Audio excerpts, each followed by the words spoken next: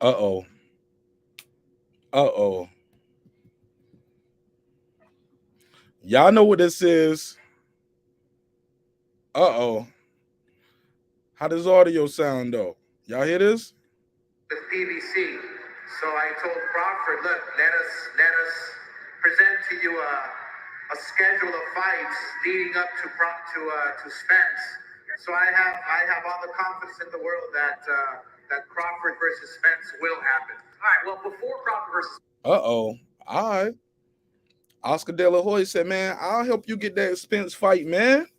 I'm working with him. You can go the Golden Boy route. Congratulations to Alexis Rocha. Great fight. Devastating knockout. Devastated. Did his thing. This guy came in on short notice, but it was good while it was lasted, but just too much will, too much skill from Alexis Rocha. We're going to talk all about it on this episode of Breaking Beats. It's your man, Martin Nash. Wow. Let's run this intro. Let's start the show. This that squad sound.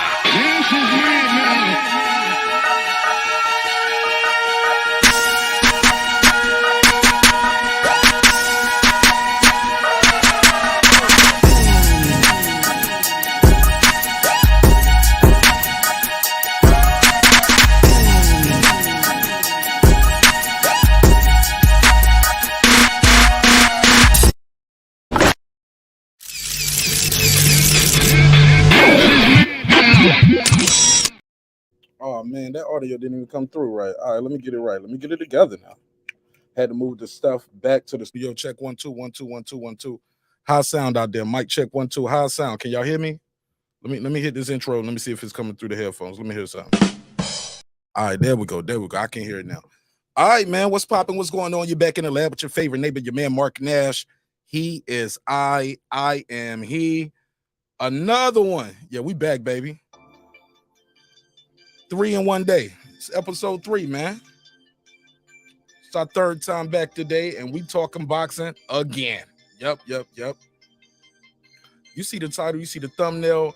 Alexis Rocha had a big night, but nothing. Oh, so did my boy Floyd Schofield. Floyd Schofield. Junior. Did his damn job. But, oh, man, the talk of the town next couple of days is going to be about Terence Crawford going the Golden Boy route. Now, didn't sound like it's like nothing was signed and official. Looked like they just went over there. They talked. They courted him. Let him know what we have to offer. Talking about, hey, look, we know you want to fight Errol Spence. We can help with that. But in the meantime, I know you want to stay busy. We can help with that too. We got Alexis Rocha. He got that WBO, NABO title, which is basically like the like an interim title, right? He said, and also we got Virgil Ortiz. We can help you, and then from there you can fight Errol Spence Jr.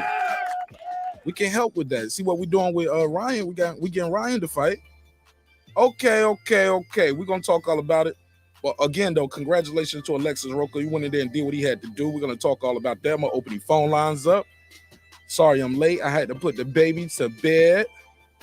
Man, she stayed up late today, man. She was up at midnight kicking it with daddy. So this was fun. Let the hate begin, baby. You know the hate gonna start rolling. Now, I told y'all back in December who this guy was gonna be fighting probably next, right? Told y'all. All right. Told y'all he probably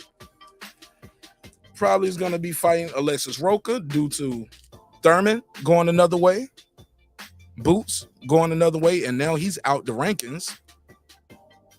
And Virgil fighting Stanionis. I was like, the person is probably next is Alexis Rocha. When I said it, people were mad. They was like, oh, man, I don't want to talk about that. Small head. It was like, Martin Nash, leave that alone. I never heard of it. But I showed you the damn rankings. We're going to talk about it on this episode, man. He said, yo, you think your fight next, bro? Ha ha, laugh my ass off. All right, we're going to see. We should see. Oscar sounds pretty confident that he can get it done. Let's play this audio. Y'all let me know how it sounds out there. Boom, boom, boom. Let me know if y'all can hear this. Take it from the top. With PBC. So I told Crawford, look, let us present to you a schedule of fights leading up to Spence. So I have all the confidence in the world that Crawford versus Spence will happen. All right, well, before Crawford versus Spence can happen, Spence has got some business. He said, we got some fights for you. Let me present a schedule to you. Let's present a schedule to you. Oh, the haters gonna hate. They're gonna hate. And I love it, though. I love it, though. Because Crawford supposed to be so trash. He ain't fought nobody. He can't sell. Don't nobody want you. All right. Shit, Golden Boy want him. Look like Golden Boy said, man, you a champion. Shit, let's come over. Look, we got some guys over here that we need you to fight. Shit, you can't fight the other guys. We got guys that are ranked in your in the sanctioning body that you're the champion of. Shoot, let's make it happen. Listen to this. Like Keith Thurman, probably in the month of May. Crawford probably doesn't want to sit on the sidelines that long. Right, who would? You know Crawford does not want to sit on the sidelines. He's not trying to wait. He ain't trying to wait. Sitting around just waiting to see what somebody else gonna do. Never heard of it. Never heard of it. He ain't doing that. This man is moving forward with his career. As he should. Again, congratulations to Alexis Rocha. He went in there, got the job done, did what he's supposed to do. If they ain't on your level, you get them up out of there. Shout out to Anthony Yard. You did your job. Made it interesting. Arthur Beterbiev remains undefeated. Oh, man, we're going to have a good one with this one, baby. Smash the like button on the way in the room. Smash that damn like button on the way in the room. Yeah, boy. I'm excited about seeing these guys mix it up. Why not? Alexis Rocha's in there knocking people out right now, right? Right? He doing what he's supposed to do. And doing it in a good way. Looking in dramatic fashion. In dramatic fashion. That seven round knockout he did tonight was pretty damn good. Ashie was down in round 3 and round 7. The count was waved off though. They just went on the wave that they waved that shit off at round 7. He went face first into the canvas. And that was all she wrote. That's all she wrote. Yeah, that was it. It was a wrap. It was a rap. It was a dun-dada. A dun-dun-dun-dada. Dun-dun-dun-dada. Yeah, man, it's a rap. Put him in the dirt. Respectfully, of course. Shout out to everybody's here, man. Let me do the neighbors only roll call. I didn't even do my roll call. I got some more footage we got to play. Got to play some more footage and got some more of this video we got to play. But oh my goodness, I'm going to open the phone lines up. And we're going to take some calls. And we're going to talk that boxing, baby. We're going to talk some boxing. Want to know how you guys feel about Crawford fighting Alexis Rocha? Excuse me. Crawford fighting Alexis Rocha. Defending his title, signing with Golden Boy, fighting Alexis Rocha, possibly, and then Virgil Ortiz. And Golden Boy saying, hey, we can make the, basically saying, hey, we can get that Spence fight for you if that's what you really want. What up? So we'll talk about it. True Media Today, USA Boxing. What up, homie? What up? Tar Heel Resin. What up? What up? Puro. What up? Stephen Bateman in Australia. What up, gangsta? Excuse me. Full Revolution. What up? C Jones 0224. What up? What up? Sweaty Teddy. What up? That guy Clips 330. What up? KP from KC5. What up? Adam Kelly. What up? T. What up? Matt Wade. What up? DJ. What up? Karma Serene. What up? Kansas City Mac. What up? Ill Status Boxing. What up? Ace Retro. What up? Tank the Sweet Science Examiner. What up?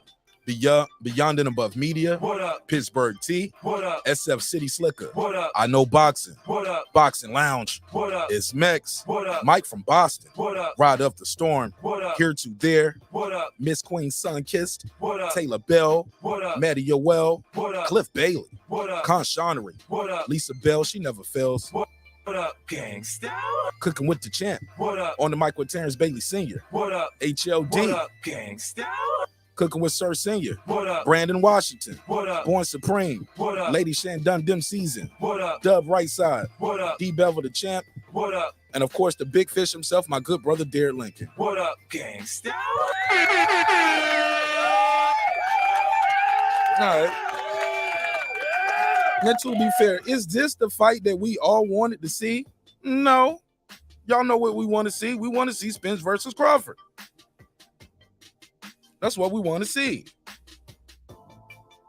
But what we don't want to see is this guy sitting on the shelf for what, 8 months, 9 months until we decide what Errol Spence is going to do. Because Errol Spence is going to probably fight in May. So Terence Crawford won fight from December to May. And then after then, they got to negotiate, set the fight up, which is probably going to be 4 to 6 months later. Come on, man. Going to be damn near a year out of the ring again. The cycle continues. Put a case on it. But this guy said, nah, I'm staying active. Top guys. Virgil Ortiz, Alexis Rocha, they right there at the top. And they just so happen to be both with Golden Boy. So this is a good move. And like I said, if they can make that fight happen, because, you know, a lot of people saying part of the problem is Bud went in there without a promoter. You need somebody to go in there and do the business with you. They want to deal with the promoters. All right, what shit you got? You got one of the top dogs right here. One of the big three, right? Got one of the big three.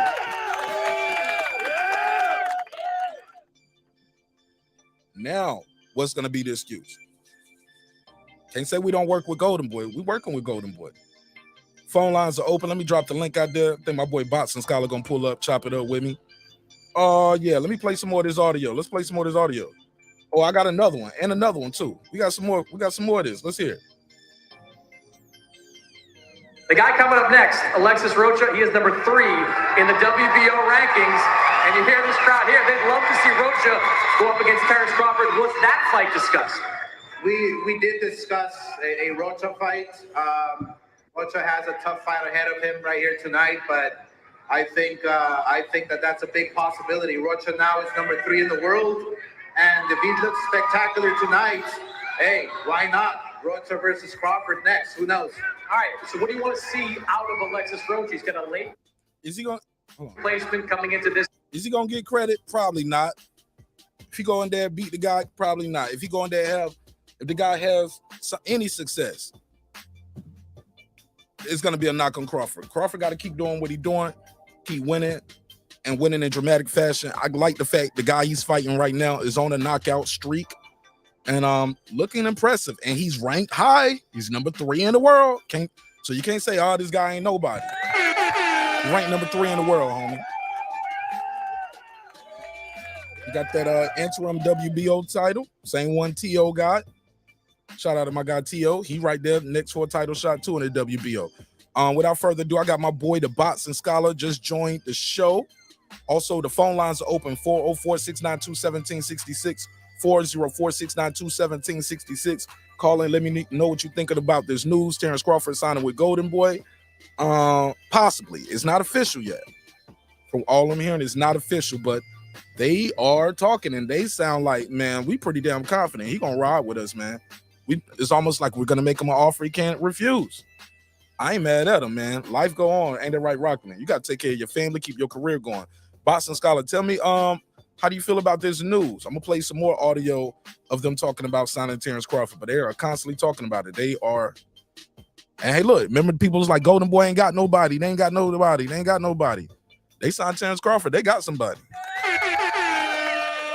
They got somebody. Talk to me. Shit, I don't know. I don't really know how to feel about this, right? Because on one hand, I feel like, you know, the stuff that's going on with Top Ranking, but I feel like the best place for him is free agency. But then again, on the flip side of that, like if they breaking the bank on you, you know, BOK Prime was $5 million up front. If they coming with more, like the biggest bag you think you could possibly get, well then shit, go ahead and do it. But I personally, in my opinion, and like it's really limited. Bud's a millionaire. I'm not, you know what I mean? But in my personal opinion, from the outside looking in, I think free agency, he makes the most money because he's the Jordan of boxing right now. The problem with free agency is the people you fight got to be a free agent too. People don't, or you, if not, you're gonna be fighting under their promotion, and people don't want to do one-off switching. That's why that's a fair point. Schedule for him. Like, nah, we ain't about to let you just come over and beat up on one of our guys and go. Nah, you're gonna have to sign with us and fight 2 of them, and we can work on getting that Spence fight.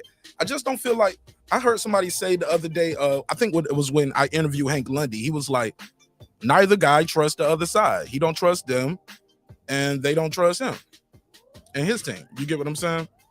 But for some reason, it seems like he's always had a lot of respect for Oscar. That Oscar always spoke highly of him, and vice versa. So, yeah. So, if they make the Tank versus Ryan fight, I mean, and Bud is ideally with Oscar De La Hoya, there'd be no fucking excuses then. Yeah, and it's a cross promotion. They don't, for all we know, the zone is gonna be a DAZN cross promotion. So all of that, I ain't gonna let nobody touch this fight. Shit, man, I'm with Oscar, man. You gotta deal with him. Cause I remember a lot of people saying Terence Crawford don't know business. You ain't got no business. Or I've heard other people saying, hey, you need a promoter to go in there and deal with it. Bob Aaron was saying it. A lot of people saying that. You need a promoter. You need a promoter. Golden Boy is one of the big 3, right? Can we agree to that? Yeah. It's one of the big 3, so in America. So why not? Why not? I ain't mad at him. It's go for it. It's never really good to shut your ears in a conversation. But one time that I will do it and say it's okay is when a YouTuber starts to sentence off with, they don't know what they doing, this is what they should do. It's like, nigga, if you had that much fucking knowledge, you wouldn't be on goddamn YouTube giving your advice. Yeah. Bud don't know what he's doing as a businessman. That man's a millionaire, bro. That's crazy. Yeah. All right, let's play this clip right here. This is Oscar De La Hoya after the Roca fight, Rocha fight, and he's talking about signing Terence Crawford. This is a different clip. Let's hear how it sounds. Oscar, first off, man, just want to get an update with Terence. We saw that photo. For those that missed, what was going on there with Terence? We, he wanted to come and say hi to 2 legends, me and Hopkins, and just showed him some love. Terence Crawford, the best pound-for-pound fighter in the world. Man, he didn't just come over there to see y'all 2 legends and show y'all some love. He in them Golden Boy offices. You see that wall right there with all of those titles right there. Terence Crawford like, oh, this shit look like my crib. I got about 6 to 8 of these belts hanging around here. You know what I'm saying? Got a couple lineals. I got some trophies. Got an ESPY award, fight of the year, 2 ring belts. Okay, yeah. So he feel right at home around all these titles. And we're looking forward to further our discussions with. We're looking forward to further the discussions. So maybe we can make a Rocha versus Crawford fight. All right. Further our discussions. Let's go. So that's your goal, Oscar. You want to sign Crawford for you thinking how many fights? I mean, look, we can deliver whatever fights he wants. Yeah. Woo! He said we gonna deliver. We can deliver whatever fights he wants. You know what he want. He want to face the top guys. He want Errol Spence. Pound for pound fighter in the world now. So thanks, brother. He's the best pound for pound fighter on the planet. So it's a matter of just strategizing, sitting down with him again. I have a good feeling that he liked what he heard today with me and Hopkins. How likely then? How confident are you that you could close a deal with Crawford to get? He said, I think he liked what he heard. He probably got a guarantee. You know, Bud want a guarantee now. I'll fight these guys, but I'm gonna need my guarantee. You know what I'm saying? Now, you know, Top Rank was giving me a guarantee of $5 million in every fight that wasn't Errol Spence. It was an extra $1 on top of that. Okay. How likely? Oh, they just gave me 10 for the last fight.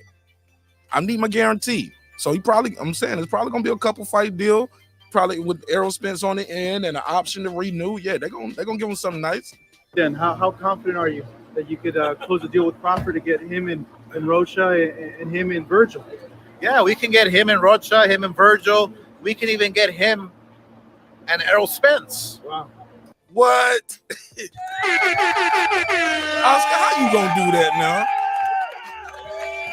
How you gonna do that? He said, how you so confident you gonna do that? So, this is the way we work with other promoters, and, we want to make things happen. We want to make 2023 the biggest year for boxing. So I'm going after everybody. I'm back, baby. Yeah. I am back. If you could, what would be the Ooh, look at his face.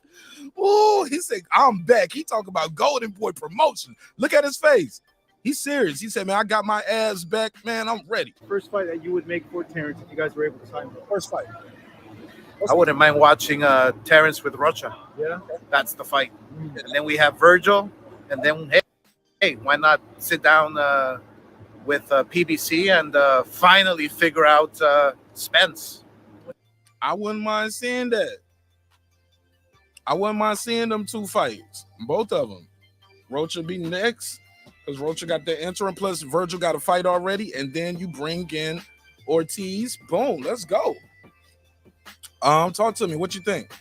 Man, first off, where the fuck did Oscar go, bro? I thought Golden Boy, did they shut down or something? Did they have an intermission? Like, what the fuck is Oscar talking about? He back? Does he mean boxing or does he mean promotional side? Like, what the fuck? Last time I heard big fighters over there, bro. Last time I heard Oscar say he back, he showed up on Thriller, said I'm back, and dropped the mic and never returned to the ring, man. Like, Oscar crazy, bro. But on the flip side of that, the fans complain about, oh man, we so tired of talking about Bud versus Spence, it ain't gonna happen. They're so pessimistic about it. I think the best opportunity for this fight to come to fruition is Oscar De La Hoya. Like, I'm pretty sure when he went to Bud and he said he likes what we told him, they had to have mentioned that fight to him. And they had to have told him they're going to try to get him a guarantee. And they're going to negotiate on his behalf. Like, I think the best chances of that fight happening is through Golden Boy if he goes with them. So, I mean, that's the flip side of it. But yeah, Oscar, where you been at, man? Like shit, last I checked, you still had Ryan Garcia. You should be doing pretty good financially. Nah, it ain't that, though. It's bigger than that. Oscar's a damn winner, man. Oscar's a champion. You get what I'm saying? He's a champion, dog. And Bud's a champion. He wants a champion, bro. He needs, and look, and you know how a lot of times Oscar, some of these guys, people be like, he ain't ready. They ain't quite ready. They ain't quite ready. You ain't gonna say Crawford ain't ready for nobody. And if you work this relationship all right, when he go to 154, you guys can still be a part of his career. So you saying that he it's like the signing of LeBron James to the Lakers. Like, he feel like he got a star now. That's why he said he back. He got a winner. Yeah, he got a fucking winner. And I'm gonna make the winner. I'm gonna make him a star. You get what I'm saying? We're gonna make him. Yeah, I got you. Oscar has made some stars. We can say what you want to. Some of Floyd's biggest checks was signed by Golden Boy Promotion. Say what you want to. That's a fact. Look at it. Check the receipts. So this is major, man, for the sport, and I think it's good for Crawford, man, because you can't say you got this BLK Prime, this mystery promotion. Don't nobody know who they are. We don't know these people. Never heard of them. Ball head. Can't say that. It never heard of it. Nah, you know Golden Boy, and if Golden Boy can make that Tank and Ryan fight, as they said they have, it's pretty much, he said, we sent the paperwork back, we changed a couple things, but I'm pretty much 100% confident we're going to get that fight done. Yeah, Golden Boy knows how to promote, man. Golden Boy know what the hell they doing when it comes to making some guys stars and popular. Shit, Jaime Magia, he almost 50 and 0. I ain't shit. What the hell he doing? Hey, it was a time where Floyd Mayweather couldn't do an interview without shouting out Al Heyman, Richard Schaefer, and Golden Boy Promotions. Yeah, they had to been doing something right. Virgil Ortiz 2023 said Oscar coked out, but I believe he can deliver for Bud. Man, what's up, my brother? How you been? Philip H, the all-time great in the building. King KO. He said, I guess BLK Prime came and went. What they gonna do without Bud? No, they still around, bro. They still around. We all knew the Crawford thing, King KO. Crawford versus BLK Prime was a one-off. We all knew that going into it. It's a one-fight deal. Adrian Broner is the one that got a 3-fight deal. They could still come back and try to offer him more fights. That's how the free market operates. This meeting right here, they know that Bud is buzzing, creating interest, so they can come and counter the offer that Oscar then made him. Who gonna counter the offer? Make an attempt. BOK Prime. Oh, I don't think he's gonna do that. Because I think they already. The only reason I say that is BOK, because for Bud, I believe it's about the fight, right? BOK Prime, Al Heyman said, I ain't letting nobody touch this fight, right? Okay, yeah. You know BOK Prime, you don't want to deal with them. But you can't say that and still you're doing business with Golden Boy, right? For the Tank and Ryan, which is a mega fight for the PBC, Showtime and all of them. That's a big fight. So if you can do a cross promotion with them for Ryan, why you can't do a cross promotion for the Bud and Spence with Golden Boy? No excuses, man. My only issue is if waiting too long, like, because he said we want Roca and then we can do Virgil Ortiz and then he can fight Spence later. Like, Spence, Crawford trying to do both of those fights in 1 year. Remember, he was saying I'm trying to fight 2 or 3 times next year. So Roca, Ortiz, and then fight Spence at the end of the year. Shit, there you go. Because I think the kid trying to come back in like March. I think Crawford will fight again in like March or April. I'm not gonna lie to you, Mark. I feel like them is tough fights after tough fights after tough fights, bro. Yeah. I don't know if I want to see it from Bud at this age. There ain't no more easy fights though, bro. When you trying to get it done, you trying to end your career, go ahead. That's a tough ass road, but I think the kid can do it. But some people gonna say it's not tough fights, it's easy fights. But some of these dudes don't even follow the sport. They don't even know who the hell Alexis Rocha is. They don't know who Virgil Ortiz is. You know? I got my boy Puto in the building. Hold on, let me do a couple of these supers real quick, Puto, and I'll go right to you. Let me see. I got Rider the Storm. Damn, I missed one. Hold on. Rider the Storm with the $2 super chat. Let me give him a drop. Where we at, though? I'll give you the $2. You give him the $2. All right, pay him the $2. Oh, pay the $2. Mark, do you believe Golden Boy Promotions can help Bud get the Spence fight? I absolutely think they can help him get the Spence fight. Because if they can help get Ryan the Tank fight, yeah. And let's remember, Ryan was pushing for that shit. He was pushing for it. So, yeah, I absolutely believe they can do that. I had another super I missed. It's another one. Here we go. Stephen Bateman, he said, let's go, Bud. I'll give you the $2. You give him the $2. All right, pay him the $2. Oh, pay the $2. And one more. Tar Heel Resident, he said, looks like Bud circled back around, but came back with a backup fire. Came back with the backup. He said, fire. He has Oscar and Hopkins in his negotiation corner now. Absolutely. And these guys don't sing at all. I got 5 on it. Thanks for supporting the show in a major way. I got my guy Puto Centron. What's popping, my brother? What do you mean by that? Mic check. You broke back is broken. What, a vertebrae or what portion? Spinal. Talk to me, Puto. What's up? What's going on, Mark? What's up, Scholar? What's going on, big time? What's up, bro? Same old. Hey, I slept through the fight, right? I bet y'all did. Y'all niggas was up all night last night. Like little kids at a slumber party. Take y'all ass to bed. Oh, man. Me and Scholar were cooking last night, but it's all good. I digress. I was 3-2 up. What's up, bro? He slept too. He missed the other fights too. Shit, man. Have you at least watched it? Because I watched it back since I woke up. Yeah, I went back and watched it. Cool. Talk to me. What do you think about this breaking news? Golden Boy is trying to sign Terence Bud Crawford. Said, hey, look, we want him to fight Roca next. Is it Rocha or Roca? Rocha. See, I didn't want to say that. I always thought it was wrong, like Roach. Like it ain't Rocha. Yeah. No, it's Rocha. Alexis Rocha. Yeah. Okay, so Rocha. Ooh, loud noise. Is that Lisa? Let me mute your mic. Rocha. So Rocha next. They said they wanted to fight Virgil Ortiz and then Errol Spence. Do you think he can do that? Is that too tough of a schedule? Do you think Golden Boy can deliver the Errol Spence fight? The first two, obviously, because they're under contract with Golden Boy. So yeah, those are slam dunks. The third one, as long as it's with Al, no, I don't think he'll make it. Why not? I mean, like obviously, this is all speculation because like I don't know how the business dealings go on. It's just, I mean, what's the Oscar going to do? I mean, what's the difference? I mean, they're like in a little Cold War themselves with those dudes. If they can deliver Tank and Ryan, that means they're working together. Why they can't do the Oscar? I mean, why they can't work with Oscar for the Crawford and Spence? I mean, that's a excellent question, Mark, because I mean, Oscar used to be like, no, the zone has to be involved and blah blah blah blah, yakety yak, and he's made some fights fall through. I don't know. Like, I mean, is it possible? Yeah. I think they should be able to sit down on a table and be like, okay, let's make something happen. Is it? Am I? What's it called? What's the word I'm looking for? Am I optimistic? No. Damn. Full responsibility. Damn. All right. Lisa Bell, give me your opening statement. What you think of the fights today? What you think of this breaking news? Oh, amazing. I was really I'm full today. So Alexis Rocha and what's the young brother's name? Arce? Ashie.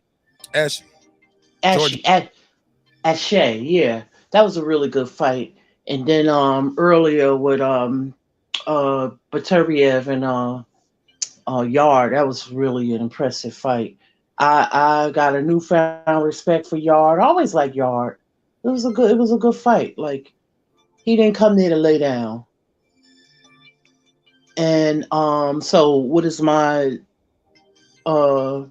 response to the news tonight? Yeah, I was shocked. But at the end of the day, like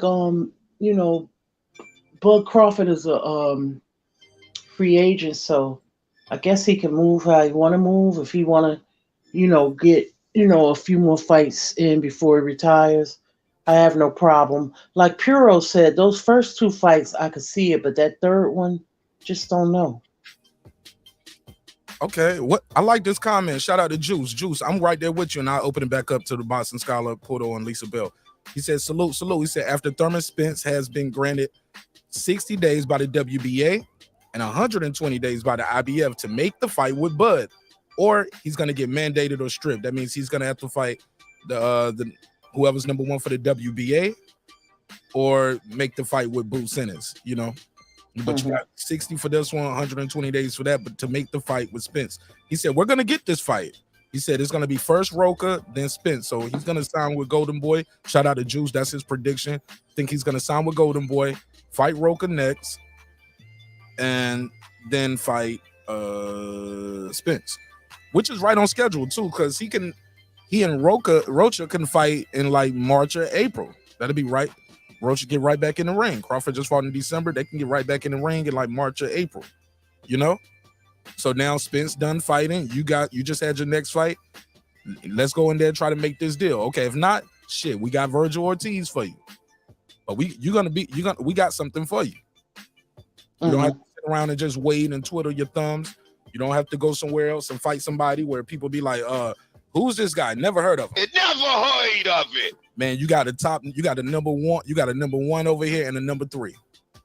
Can't go wrong. Can't go wrong with that. You can't shit on these fights right here. If you're a hater, you cannot shit on these fights right here and still say I know boxing and I love boxing. Like number 1 and number 3, Rocha ain't no hoe, and neither is Virgil Ortiz.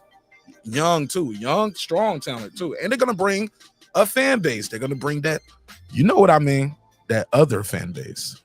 Puto, Puto, you know what I'm talking about.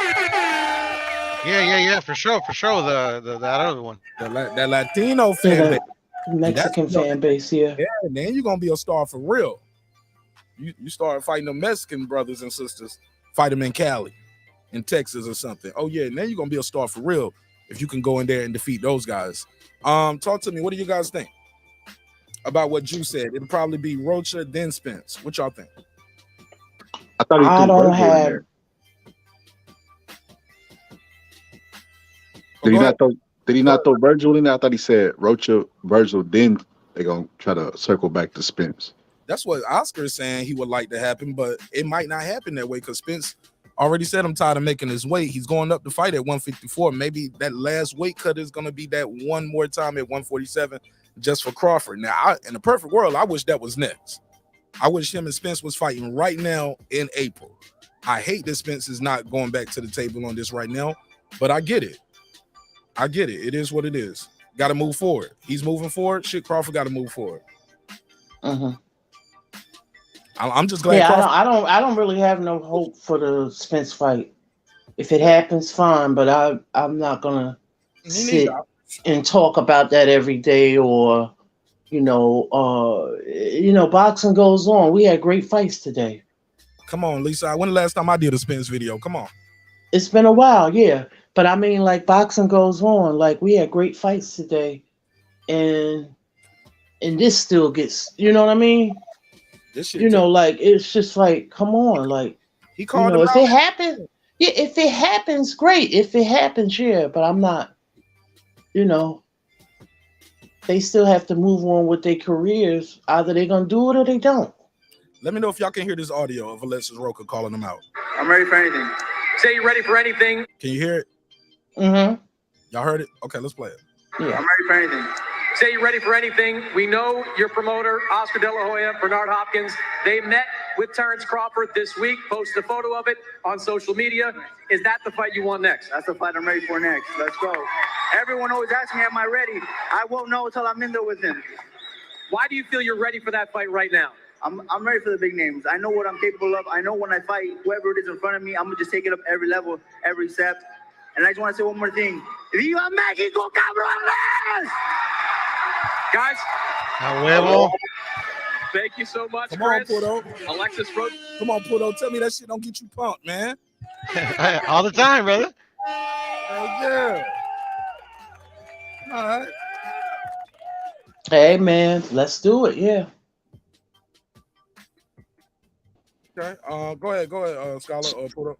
So I'm opposite of what Lisa feels about the fight. Like, I don't talk about it that much, but I feel like, when a situation presents itself, it's like, this is the biggest fight. It's going to be talked about until it happens. Like Tyson and Lennox Lewis didn't happen till the business was right. And I feel like Manny Pacquiao, Floyd didn't happen till the business was right. I feel like this is the closest that we're going to get to the business being right. Like, look at these two experts on the side of Bud. Like, they get shit done, and it's like, it'll kill every narrative they got. Because if they make the Tank versus Ryan fight, which was like basically them a verbal agreement before negotiations, then they definitely can make Spence versus Crawford. And I'm ready for it, bro. Bro, I'm ready for all the smoke. But yeah, man, I think that's gonna be a good fight, like stylistic wise. So that's why the fight excites me so much, not from the politics of it, but from the style point of it. Like, I think it's gonna be a great fight. I mean, yeah, I know what you're saying, but there's fights, like in the past where they had like trilogies, or I mean, nowadays they just marinate in stuff too long. But for me, this just for me. I'm not interested, because time waits for no one. Tomorrow's not promised to me. Tonight is not promised to me. An hour from now, so I don't have time to wait on that. I mean, like I said, if it happens, great. If it happens, fine. But there's other boxing to talk about. You remember Aaron Pryor never fought Sugar Ray Leonard? Yeah, that was supposed to be a mega fight. I remember them talking about it. Yeah, but I don't talk about it. Yeah, what I'm saying is, a lot of the narratives that people say is the old school fighters fought each other, but that's not true. Like, there's a lot of fights that we didn't get. The moment fighters start getting $1 million paydays and the promoters wasn't controlled by the mobs, the fights stopped happening, because they were literally forcing them to fight who they wanted them to fight. So when they got their free will, like, they was able to. I mean, it's the business side to it. They started profiting off the business side of it, as before they were getting fucked on the business side. So now they actually have more stake into their careers. So it's only logical that we didn't get a lot of fights that should have happened. We never got Bo versus Lewis, and nobody would accuse Lennox Lewis of ducking anybody. So yeah, man, it's just the business of boxing. Like, I think it will happen, though. I'm more optimistic than other people might be. And then, like, with these two addition of people of Bernard Hopkins and Oscar De La Hoya seemed really, really stoked about it. That got me stoked. Like, I'm back. I'm gonna get this shit done. Yeah. If it gets made, that's epic, man. Yeah, even with him signing with Oscar, I think it's gonna be good for him. Like, I think that's gonna be good for him, man.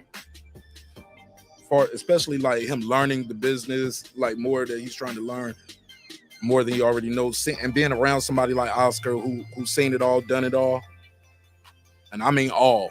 You know what I'm saying? So this is Golden Boy has the infrastructure. You get what I'm saying? They have the infrastructure to do everything. They have the connections. They have the relationships.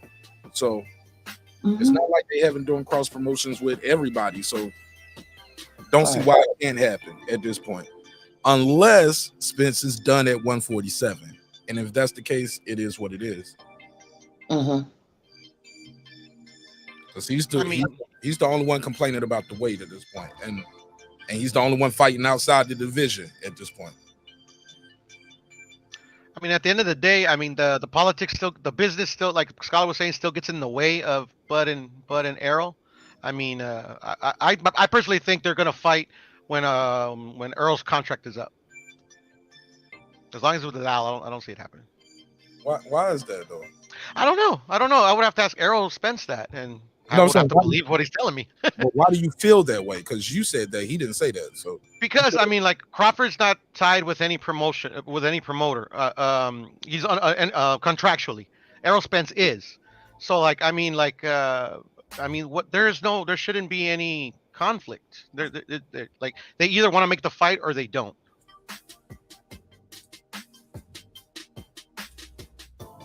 Tell you what, Oscar gonna get his guy that guarantee he want though. Golden Boy gonna open that pocketbook and give him that guarantee, as he should, you know. All right. Yeah, I mean, you know, like I said, I hope, you know, but the time is ticking. You know, people getting older. You know what I'm saying? Like I saw Sugar Ray Leonard and Hearns at a young age, and then they came back and fight again. You know what I mean? Like, I understand the business and all of that and all that. That's great, but I'm not really. It's not my business, though. You get what I mean? I'm just a fan. I want them to maximize their profits, get out of the game, and have their faculties and have something for the future. Don't get me wrong. I hope that and pray for all fighters to have that. But at the same time, I'm just a fan. I'm not gonna do no more than that, than just be a fan. Because it takes away from the fun. You know what I mean? I'm not gonna get into what they should make or what they, you know what I mean? Yeah, definitely. It's not gonna make me, you know. Yeah. Yeah. Go ahead, Scholar. Somebody in the chat was saying that you know, Hagler and the Kings fought each other. There were people from that era that never got a shot. Donald Curry's, Aaron Pryor. There was a lot of great fighters from that and shit. Hagler never fought Benitez. Like there were fights that didn't happen that could have been potentially good. Like, I mean, depends on how you look at history. You could look back with revisionist history and be like, yeah, they all fought each other, but there was other great fighters during that time that never fought. So, I mean, it's just the business of boxing. Like, if a fight don't happen, I would be sad, but I mean, what can you do about it? Like I said, like I could only be optimistic and that hopefully they'll get into the ring, and this is an attempt. I feel like they knew how bad Bud wants this fight, and they feel like they could help him get the fight that he wants. That's why they were so confident in it. That's why he said, "I'm confident after beating with Bud." So that makes me confident. His confidence gives me confidence. Let's play it again because he was like, "I'm back, baby." Like, Lolo, let's play it again for the people. Oscar, first off, man, just want to get an update with Terence. We saw that photo. For those that missed, what was going on there with Terence? We you know, he wanted to come and say hi to two legends, me and Hopkins, and just showed him some love. Terence Crawford, the best pound for pound fighter in the world, and you know, we're looking forward to That's how your promoter supposed to talk about you too. You see how you said that? Terence Crawford, the best pound for pound fighter in the world. He talking like he already got him as his fighter. You feel me? He didn't say Terence Fighter is a good fighter, one of the best fighters. He said pound for pound, best fighter in the world. All right. He talking like I want your business, or I want you as a client. Further our discussions with we're looking forward to further the discussions. So maybe we can make a Rocha versus Crawford fight. Wow. You know, so that's your goal. Said that back in December. I told y'all what was coming. Let's go. Oh, Oscar, you want to sign Crawford for you thinking how many fights? I mean, look, we can deliver whatever fights he wants. Yeah. He's the best pound for pound fighter in the world now. So thanks, brother. Sam, he said it again. We can deliver the fight. He didn't say how many fights though. Okay, let's play some more of it. He's the best pound for pound fighter on the planet. So it's a matter of just strategizing, sitting down with him again. I have a little shot at Canelo right there too, won't it? Took a little shot at Canelo. Like, you ain't the best. Crawford's the best. Okay. That's what your promoter's supposed to say. Let's go. I have a good feeling that hold on, let's play this part. He said based off what we had yesterday. It's a matter of just strategizing, sitting down with him again. Sitting down with him again. I have a good feeling that that he liked what he heard today with me and Hopkins. He liked what he heard today with me and Hopkins. He liked what he heard today with me and Hopkins. Let's play some more. How likely then? How confident are you that you could close a deal with Crawford to get him and Rocha and him and Virgil? Yeah, we can get him and Rocha, him and Virgil. We can even get him and Errol Spence. Wow. So, you know, this is the way we work with other promoters, and, you know, we want to make things happen. We want to make 2023 the biggest year for boxing. So I'm going after everybody. I'm back, baby. Yeah. I am back.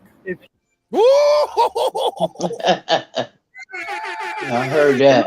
Oh, that Hoya. He said, I'm back. He said, I was one of the best that ever did this shit, man. I'm gonna show y'all again. I'm gonna change this game again. I made Canelo a star. I broke Floyd out the mold. Got Ryan a star. Oh yeah, I make some stars, man. I'm gonna do it again. Okay, let's see this last part. If you could, what would be the first fight that you would make for Terence if you guys were able to fight? I wouldn't mind watching Terence with Rocha. Yeah. That's the fight. And then we have Virgil. And then, hey, why not sit down with PBC and finally figure out Spence? Sound like some sneak dissing right there, too. You know what I'm saying? And finally figure out Spence. But maybe that might be, unless those two fights happen quick, I don't think we'll ever see the Spence versus Crawford. If he's gonna do Rocha and then Ortiz, woo, that's a tough ass schedule. Are you planning to do all of that in 2023? At least get 2 of those fights done in 2023? I don't know. Because I can picture him getting 2 of those done. I can picture him fighting Rocha in like what's this, January? So I can picture him fighting Rocha in like late March or April. About April, because Rocha did have a cut. Rocha did get a cut from a headbutt, so that has to heal. So maybe April might be ready to fight in April, which will be right on schedule to after Spence fight. Go back, Golden Boy, go in there and try to negotiate, try to get that fight. When is the Virgil and Stanionis fight? I think that's in. That just got rescheduled. Isn't that March? Let me see. Let me see. Virgil Ortiz. I think they got rescheduled for March, though. I'm going to find out real quick, Lisa. Good question. Great question, Lisa. Virgil Ortiz Jr. 19-0. They need to change his picture, too, up here. His box rate got him looking like a baby. 19-0, 19 knockouts. That, do they have? Nope. They don't have it up here. It's not on box rate yet, but I heard it's like in March. All right. Okay. We ready to fight. He ain't fighting no Virgil Ortiz, bro. No Blair the Flair, bro. Get out of here. He ain't about to fight Blair the Flair, bro. Nah. No. It's gonna be. He just said what he gonna do. Oscar said, "Hey, look, he's talking to us hypothetically, like, but I'm sure that's the way he presented it to him, though. He said, "Hey, look, you can fight him. He's already the number 1 guy over there for you. I mean, number 3 guy. Virgil's tied up. Keith Thurman is number 2. Keith Thurman's tied up. So the number 3 guy signed to us. Hey, look, but the number 1 guy signed with us too. Look, let us negotiate and talk for you in there. Oh, this what they told you? Okay, well, we can do this. Oh, this what they said? Well, let us try this. You get what I'm saying? You don't think he would have told him, hey, I want this damn Errol Spence fight. How can you make this happen? Shit. How you do that? I'm trying to see something. Because if y'all was able to send Ryan, you don't think these people talk and they ain't paying attention? But like, somebody said it's the 29th, April the 29th. So that's that's when they've been rescheduled for. Okay, as long as they fight. Yeah, that's get in there and fight. Yep. The verdict fight is the 29th. Yeah, I don't hear nothing about no more damn injuries and none of this shit. How about this though? Nobody give Crawford the credit for that. The kid hasn't been injured or caught COVID. Yeah, that's a blessing. Yeah. You saw his dad yesterday? See him where? Oh, I'll send it to you. Dad be working out too. They both was talking shit. Oh, yeah, his dad. Oh yeah, I know his dad be working out, but I ain't seen it though. Yeah, I'll send it to you. He talk hella shit too to dad. Yeah, his dad used to fight. Uh-huh. Yeah, his dad and they had a push-up contest, I think. Yeah, send that to my Twitter. Oh, okay. Okay. So yeah. So that's where we at with it. Yeah, that's dope. All right. Mm-hmm. Yeah. I was like, damn, he looked just like his father. I was dying laughing. Yeah. Crawford got to fight a mandatory. Yeah, his mandatory coming up, and it's gonna be old boy. Somebody got to activate the clause because the other 2 guys are busy. It's Thurman. Let me pull up the WBO rankings again because sometimes you got to show people the rankings. Hey, I'm gonna dip out and send it to you and come right back. Okay. No pressure. It's all good. Okay, I'll be right back. All right. Okay. Photo.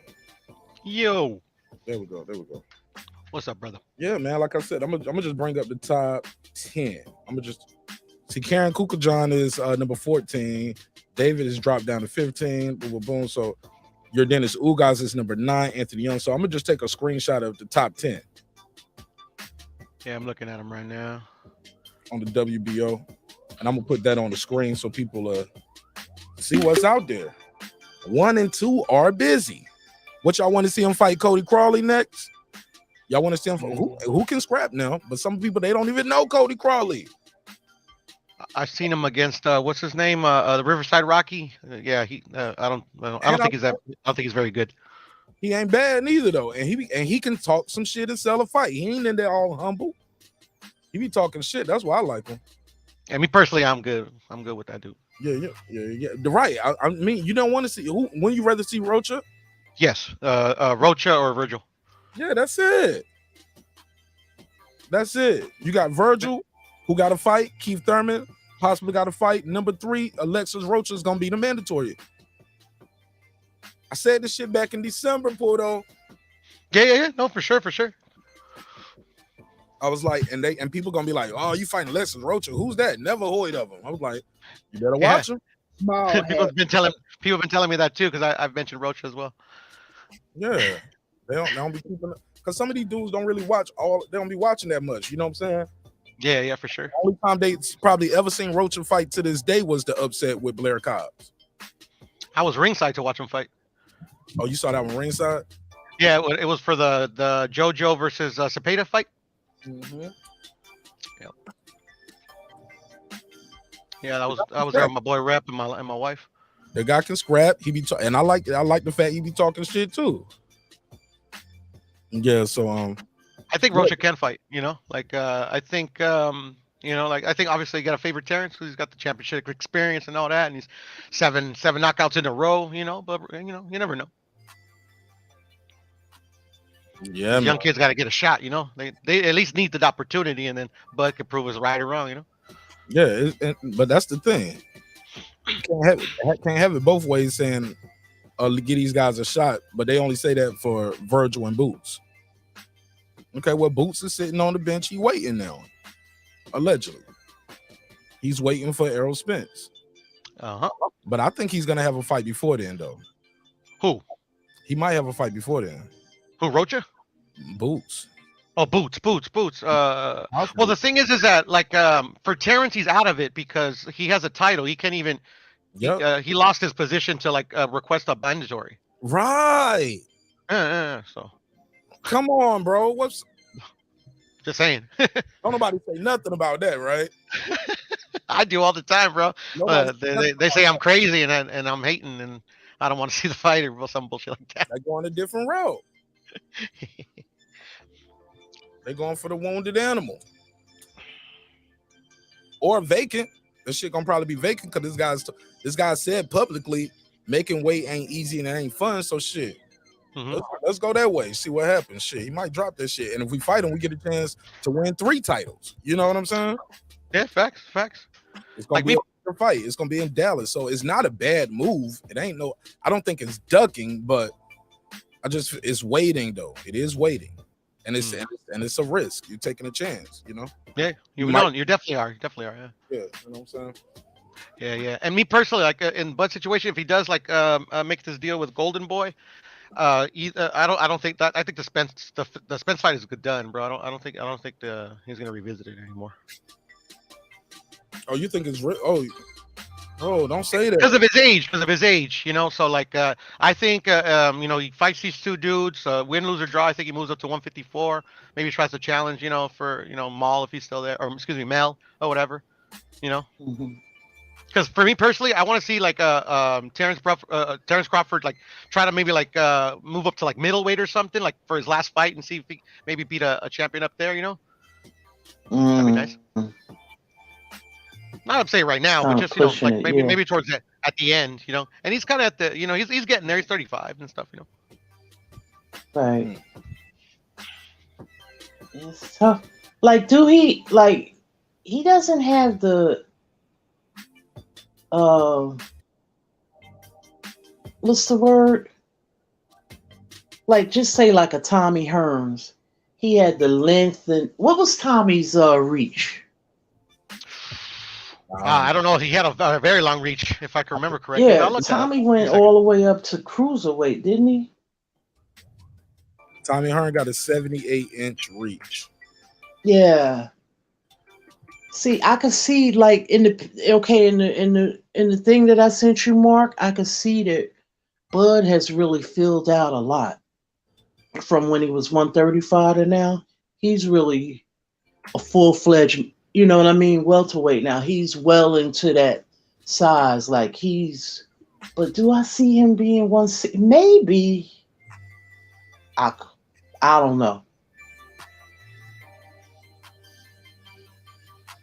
Like, do you think he has the length and everything to go up that? Oh, the 154? Maybe the 154, but I'm talking about 160, like Purdo said. He has the power. That's really what you need when you're like undersized, and you need to obviously you need to know how to box. You don't need to be learning on the job, but also power because you have to make these dudes respect you. Mm-hmm. Nate and yes, Tommy Hearns did fight at cruiserweight, and he was the IBO champion at cruiser.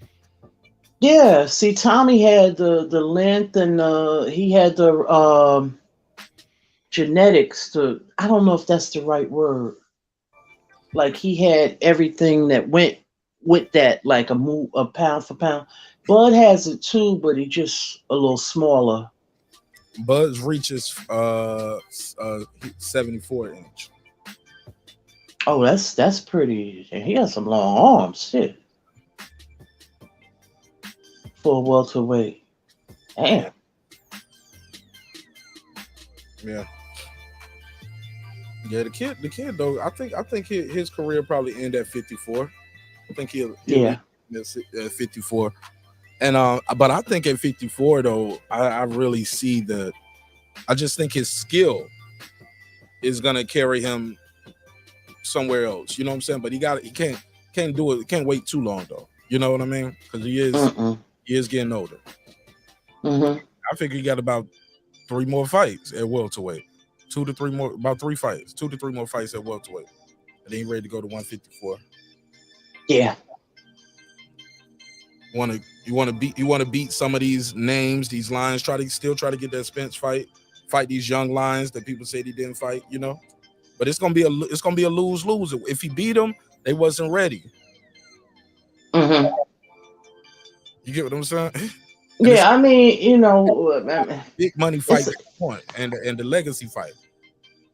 I mean, but come on, look what happened earlier. Yard is quite a few years younger than Beterbiev, but he didn't have the experience. But I mean, I gave him credit for his heart and going in there and not going in there to lay down. So you can't say, oh, they wasn't ready, or or I don't know. Philip H. You know what I'm trying to say? Huh? Yeah, I heard you. Yeah, I get you. Philip H. said, Bud, in my opinion, would be very dangerous at those weights because he stays in shape, so his power would probably translate well. I'll say at 54, I think where it stops for me.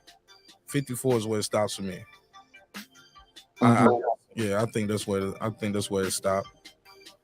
Because like you said, once you start, because I'm looking at those guys at 160, man, those guys can crack.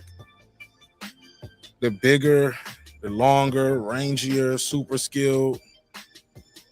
Like that's a lot. But that division though isn't that deep though right now. No, that division ain't that deep. So right now he could make some moves. But, well, I mean, he's the same height as Canelo, and Canelo fights at 168. Everybody says, Bud, it's really skilled, and I agree. Body type though. The body. Yeah, but I mean, I don't think it always to do with the body. But I hear you. Like the neck. Look at Canelo's neck and the way he's compact. Like I just think their bodies built different. That's kind of true. That's true. I mean, you make sense to me. And Canelo cuts a lot. Canelo is bigger in the thing. He cuts weight, but don't cut a lot for fights. Yeah, he does. Canelo's thick. Like his bone density is very thick. Like he's shorter, but he's very thick. Like kind of how like Tank is with the thick neck and his bones is. He's saying talking sexy tonight, ain't she? No, he does. He's he's just like, he's thick and compact, like you said. Yeah, he got a big ass head. Canelo got a big old head butcher. Yeah, even when he was younger, he was still thick. Yeah. I mean, he should at least try, Mm-hmm. I ain't mad if he's got what it takes, Yeah, got to start at 54. Got to finish the work here at 47. Go to 54. And Canelo's a lot younger too. Oh man, he's younger. That kid's been. Yeah, he's young. He started so young. 3 years younger, 3 years younger. Yeah, we watched him grow up on camera right in front of us. Yeah. But man, he got a beard now. And that's something, Yeah. So. Yeah, he started very young. Yeah. He better get to work. That's all I'm saying. Mm-hmm. I mean, yeah. But when you Canelo too bad, you're gonna get those opportunities because of the money. People gonna fight, win, lose, or draw. They're gonna fight you for the check. Mm-hmm. But what do you think he would get like work just because like they see him as like a little dude, be like, okay, maybe some fighters will see him as food. When he go to what at 54? Like once he starts moving up, yeah. Well, he's done moved up 3 times already. So he should be able to get some fights. Like if I'm like say Fundura, I'm looking, man, I'll beat the living shit out of him. Put him in there. Yeah. Now, Fundura, but I think Fundura will fight anybody, and he wanted to fight anybody. But then it should be easy then. Not the champion though. I know. I mean, he's gonna start somewhere. I mean, no. But he won't be ranked like. When Bud moves up, because of the WBO super champ status, it's going to be probably whoever got that WBO title. Well, there you go. To activate that mandatory, activate your super champ status. So, yeah.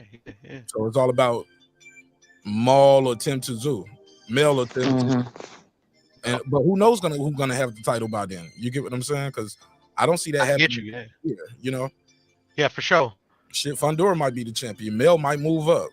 You know. He should fight Janabek. Janabek at 160. Yeah, he should fight him. Who should fight him?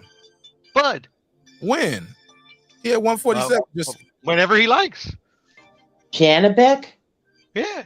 I mean, I would instead of Rocha, then I would like vacate and fight on Anila Kuli. Janabek. I don't see Bud doing that. No, I mean, why wouldn't he? Why wouldn't he? I think he could beat Janabek.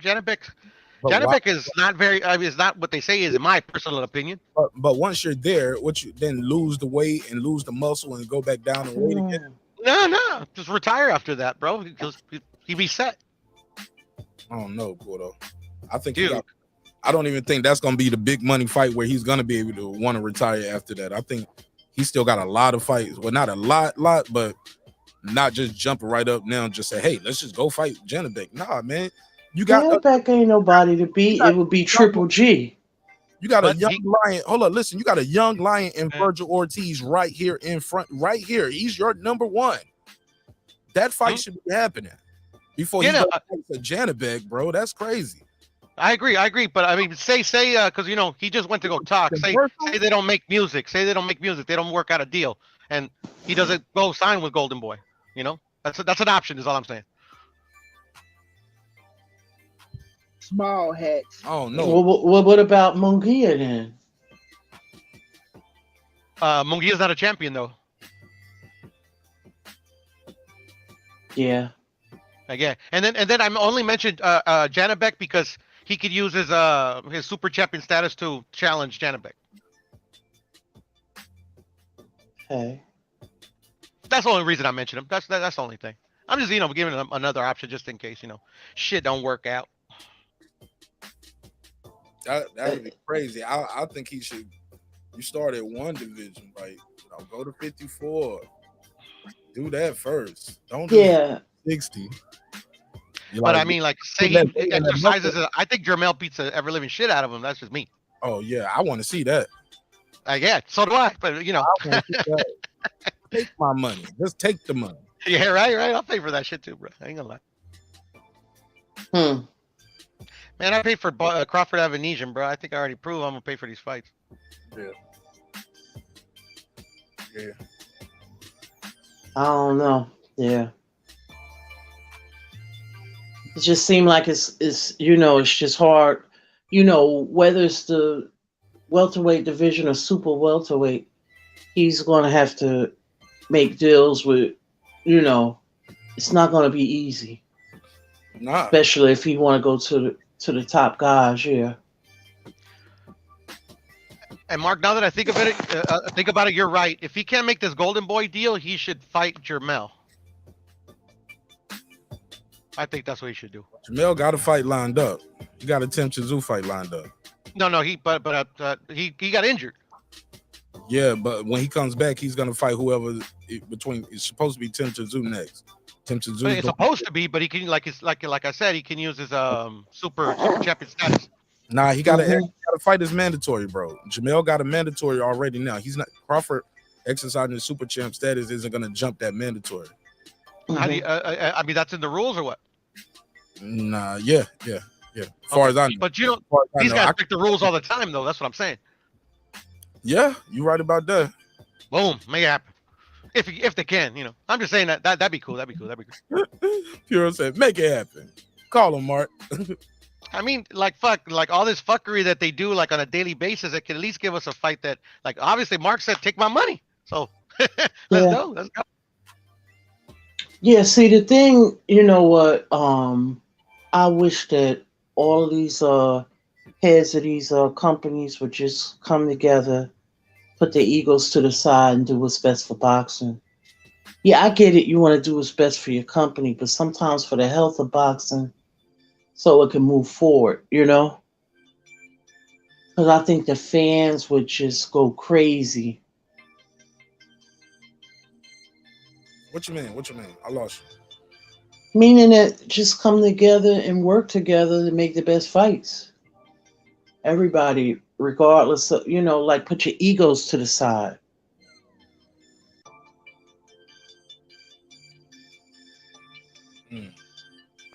Yeah. Been wishing that since I started watching boxing.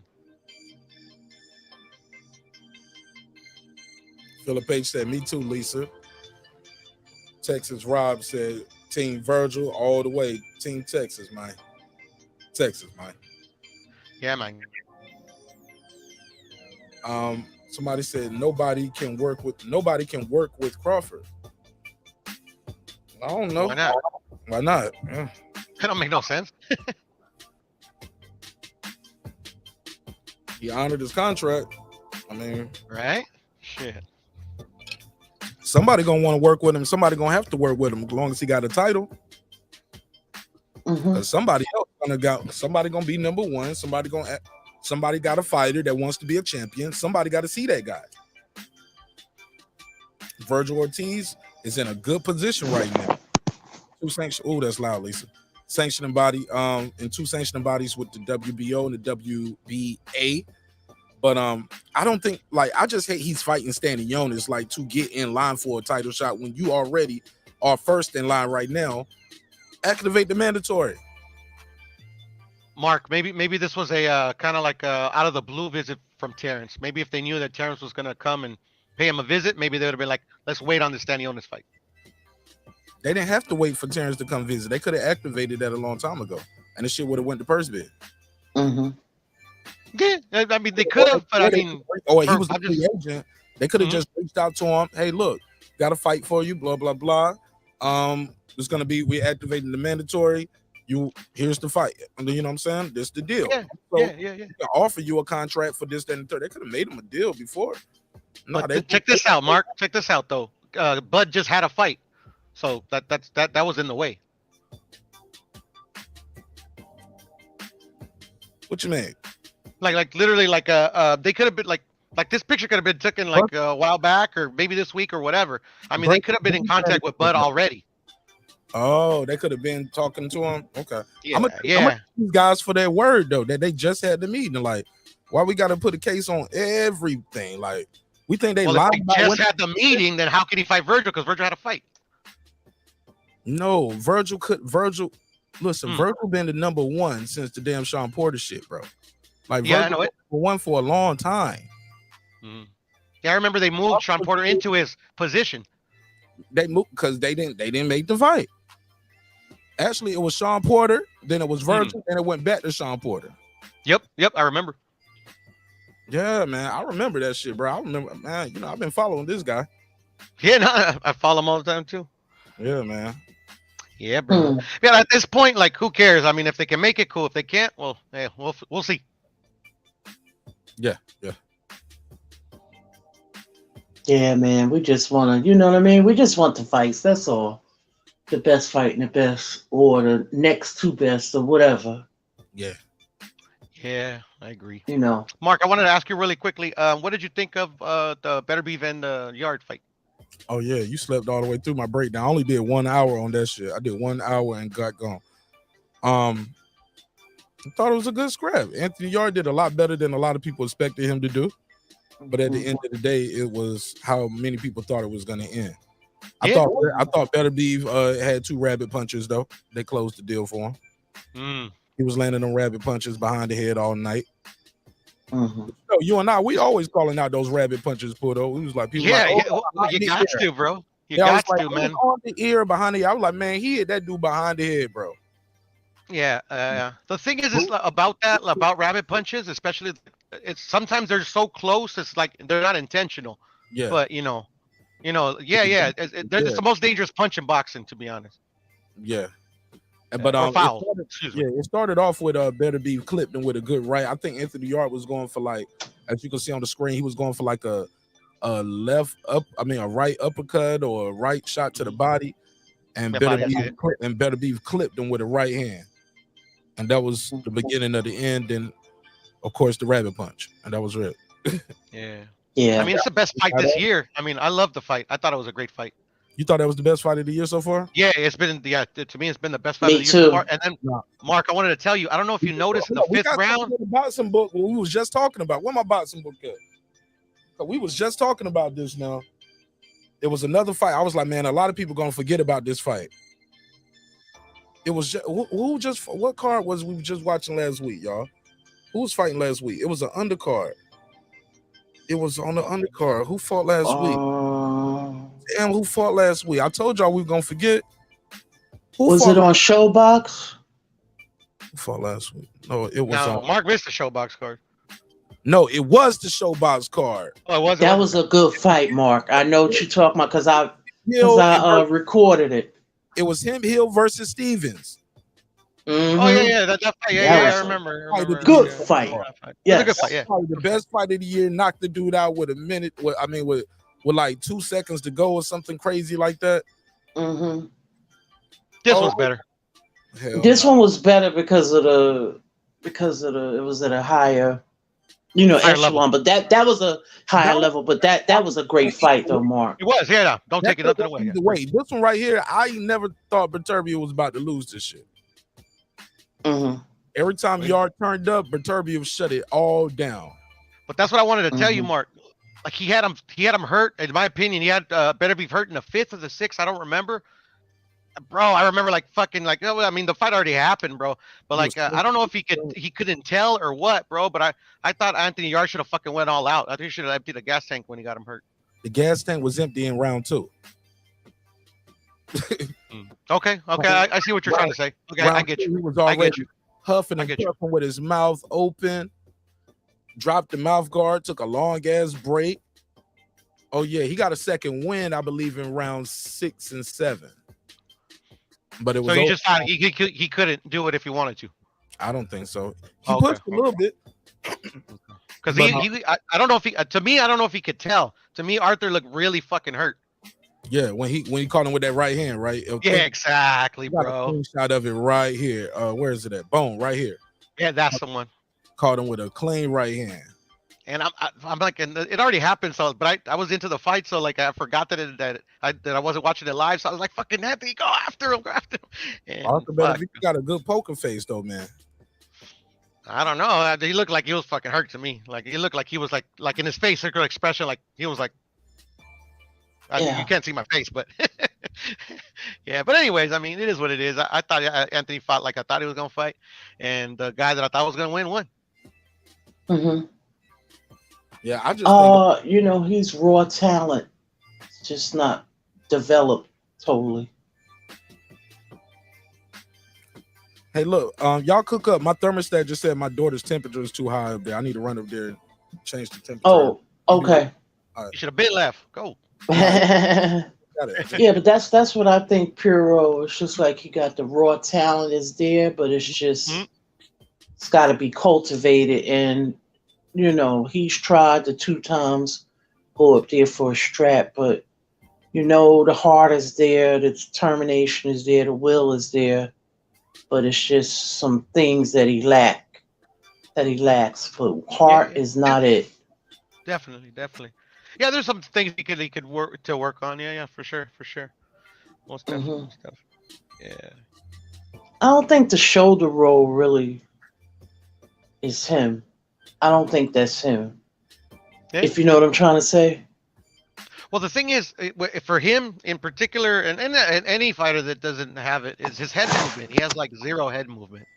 Like that's a fundamental and it doesn't take that long to teach. To be honest, like you could work on that in a camp, but I don't know why. Maybe AJ or what was his name? Tunde. How do you say? Tunde Ajayi. Tunde Ajayi. Yeah. Maybe he just doesn't know. Maybe he doesn't, or maybe he doesn't believe in it. I don't know. Yeah. Yeah, but he gonna have to be out for a while with that type of heal his body up here. But the kid got heart. Yeah, I mean and he got power too. He can hit hard. He got real power. Yeah, he does have real power. Yeah. And what was that big what's up with this big guy that he's saying he want to break Mike Tyson's record? This big tall guy, he's a heavyweight. He said he wants to become the youngest heavyweight. He wants to break Mike Tyson's record. You seen Who's this his guy? coach? Who's his coach? I have no idea. Nah, I know of some heavyweights that are coming up, but I've never I don't know their ages, so I couldn't tell you. Yeah, this guy keeps saying he's gonna break Mike Tyson's record as the youngest heavyweight champion. I forgot his name.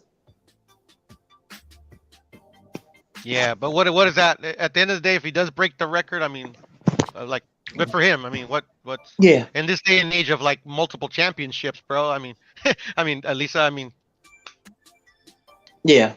I Yeah, don't I think got that's much you. of an accomplishment anymore. So I'm trying to say. Right. I don't know. Yeah. Can't think of his name, yeah. But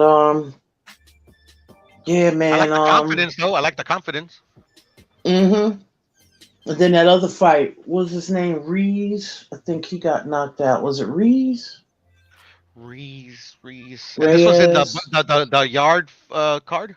No, it was on the Rocha card. The first fight. I Reyes. missed a few of them. I Yeah. saw the main card. I saw the Puerto Rican versus the Mexican kid.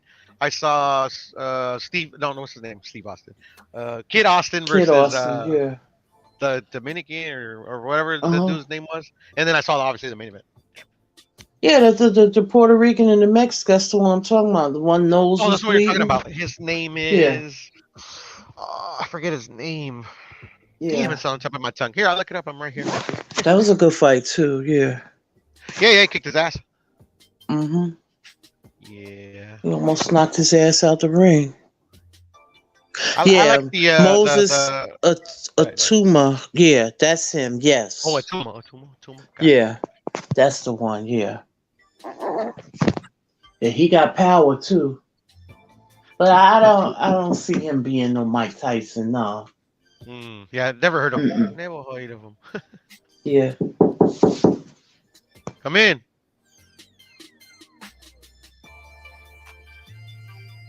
Who's knocking on my door? No, I was playing. No, that was my door. Oh, yeah. Sorry, I was just joking around. Knocking like Yeah. the popo. Yeah. Right? I even heard it. I swear to God, I heard it on my microphone. Yeah, it used to be. It was a time back in the day. I think, who the fuck is it? Yeah, right? Who it is?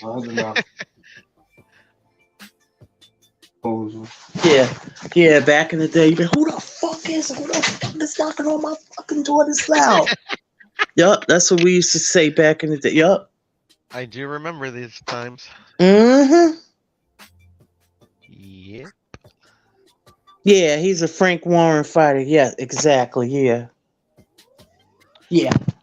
Frank got quite a few heavyweights over there. Yeah. So so we gonna push this Bud and I want to see this fight. The fight that I really want to see other than Spence and Bud is Virgil and Bud. I think Virgil and Bud stylistically match up very well. I know that would be a war. Be entertaining, right? Hell yes. I agree. Mm-hmm. Because remember how when Virgil fought Mean Machine? Yes. That was a good fight, yeah. It was. And then when Bud fought him, that was a good fight too. Yeah. Yeah. And Bud got dropped. I mean, in my opinion, he got dropped in that fight too. Yeah. Both ended up knocking him out. Yeah, he hit him, and what he did was he grabbed him before but his gloves touched the ground. I mean the mat. Yeah. He hung on to him. Yeah, he held on to him. Yeah. I got you. That was a good ass fight. Yeah. And remember, people was like green beans, and they was all that shit, not knowing that Mean Machine could fight. Yeah. He just beat the That shit out Mean of Machine Michael was a bad motherfucker. Yeah. Yeah. I like. He might have lost some fights, but he could fight though. Yeah. Yeah. Me and Shelton, we went to that fight. I saw him over there, and it's like, yeah, man, he beat the shit out of him. Yeah. Well, my boy Shelton, yeah, I heard from. I miss my Shelton, yeah. Yup. Yeah. Yeah, he lives. Talking. I think he lives close to me, and I live across the street from the venue, so I always go to the Yeah, venue. yeah. What's the next fight at your venue coming? At this venue, I have no idea. Actually, I was actually gonna look up to see what fights are coming up because I don't remember. Mm-hmm. But this, Man. I'm running into an issue real quick, but I'm almost there. Yeah. Yeah, man. Yeah, man, today was a great day of fights. We don't get that shit off. Because you know what? Today, I'm going to tell you something. I felt like we saw a classic today with Beterbiev and Yard. I was like, that's one of the fights that I would, like, watch over, like, rewatch and shit. Yeah. Like being one of mine. Yeah, I was like, damn. Because you know what? He put it all on the line. He didn't come to lose. Yeah. Yeah. No, he Even didn't, though and he never has. You know. Yeah. Even though he had some deficiencies, he didn't come to lose. And even though Beterbiev had his moments too, where he getting old now. I thought the fight was very even, to be honest. You know, like I know Beterbiev eventually did what everybody said that was going to happen, but like, you know, Yard was in the fight. And it was exciting too, you know. I mean, I kind of figured. I mean, Beterbiev, that's how he fights. Defense has never been one of his strongest assets, you know. Mm-hmm. Yeah. You know, he's there to. Was better at defense. Yeah, exactly. Like he knows how to box, but I mean, is it lack of head movement? It's like you know, it's not hard to hit him. You know, it's just you got to be able to hurt him, and drop him, and beat him. You know, because he hits hard. Mm-hmm. And of course, you can't mention his head. He got a big ass head. And he don't move it. Mm-hmm. Mm-mm. Yup. Yeah. But then he had a big Then he had a big gash in his eye. Some scratches. Yeah. So you know the thing with him, he gets hurt, and then he takes long layoffs to heal up. Uh-huh. It was a big cut too, Lisa, and it was off of a punch too. Mm-hmm. Yeah, man. Damn. Some fighters have that, like the very like they cut easily. I mean, there's been fighters throughout the years that like cut so easily. They have like paper thin skin. Yeah, Bivol don't have that. He don't really get cut like that. Bob Arum said that that's why. That's true. Bob Arum said he would be willing to make the fight with Bivol. That's what he said. He said, but Bivol's gonna have to come over there to Top Rank. Yeah, and then Eddie Hearn, like he's shown that he lets his fighters go across the street, as they say. Yeah. He let Alicia Baumgartner go over there. There it is. There it is. Yeah, the only thing is like still crying. She's still crying. Michaela Mayer. Oh, I know. Like let it go. She's getting on my damn nerves. You lost. God damn. Accept it. Shit. Yeah. I just laugh at Still fucking running her mouth. Yeah.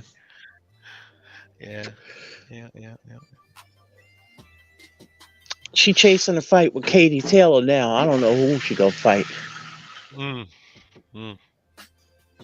Yeah, I'm not big on women's boxing. I do watch it every now and then, but you know, more power to them. Yeah, gotcha. I do watch Baumgartner, but I mean, like, that's I watch it. I watch it for a very like a male way, you know, or male reason. Oh, okay. Oh, okay. You know what I'm saying? Well, women fight too. Yeah, women fight they too. do. No, and I think she can fight really well. Yeah. Women been fighting as long as men. Yeah, I agree. Boxing, believe it or not. The times of like Ann Wolfe and like Christy Martin and Layla Ali and all those chicks. That's when I actually watched women's boxing. I remember them days. Yeah. I enjoyed it. Yeah. No, I'm not saying that she don't deserve to rematch the boxing scientist, but what I'm saying is if she's on the trajectory that she's on is to go for undisputed, and Troy is in champion and recess for some reason. All of a sudden, she's injured. Get the hell out of here with Troy. Like Lisa. Yeah. I'm sorry, you were talking, responding to the scientist. Go ahead. Yeah. Yeah, I was saying, I'm not saying that she doesn't deserve a rematch, but right now, if she's on a trajectory to go for undisputed, I don't blame her.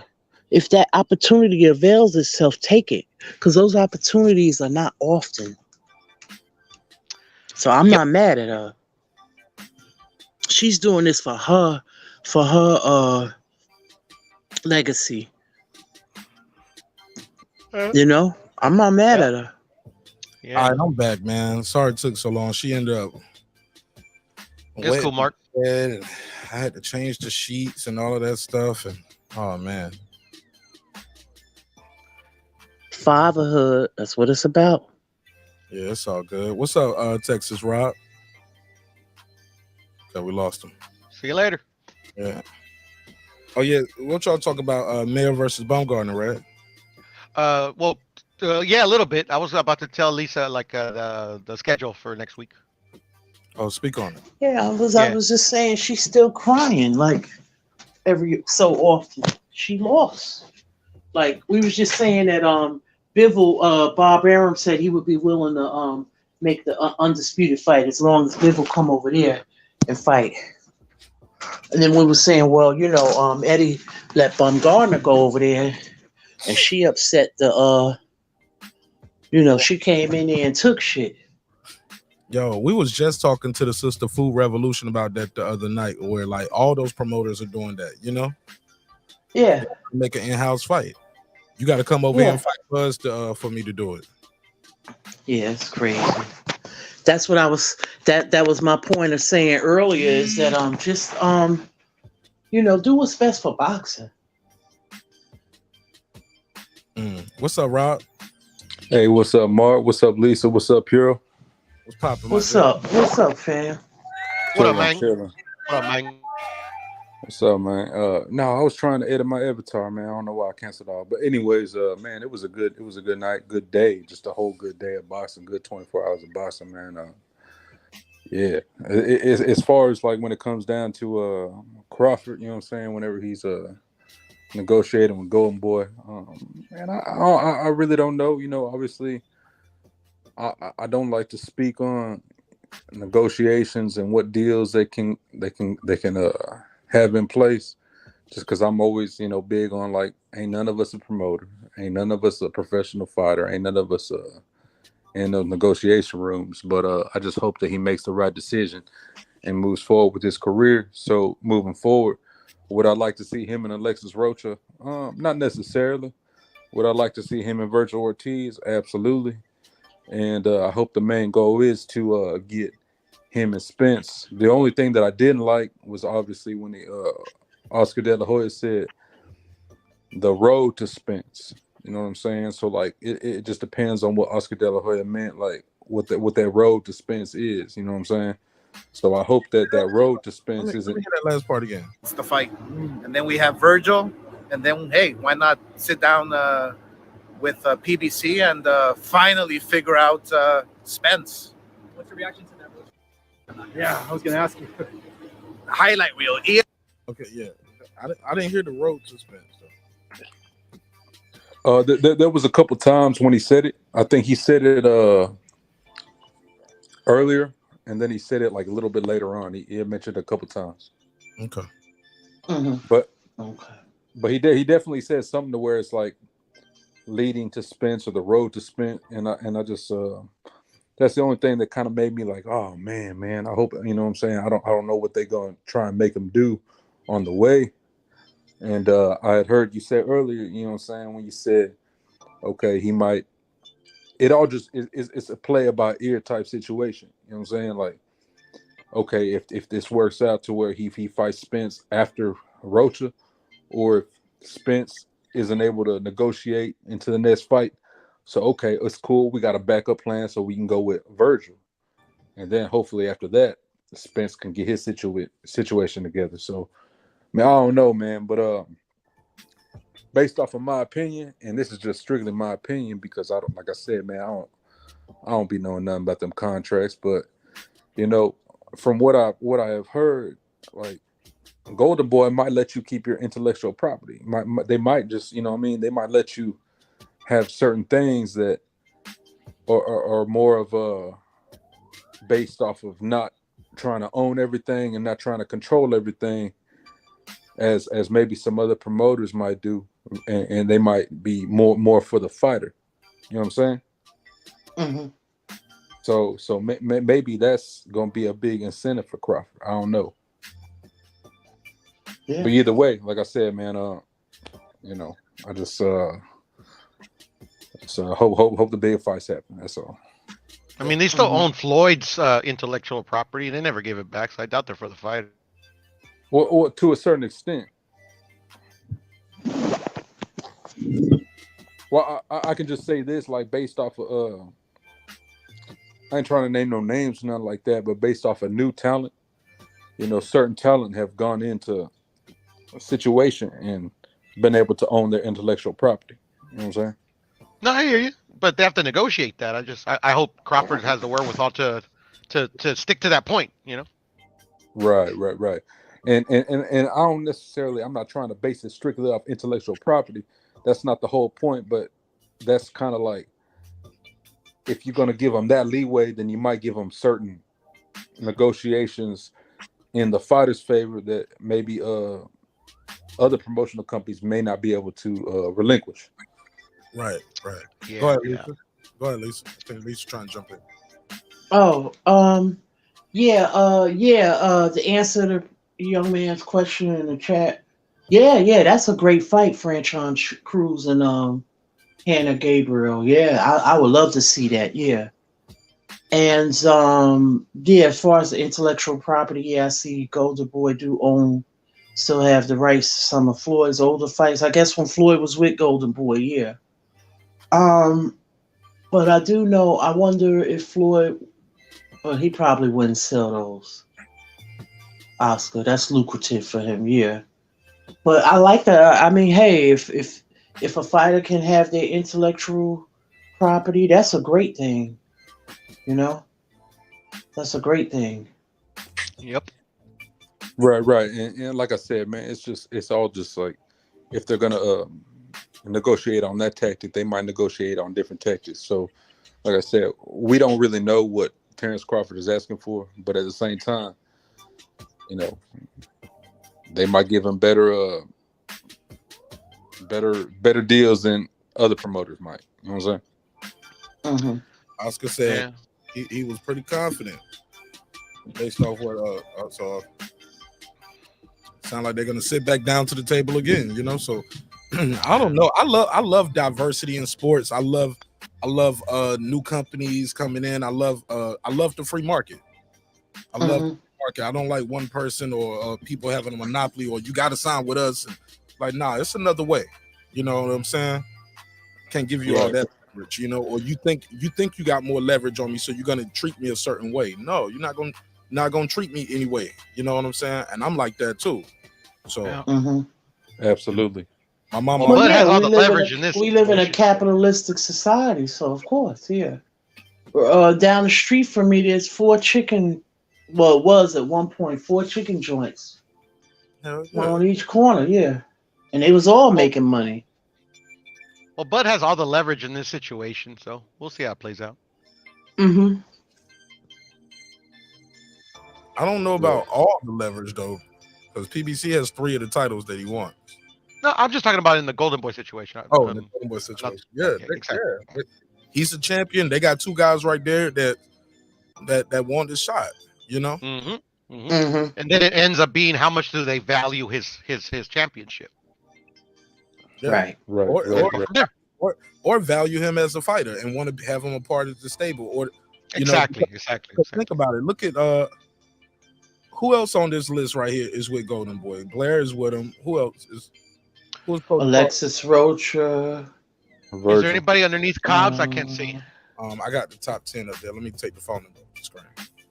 Thank you, sir. There you go. Okay, so we got Blair Cobbs. I believe Santillán is with them. Crawley is with. I don't know who Crawley's with. Rocha and Virgil. So most of these dudes. Hey, Rashidi, he not with them no more, right? That sucks. He's with Doesn't that suck PBC though? now. Doesn't that Yeah. suck though? Because he was Yeah. with them, bro. He could have been in this part of this negotiation, man. That sucks. Right. Yeah. Yeah, he's with PBC now. Yep. He just lost. And he just lost, yeah. Motherfuckers. Oh, excuse my French. I'm sorry. Oscar and them wasn't doing nothing with Rashidi. I know it. That's why I said motherfuckers. Mm-hmm. So CCC Promotions is Cody Crawley. CCC Promotions. It's a new promotional company, and it's his company. So he's his own promoter. Is it like Man Down Promotions? I don't even know what that means when you say that. Oh, that's Errol's promotional company. That's what I heard at least. I don't know, but you say, is it like that? I don't even know what this is or what that is. Oh, okay, I got you. I just know it's Well, you said he was his own promoter, so I figured you knew a little bit about it. So. No. I just Googled who's Cody Crawley's promoter. So I just found this out right now. Didn't know. I got you. Yeah. I got you. And I went to hey, look, I don't even know if they got a website. I know they got a Facebook group. Mm-hmm. So, there it is. Did you become a member? No. Okay. A lot of those new promotional companies, they still have to work up under a major promoter. Yep. Exactly. The way I look at it is like a promoter is someone that handles all the financial. They gain all the financials. They handle all the logistics and the legal situations that goes into a fight. You know what I'm saying? It's just me speaking. I feel like a lot of times people talk about a promoter when they talk about building up a fighter. I feel like this may go off topic, but I feel like, you know what I'm saying, a promoter job is to promote the fight. It's not necessarily to promote the fighter's brand 24/7. You know what I'm saying? It's to promote that fight. And within that process, they're gonna promote the fighter. You know what I'm saying? But year round, the fighter still should have his own team to build his own brand. So, yeah. But Rob, what if they own his brand? Doesn't that mean that they have to promote his brand 24/7? Can you list a situation to where that has happened? Floyd Mayweather. So who's the promoter that owns TMT Promotion or Floyd Mayweather? No, I'm talking about like when he was with Golden Boy. Like they owned the what did you call it? The term that you just used? Intellectual property. They owned his intellectual property, yeah. So like literally, like, you know, once the contract expired, obviously, you know, everything that he made going forward is all his. But I mean, like, they still own his intellectual property from back then. So I mean, like back then they had to promote, they had to promote him 24/7. I would assume, right? So the way I look at that situation is based off of that, they own his intellectual property as his performance when he fights on their cars. But as far as his own brand, Golden Boy doesn't own that. But that is his brand. Is what he does in the ring. Not necessarily, because when he signed into that contract, that's promoting to the promotional company. So what? So no, go ahead. I'm sorry. Go ahead. Piro, what Rob is basically saying, okay, I'm gonna give you an example. Just say Floyd Mayweather wants to do a documentary or movie. Any film footage that's from Golden Boy, he still has to go through them. Yep. Also, I got when I talk to Rachel next week, I'm gonna ask her, because she's a manager, what is the role of the promoter? You know, as far as she understands it. And I'm gonna ask her when I have Christy Martin up there, who's actually a promoter on Tuesday. I'm gonna ask her what's the role of the promoter, and I'm gonna compare the answers. I'm gonna have a list of certain questions. I'm probably gonna ask everybody as far as their interpretation of other people's roles. So it's gonna be crazy to hear Christy Martin's answer, because I remember hearing George Foreman. It was during the Mayweather fight, and they was talking about. He said, "Hey man, you the promoter, man. You got to go promote him. You go into these parents, you go to this kid's living room with his family and say, sign with me. I'm gonna make you a star. Make him a star." That's what. That's not promote this fight. Like no, you got to make him a star. Promote him. And the promotion of the guy doesn't start when he got a fight signed. So when you say 24/7, I ain't gonna say 24/7, but yeah, you are in the business of Rob G. I'm in the business of Lisa Bell. I got to make her a star. I got to get people to buy these fights. It's not just talking to like the 8 weeks. You got to fight. So 8 weeks at least, I'm gonna mute your mic. It's super loud. 8 weeks leading up to the fight, and then you got another fight. That's only 16 weeks out of the whole year I promoted you. No, Rob G, I disagree with that. But shit, like I said, I'm gonna have Christy Martin on. She's a promoter, so she's gonna be able to tell me what she. And like I said, we're gonna have Franchon Cruz on. Got a couple special guests as well. Rachel Donaire is gonna be here as well. Got a matchmaker. So we got a matchmaker, a promoter, a manager, a undisputed champion, a Hall of Famer, and I think we got a female cut man as well. So, or a cut woman. So we're gonna be talking about the business of boxing throughout all next week. So definitely writing down some of these questions that you guys are saying right here, because I think we need to go to the source instead of speculating. And and there's nothing wrong with speculation, but confirmation beats speculation any day. You feel me? I'm not speculating. Sure. I have the information. I'm not speculating. Yeah. So I do, Mark. And you sold me on Women's Week because I was gonna skip it. I ain't gonna lie. Yeah, man, this shit gonna be dope, man. We're gonna learn about the business. We're gonna talk to people in the business. I think so. I think it's gonna be dope. Yeah, for sure. That'd be dope. That'd be dope. I'm gonna lie, I'm feeling the pressure though. The more I talk about it, as it get closer, I ain't gonna lie, I'm getting a little nervous. Feeling the pressure, homie. I hear you, man. Just be yourself, bro. You'll be all right. I'm talking about missing questions. Like, damn, I should have asked this. Why didn't I ask that? Well, you're gonna miss a question, bro. I would say just don't dwell on it. It happens. That's a fact.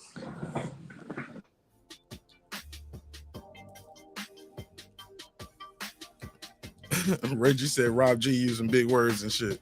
No, I ain't using big words. This is regular vocabulary. But you know what I'm saying? Like, I just forgot what he said. Yeah, man. I'm Rob G tonight. I've had like 10 beers, bro. So my bad. No, but I mean that's just the way I feel, though. You know what I'm saying? I feel like it's just when you promote, you promote the fights. That's the whole point of being a promoter. You put on the show, you fund the show, you make sure all the legal situations, all the logistics. But as far as like you can't expect a promoter to build your brand 24/7 because they have a whole stable of. I'm gonna tell you, I think the difference though, Rob G, the perfect example would be in a situation like this. Christy Martin is the promoter of record for the AB and the Mike Williams fight, right, on BOK Prime, right? She's just the promoter for this one event. She's the promoter of record. This is presented by BOK Prime. She's the promoter of record. Yes, she doesn't have to promote AB and Mike Williams Jr. 24/7 because she got her own thing, Christy Martin Promotions. She's brought in as the promoter for this event. So in that situation, yes, Rob G, yeah, my job is to promote this event, make sure you guys got the interviews, blah, blah, blah, make sure, like you said, the logistics are done. I'm doing all the logistics, but hold on. As far as promoting the actual individual fighter, yeah, that's so 365. So let me ask you. You said this Christy Martin, she's brought in the what fight? Adrian Broner fight? Yeah, the AB. Yeah, look, go to Box Red. Okay, so check us out. So you talking about that fight versus Henry? The interview you had yesterday, right? I'm confused now. Are you talking about the upcoming fight that he has coming up, right? AB. Right. Yeah, he got a fight coming up. Okay, so would you say it's Christy Martin or is it BLK Prime? Who's the promoter?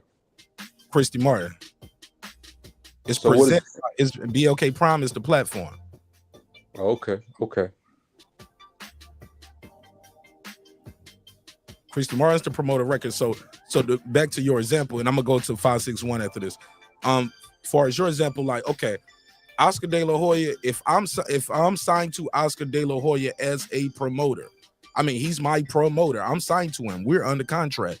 His job is to promote me. Yeah. He need to be talking about me all year long, not just when I got to fight. You know what I'm saying? He need to be retweeting my stuff, taking, photo ops, put all my shit together for me. 561, I'm gonna come to you right after this. He's supposed to do all of that. But let's say he signs a waiver, signs a release. Like, you can go fight on BOK Prime for a fight, right? BOK and somebody else is the promoter of the record for that. I'm not promoting that. You get what I'm saying? That's their job to promote that fight. My job ain't to promote that fight. I still might want my 30% or my 25% cut because I'm your promoter and I'm letting you go over there. Hey, this shit just cut out for me, man. Me too. It cut out for y'all too? Yeah, I mean, I could hear you, Mark. Sometimes it does that. I could hear you, Lisa. Piro, can you hear me? Piro will be right back, he said. All right, then. I somebody think else is on here. We'll go in. No. Hey, Mark, we can hear you, but it's messing up, man.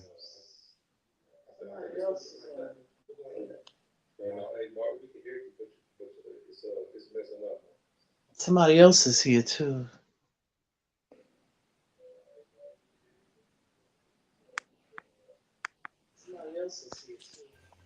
All right, y'all not hooked up to. Y'all hear me now? Okay. Yeah, that's it. No, that's it. You good, bro. You good, man. Okay, and I'll shorten it up and I'll repeat it and I'll keep it short. Yeah, because that whole third. No, go ahead. Go ahead. You as a promoter, yes, your job is to promote me. But if you are like a promoter of record, like you, I'm not signed to you as a promoter. I'm just signed to you for an event. Your job is to promote the event. I think it's a difference compared to when somebody signed to a promoter. Yeah, you sign these guys to your promotional company.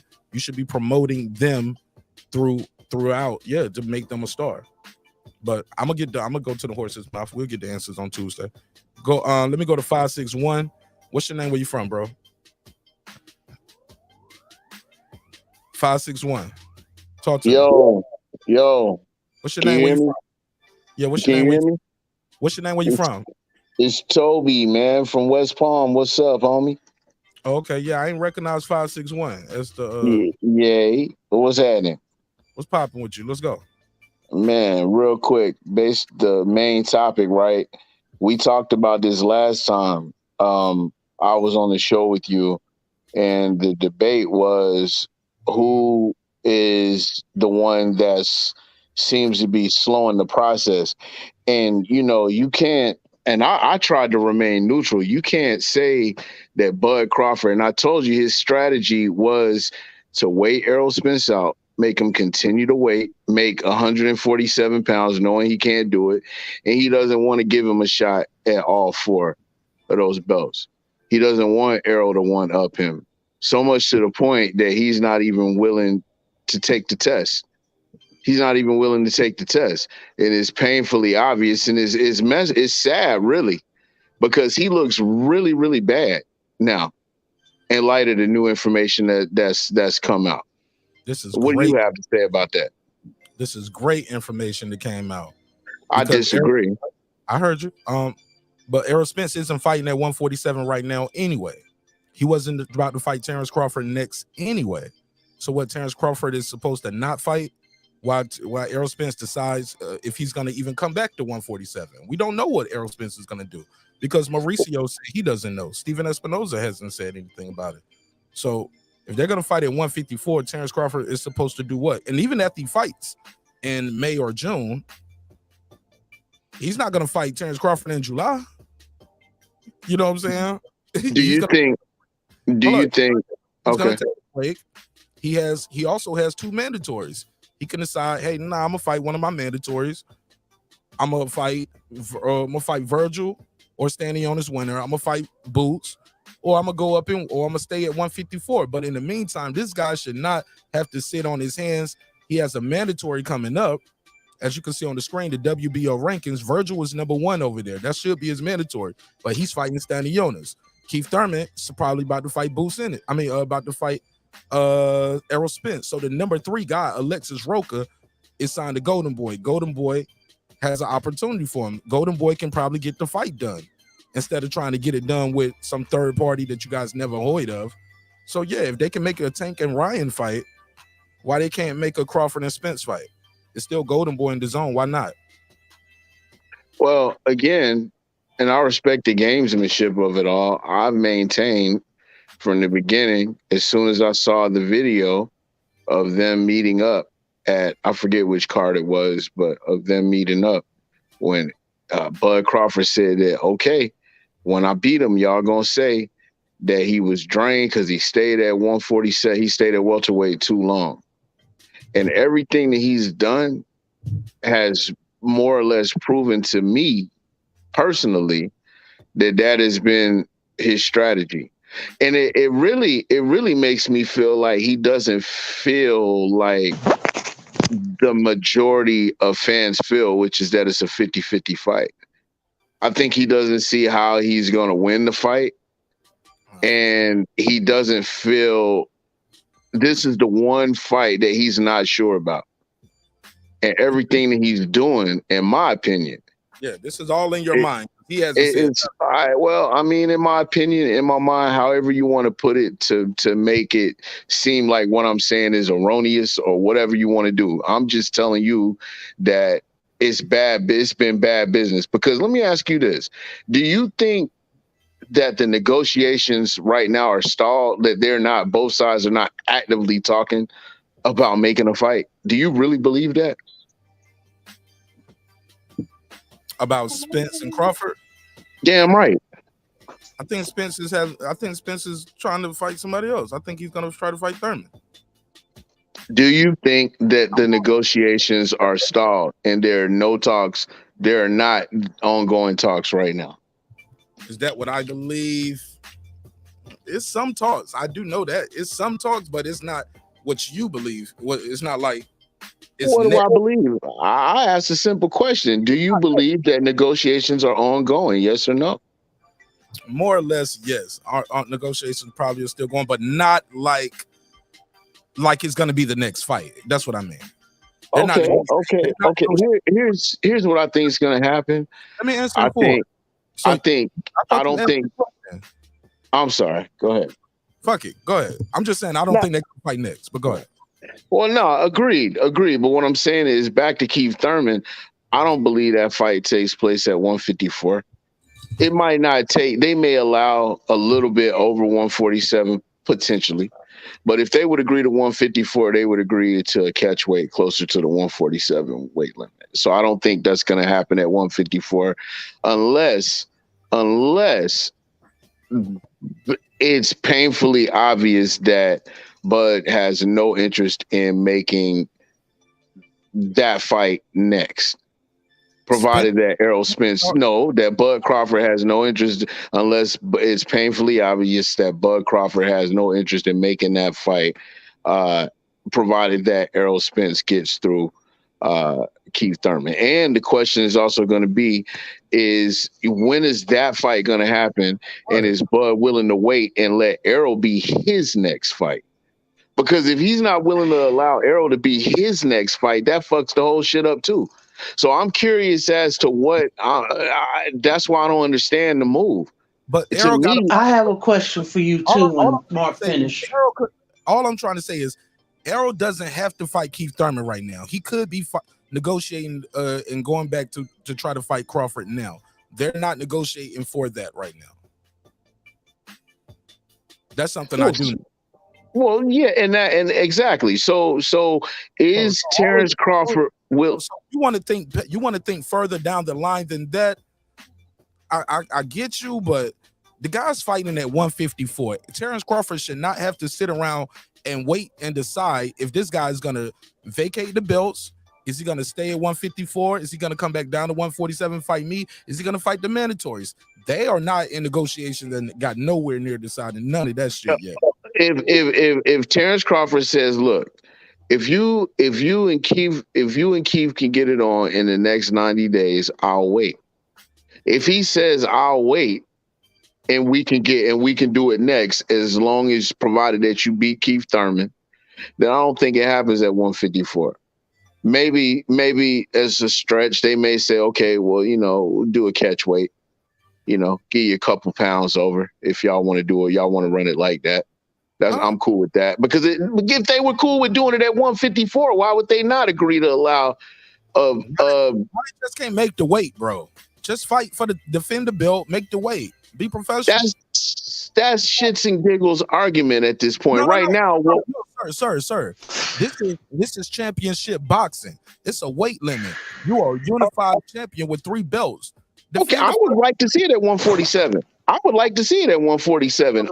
I'm just playing devil's advocate in terms of Errol needs to get in the ring. Whatever. Okay, the shit, I don't like it at 154. I want it at 147. That's where the belts are. I don't disagree with that. You know what I mean? But I'm just saying that if Terence Crawford does not agree to allow to say, yo, I will wait. If y'all are going to get it on in the next 3 months, I will wait. If that shit don't happen, man. He fights again around that same time. Are you okay with that? Like, let's say him and Alexis Rocha are fighting in April. You know what? Okay. I mean, as long as but what we're assuming is that they go ahead and say, okay, we have a contingency agreement in place. As long as you win your next fight, and if I decide to fight, I win mine, then we gonna make it happen. I'm cool with that. And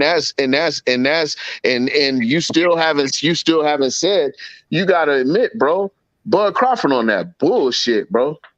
He on that, but man, Bud Crawford on that bullshit. Spence is on that bullshit. How come he don't fight his mandatories? Bro, the fight that we want is Errol Spence I'm a versus Bud sis, Crawford. not a bro. I'm a sis, I'm sorry, not a bro. I'm sorry, sis. He doesn't fight his mandatories. He's on that bullshit. What you mean he doesn't fight? He damn near cleans one man away from cleaning out. He ain't fighting his mandatories. 2 men away. Such as who? Whoever his mandatories are. He hasn't fought an IBF mandatory in eons. Who do you want to see? Who do you want? What IBF mandatory did you want to see him fight? Whoever is there. It's supposed to be Boots now. But what I'm saying is you saying Bud on that bullshit, Spence on that bullshit. If he gonna defend his belts, the WBC mandated him to fight Thurman, right? And now the WBA come in. It's a bunch of bullshit. Thurman next up. You don't think Thurman deserves a shot? You don't think Keith Thurman is? Sir, he ain't fighting his mandatories. He's not fighting them for a title, sir. If he's fighting them at 154, so he's not a mandatory. Okay, what I'm telling you is they agreed to allow him to. The sanctioning body said that we will allow it.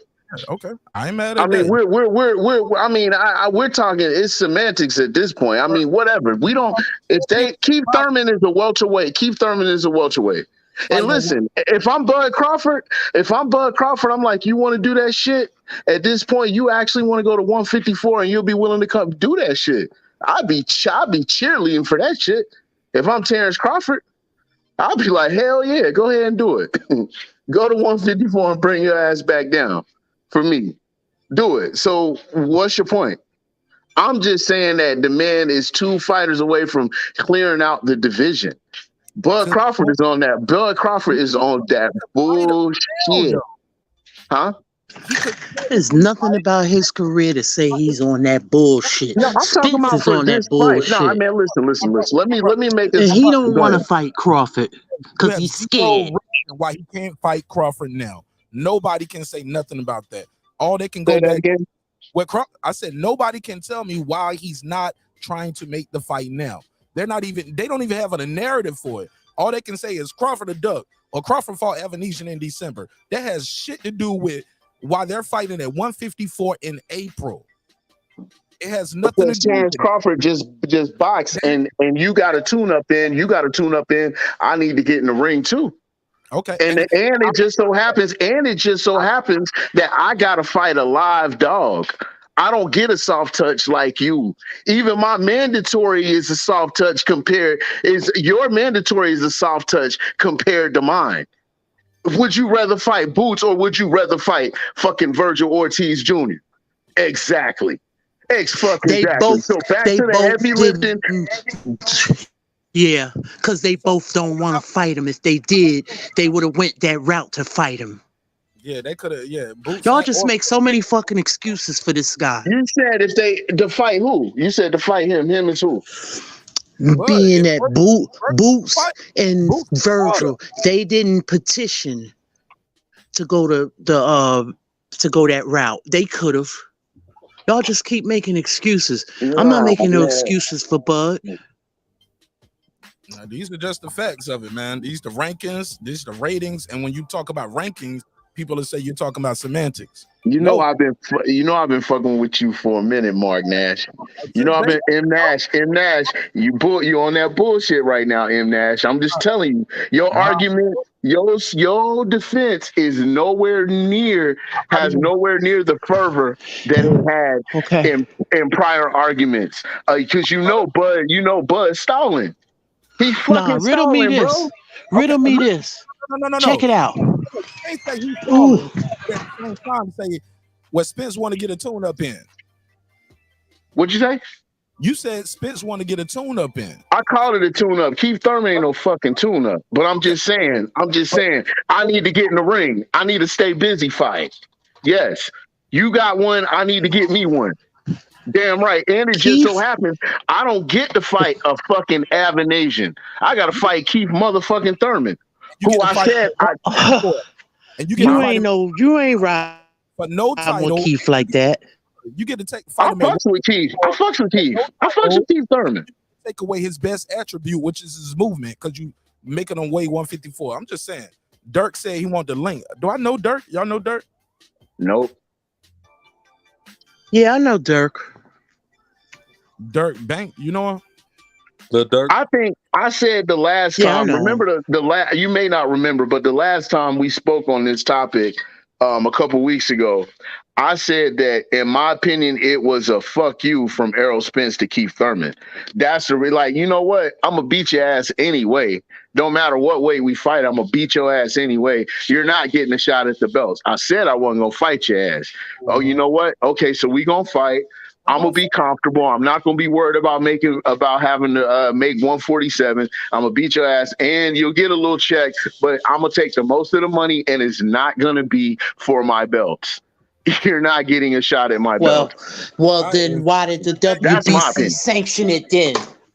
Then why did they sanction it? You can't because nothing. Because they protected him. If he was the WBC sanction, okay. The WBC sanctioned that fight, and then the WBA coming in. Oh, they made some type of allotment for the fight to be at 154. They did it for Floyd.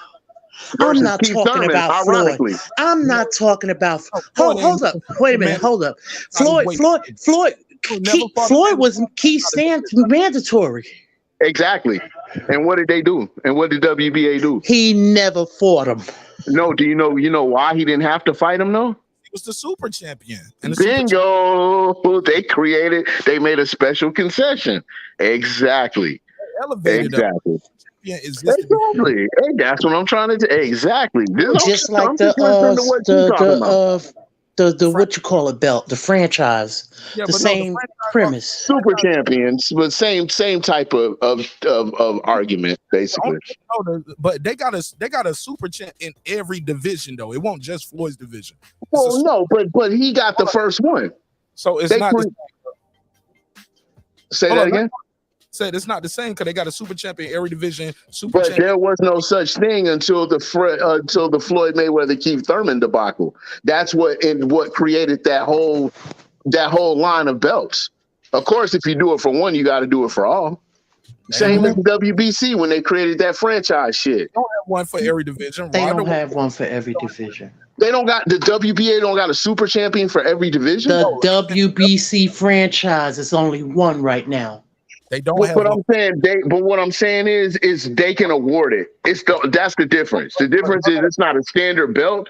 But if they want to award that, if there's a guy that they want that they don't want the threat of vacating the belt, Toby, they don't have one for every division. I get that. Okay. Put it to what do this got to do with them sanctioning And let me get Dirk in here. Let me I'm sorry, Lisa, finish what you were saying. Go ahead, baby. What do that have to do with the original argument? The whole point was you were trying to make an argument that he's not fighting any mandatories, and that they're sanctioning the Keith Thurman fight at other than 147. And you also said that and then the WBA, and we went off on the tangent of Right. I'm just saying that he's not the first person that they did that's right. happened for. And right, but if he's not willing, if he's So let her speak, and after she's done, I'm gonna bring if he's not willing to fight how the original sanctioning, he need to drop the belt. I'm sorry. Finish that. No, I'm not sorry. What's that got to do with the Terence Crawford fight? I'm sorry. It has nothing to do. Toby, now I asked you nicely. Let her finish, and let somebody else join the conversation. I can't let you just. If it was anybody else, they would have been stripped.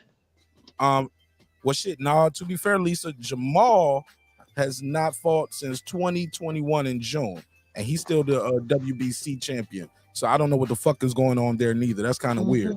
He ain't defended since June of 2021. Let me get Dirk from MOB Masters of Boxing. What's up, bro? Y'all can go ahead and keep cooking. I was just listening.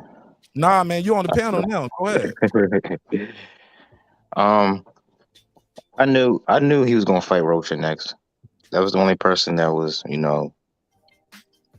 that's the realistic fight, on the rankings that was available. Boots is no longer in the the WBA that he was. WBO.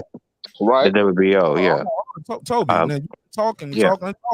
He just got here, and then you ad-libbing over him. Come on, bro. Yeah. Let me ad-lib. I'm the host. Go ahead, Dirk. And then Virgil obviously is occupied with his fight with Stanionis. Spence, we know what's going on over there. So, I knew it was coming. Honestly, if it was up to me, I'll have them vacate their belts and they go over to 54. And then we can move on with 47, and we can go for undisputed because this is a waste of time. Look, one guy is fighting his mandatories, and he's fighting at his weight, though, Dirk. What do you think of that, though? Yeah, but do we honestly think Spence is coming back to 47? Shit, I'll let Toby answer that. Toby, you think Spence coming back to 147? He's a pro Spence guy. At 154, I'm still holding out. Like, that's ongoing. That shit is developing. You know what I'm saying? And they throw out little bits of information that may or may not be true. You know what I'm saying? Negotiations are pretty much private with fighters at this level. You know what I'm saying? Like, you don't know what they want you to know. Maybe they're testing the public, testing to see what public opinion is, which hasn't been good. You know what I'm saying? So really, there's a lot of pressure on Errol Spence. It really is. But I say it's bullshit because the fight could have been made. I can't wait to hear what the hold up, and it can be made right now. Yeah, but it's fucked up because it's like, bro, we both were out the ring for a year. You got a chance to knock the cobwebs off, and you keeping me. You keeping me at 147, and you got a tune up. Like, god damn, dog. But the other way around, it would have been Terence fighting Spence on like a 16, 17 month layoff. Because they weren't gonna fight. They weren't gonna fight in December anyway. They wasn't gonna fight till next year anyway. And we didn't have a date. Both of those guys have been out the ring for a year. Both of them have been out the ring for over a year at that point. Would have been out the ring for too long at that point. April. If they fought in April, that would have been 12 months for Spence, right? I don't know. Funny thing, I was at the I know. It was April. He fought Ugas April 16th. All right. Mm-hmm. So Crawford fought Porter when? November, right? Yeah. Yeah. So December, January, February, March, April. That's 17-month layoff. So one guy will have a 12-month layoff. One will have a 17-month layoff. Well, we can't get it exact, Mark M. Nash. Hold on. I'm just giving you an example. Let's just say if they fought in April. Let's just pretend the fight was gonna be in April again. Okay. That would have been Spence with a and I'm only reason I'm putting it in April because that's Spence having a 12-month 16. layoff. I'm giving him a long layoff. Like I'm just saying, let's just say it was at the longest a year layoff for him. But the guy you would be fighting would have had a 17-month layoff, and he's an older guy. November to April, that's 16 months, right? December, January, February. Yeah, March. and November to November is 12 months. April is month 4. So it would have been 17 months. 16. November to December is a month. You mean November to December is a year? No, November to December is 30 days. Well, I'm talking about across the year. And then you start a new year. So at that point, like November of this year, it would have been a year since Crawford been out, right? Mm-hmm. Okay, add a month. That's 13, right? That's December. Add January. 14, 15, 16, 17, April, 17 months. So long, put it to you this way. Either way, it's 17 now months. that Bud Crawford fought, I don't think anybody should argue that Errol Spence shouldn't, like, you know what I'm saying? If you're a coach, if you're looking at it from pure athletics, you're like, nah, bro, you need to get in there. You know what I'm saying? It's kind of fucked up because he got to fight fucking David Avanesyan, and you keep taking down these lions. You know what I'm saying? Or at least who they're ranking as lions by rank. Also, you know what I'm saying? In December too. Crawford had nothing to do with that. Say that again. Spence got injured in December. Well, yeah, of course. Yeah. I get that. I get that. But that by the time that had happened, it was already a foregone conclusion. Look, we're not fighting. I'm fighting Avanesyan. Yeah. But at that point, though, I think Spence probably would have been fighting in January or February, though, right? So they still could have went back to the board a lot quicker. But with him being injured, it pushed everything back even further. It's fucked up because now if you're Errol Spence from a pure athletic perspective, it's like, bro, nah, you need to get your ass in the motherfucking ring, big fish. You need to get in the fucking ring. But my point is it further proves like what he was saying, like, bro, I've been doing all the fucking heavy lifting, bro, and you dragging your motherfucking feet making this fight. I got all 3 belts in one spot, bro. What you want, bro? Let's fucking do this shit. And I'm tired of making 147. But we heard Bud Crawford say, what y'all gonna say when I beat him? He stayed at 147 too long. They trying to fucking wait this dude out. No. But Spence chose this route, though. Spence didn't have to wait.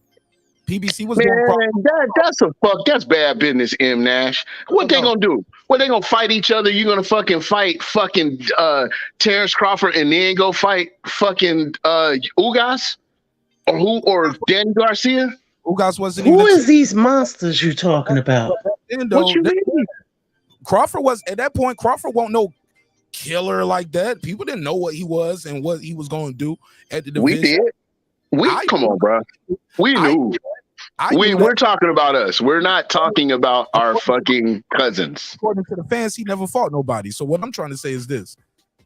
He chose to, you can't say I did all the heavy lifting and blah, blah, blah.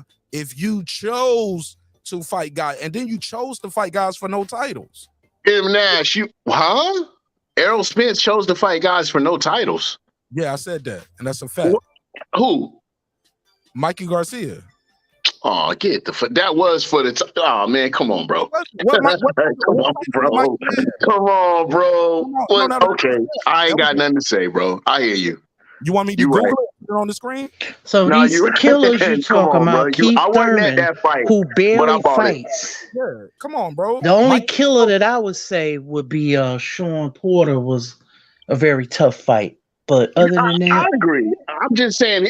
I'm saying he fought the guys. He fought the top rank. He fought did the top heavy. 5. Of course, they were all over on the same side. Exactly. That's what Mark Nash needs to understand. He talking about, well, why didn't you go ahead and make Crawford? You know that wasn't a fight. You see what it's like right now trying to make these negotiations post-pandemic when there's less fight dates. It should be. That ain't my problem. I'm saying it should be easier to make the fight. It should be easier. There's no fucking way in hell that fight was going to get made. Damn right. You know what he meant, M. Nash. clear out. Let me clear this shit out over here, so there's no barrier. I'm gonna go ahead and do all the heavy lifting, and then we can make it happen. He said that shit after the Ocampo fight. But when he fought, when it was a money grab. When he fought Danny, it was a money grab / get back fight. He could have fought Crawford whenever though. Crawford was that? It's not the his Danny fault. Garcia fight because I ran into his ass. Well, I ain't running into him, but I ran into some people from his team and shit at the Danny Garcia fight in Dallas. I was at that shit too. Mm-hmm. I'm just saying, Bud Crawford fucking stalling. And listen. I love Bud Crawford, dog. Don't get it twisted. Bud is that dude. That's why I want to see him fight. But I feel like Bud Crawford is like, man, I don't know, dog. Like shit. You know what I'm saying? I don't know, dog. I need to get paid. I need to get paid and all this bullshit. And I need to see the expense reports and all this old shit. Man, make the fucking fight. And I've been one of the main people that's always advocating for fighters negotiating for their props. It ain't so money. It's easy for us to say just make that's what I'm saying. I've always been a guy negotiating for fighters, make their propers. I've been on other discussion panels arguing for Bud Crawford, like, man, come on, dog. Stop playing, bro. Let that man, like, you know what I'm saying? I ain't mad at him for getting the money. You gotta get the money. I like your energy though. I like it. I like your spirit. Go ahead, Texas Rob. Hey, so what I think, man, is I think Spence would go to 54 and then he would come back to 147. I think he would do that. You know what I'm saying? I really don't think that's a big deal for him. And at the same time, I think when it comes to the easy route, you know what I'm saying? I think, bro, that just has to do with business. You know what I'm saying? That's just my personal opinion. Like I said, I'm not within that business, so I can't really say like for sure. But I think I just think that. Or did he speak on the actual fight when he said? Because when he said, "Why not I take the easy route and go knock out Sean Porter," or did he say, "Why not I take the easy route and fight Sean Porter because he on the same side of the street"? He didn't say that. He didn't say business. That's a talking point that fans use to defend him. But he didn't say that I'm gonna fight Sean Porter because it's an easier fight to make. He didn't say that. He said I'm gonna go over there and knock out Sean Porter, and he didn't do that. Well, like I'm telling you, Mark, this is my opinion, okay?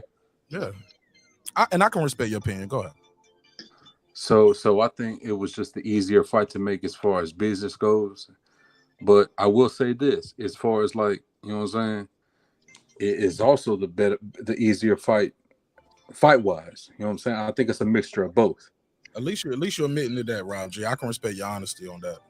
Well, I'm always gonna be honest at the same time. You know what I'm saying? So like I said, bro, I think it's a mixture of both. I think it's a mixture. He knew that Bud was the harder fight at the end of the day, to fight within the ring, but also to make the fight within business. So that's what I'm saying on that. And as far as like him coming to 154 and then coming back to 147, I really don't think that's a problem. I think he's gonna do it. So that's all I wanted to say. But the only reason this is even part of the conversation because he tweeted out making 147 ain't easy and this shit ain't fun at all. Well, check this out, brother. My brother. Hey, man, life ain't easy, but we still go through and you're the one who said it. I'm just saying he's the one he's the only one mentioning weight being a problem. He's the only one fighting outside of his division. Just trying to keep it a buck, yo. No, I'm most definitely keeping it, bro. Okay, who's gonna talk? Who's gonna talk? Me or you? Oh well, I'm gonna talk the whole night. You know what I'm saying? Oh shit. That's how that go. We can talk. How about right now though? Go for it. Okay, so I feel like I don't think it's as easy, but at the same time, I think he'll do it. You know what I'm saying? Errol Spence has shown himself to be a real dog, bro. Hey, Rob G, why he ain't doing it now? Oh shit, we going in a fucking circle, bro. No, I'm asking Rob G. I'm asking Rob G his answer. Why he ain't doing it now? You answer, Rob G. Why he ain't doing it now? Well, right now ain't no fight set in stone. Ain't no fight set in stone whether he's gonna do this or that. So to speak on what he's doing now is just hypothetical thinking. Okay, well, I'm going by the Mauricio Suleiman, who said we sanctioning this fight and we gonna get our sanctioning fee. So he getting money off this shit. So I think we can trust his word, right? He's somebody who's gonna get paid off. I don't. He getting paid off of it. Rob G, you don't trust the person who's gonna get a check? I trust it once it's announced. Okay, fair enough. I can agree to that. Cool. That's all I had to say. Yeah. No, but another thing too is I want to say, so shit, while I got the flow, is man, shout out to Bud Crawford and Errol Spence, man. I just think all this bullshit going back and forth, talking about negotiations, this, wait, this, it's all just some divide ass, conquer ass shit, just so motherfucking YouTubers can get some content. Respectfully, Mark, I don't mean that on you, but I'm just talking about like in general. I do too. No. Sure. The divide and conquer shit is when we ain't even talking about the content no more. We up there saying Mark Nash is this or Blue Blood is that. You know what I'm saying? You're not talking about right. You're not talking about Bud and Spence. You're just trying to insult the host. Right. You know, no, most definitely. I agree. Like when really you can talk about the fighters. Like nowhere in this conversation did I say, Rob G, you're an aerosexual, or you are this, and Toby, you that, or Mark, you this. Like we ain't got to talk about each other to talk about. No, most definitely. We have better sense up on the panel, but it's definitely going on in the chat, and I just think it's all so. I think it's all just bullshit. I think it's all just bullshit. You know what I'm saying? So that's all I got to say, man. Just be fans of boxing and just enjoy boxing. That's it. That's all I got to say, bro. Yeah, we can talk about this. Yeah. Talk about each other. Yeah, I agree. Yeah. All I'm telling you is Bud Crawford on that bullshit. And I've never taken this stance. I have never taken this stance all the way up until today. Now I'm like, oh man, now you about to take another fucking fight. Bro, sit your ass back and chill, bro. And if he want to go to 154 and come back to 147, everybody know like that gives you another edge, Bud Crawford. And you just got a nice stay busy sparring match that you made $10 million for or whatever. Chill out, man. Chill out, bro. That's crazy. Not to do his job. Sit around and wait for another. He don't got a mandatory for 9, but he don't got to defend the belt again for another 9 fucking months. No, that was a voluntary. He got a mandatory coming up right now.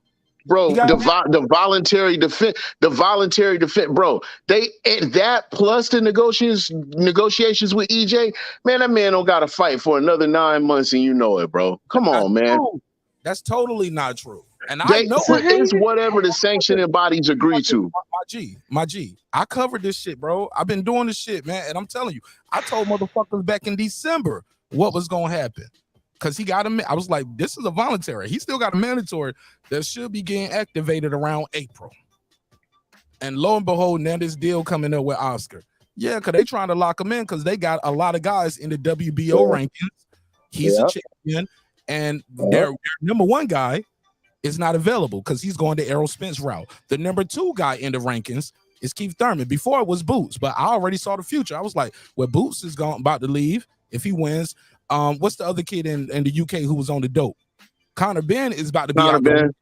Once they drop the new rankings, he's going to be out. So I saw when I was looking at the rankings in November and December, I told motherfuckers back then what was going to happen. I said, and watch, people are going to say, oh, he fighting Alexis Rocha. Who is that? I was like, oh, because y'all ain't following the rankings. Y'all ain't following the sport all the way. I know the rank. Yeah. People just keep following the same guys, but these rankings keep coming out. People are moving up.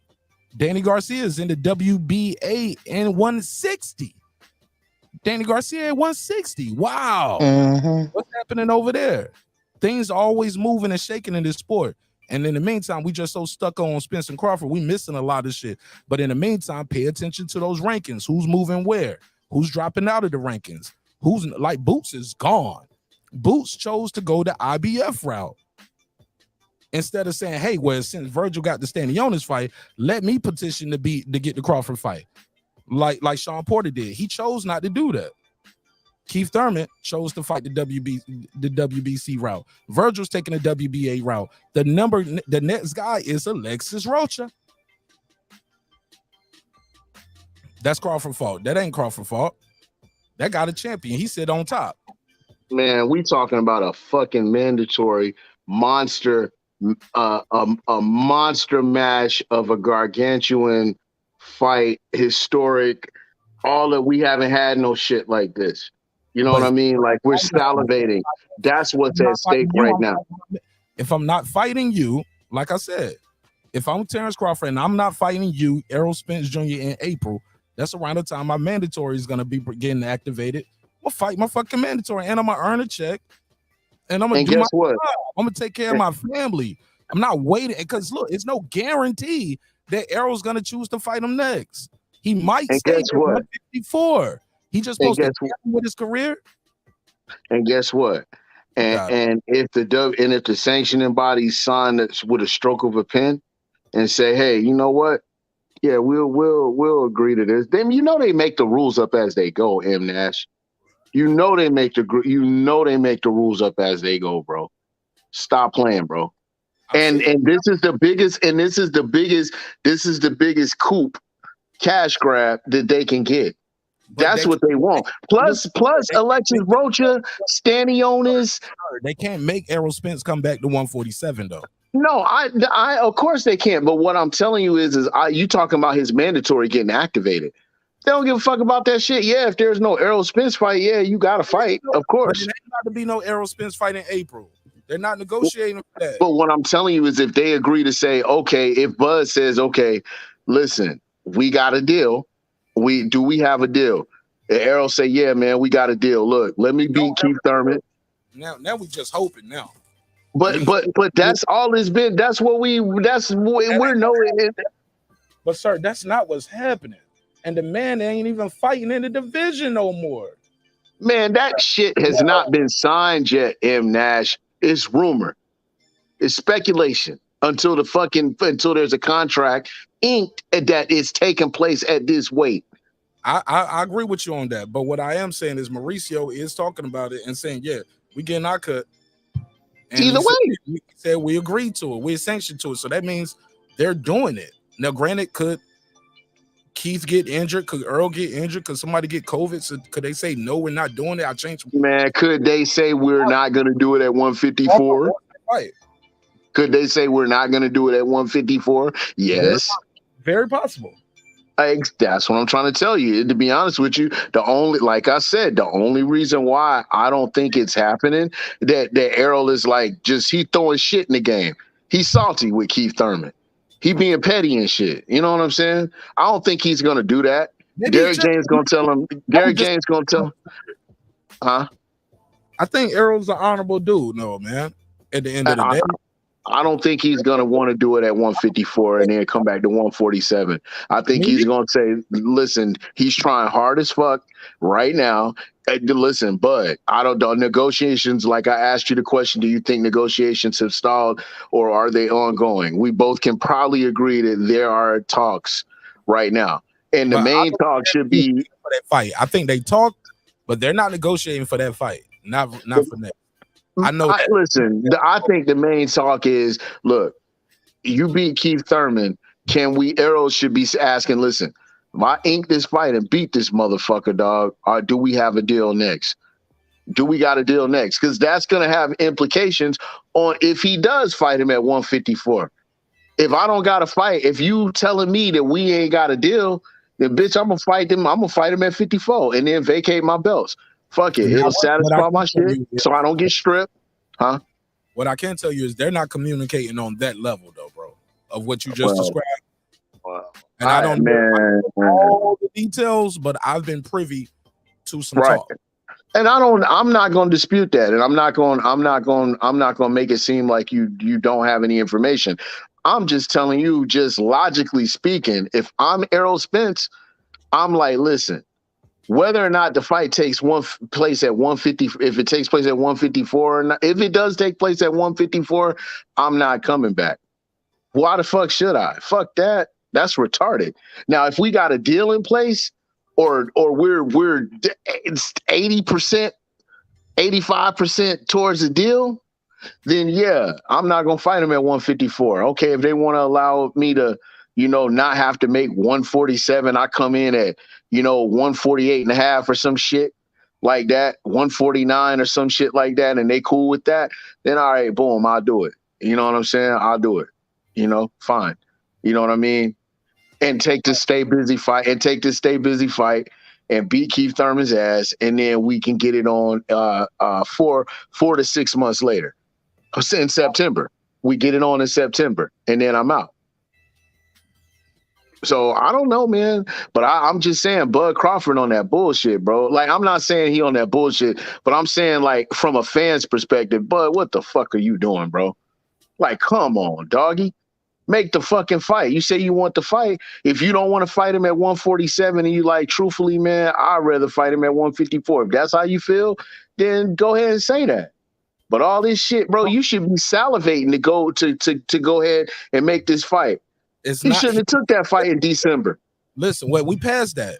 Can't go back to December, but what we can say is if Errol wanted to, he could fight him in April, and we all agreed that he could. You said that's fucked up. That's fucked up. But that's fucked up, M. Nash. Sir. That's fucked up. Sir. But they're probably about to get on the same schedule with what's going on now, according to Oscar. You're trying to put him on schedule. Let me go to Lisa Bells real quick. Go ahead, sister, because this nigga Toby, I'm sorry, this brother Toby came over here, and me, I'm just going back and forth. Mark.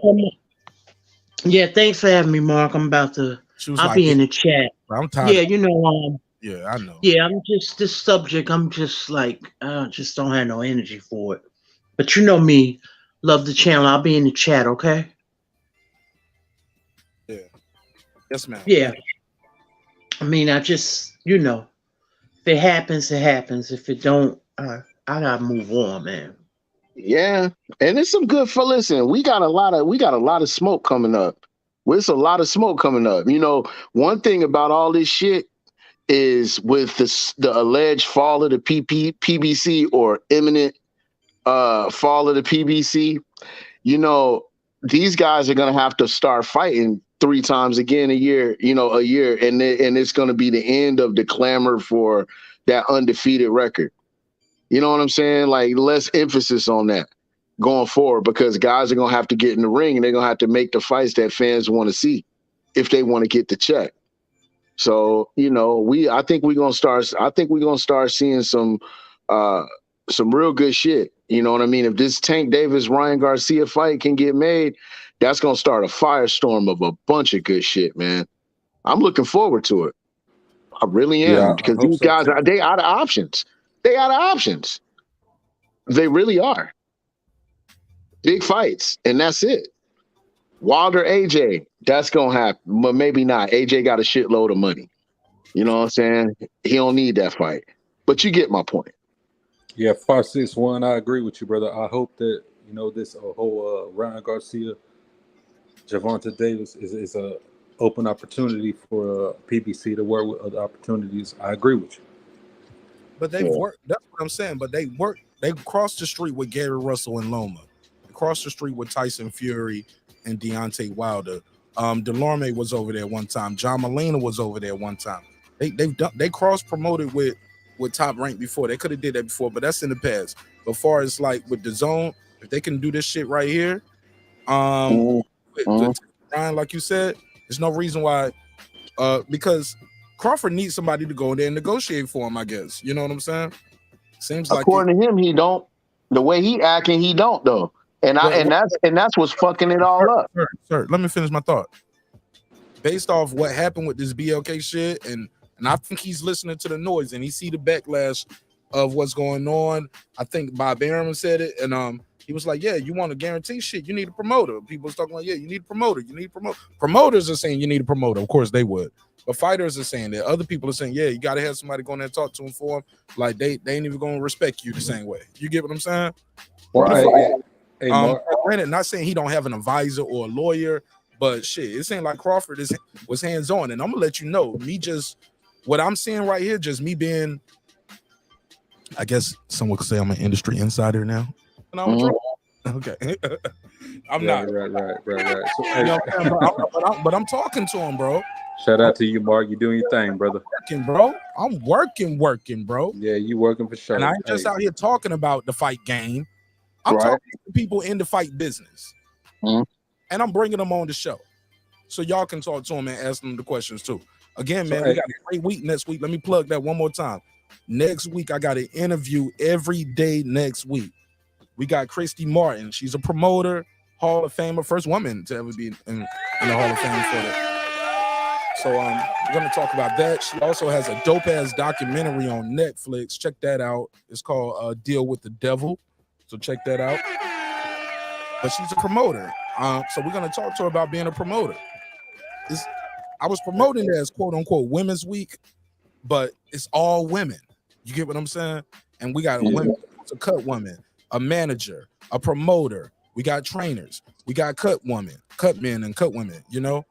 Hall of Famers. We got Franchon Cruz coming through. Undisputed. You know what I'm saying? So we're going to talk about this damn sport. We're going to talk about the business. But I'm telling you, man, some of these people are very hands-on with their shit. Some people, and it's like, you like, damn, you were just on the phone with who? Oh, yeah. I talk direct to him. Like, I'm talking to Richard Schaefer direct. Or I'm talking to, I got to be involved. Hey, yo, Mark. The three-way with my lawyer. Yeah, me, my lawyer, and somebody, we all on the three-way together. Like, I'm that hands-on. I was like, damn, all right. I thought you had a team. Yeah, I'm part of the team. I'm the main one. I'm like, oh, okay, bro. Or sis, you know what I'm saying? Hey, yo, Mark. Yeah. Hey, so let me ask you this, brother. What do you think about when it comes to you know what I'm saying, like a promoter having to deal with them versus independent agent? What do you think about it may need to be? And I don't even know. I'm just speaking hypothetically. So don't take my word as if I know what I'm talking about, because I don't. What you think about maybe it needs to be a certain business entity that has to deal with certain regulations to negotiate as far as tax reasons, like maybe a S corp or a SC corp. Say the question again. I'm sorry, I was typing in the chat. I'm sorry. So I said, what do you think about it as far as like negotiating as an independent 1099 versus negotiating with a business entity, which could be a S corp or a SC corp, which might be more beneficial on tax reasons, which might make more sense to negotiate, which might make more sense as far as Golden Boy negotiating for them, because they might have a SC corp or SC or S corp. You know what I'm saying? What do you think about that? You're still bringing in another fucking entity. You're still bringing in another piece. You're still creating another slice of the pie that you got to serve. No, brother, you don't know, man. But some sanctioning, respectfully to you, my brother. Yeah, but it's different as far as when it comes to taxing, and as far as business versus a 1099 versus whether you want to do an LLC or whether you want to do an S corp or a SC corp. However you want to structure. If you want to get paid as an employee because you've done the maths and you want to either way you're subcontracting. The language. No, you're not. No, you're not. No, you're not. If you're getting paid, if you're giving another guy a piece of your pie, you are subcontracting. You're working you're at not, brother. Okay. No, you're not. Respectfully to you, and hey, I just want to let you know, my brother, I am all spence. You know what I'm saying? That's not the point. The point I'm trying to make is, what does that have to do with him making this fight, bro? Tax reasons. That's what it has to do. IRS. That's what. Okay, so you're saying money. So you're saying he's stalling because he's trying to create the right situation to maximize his return? He did not say that. I'm not saying that. I'm just speaking hypothetically, my brother. Right, but you're just saying, like, maybe. Okay, you're saying what if he's doing it? Maybe he's doing it this way for that reason. Correct. Right. Okay. So he's been actively seeking. He didn't want to make the fight until he could find somebody that would give him the most favorable situation for his wallet. Is that what you're saying? What I'm saying is this: is when you deal with business, There's different I'm gonna run to business. the kitchen and grab a bottle of water. Y'all keep cooking. Okay, Yeah. so there's different business entities in which you do business, and this Correct. is just And they're taxed differently. I get it. So what I'm you telling cut you me is off, my brother. You didn't even let me finish. okay. Go ahead. So it has to do with different.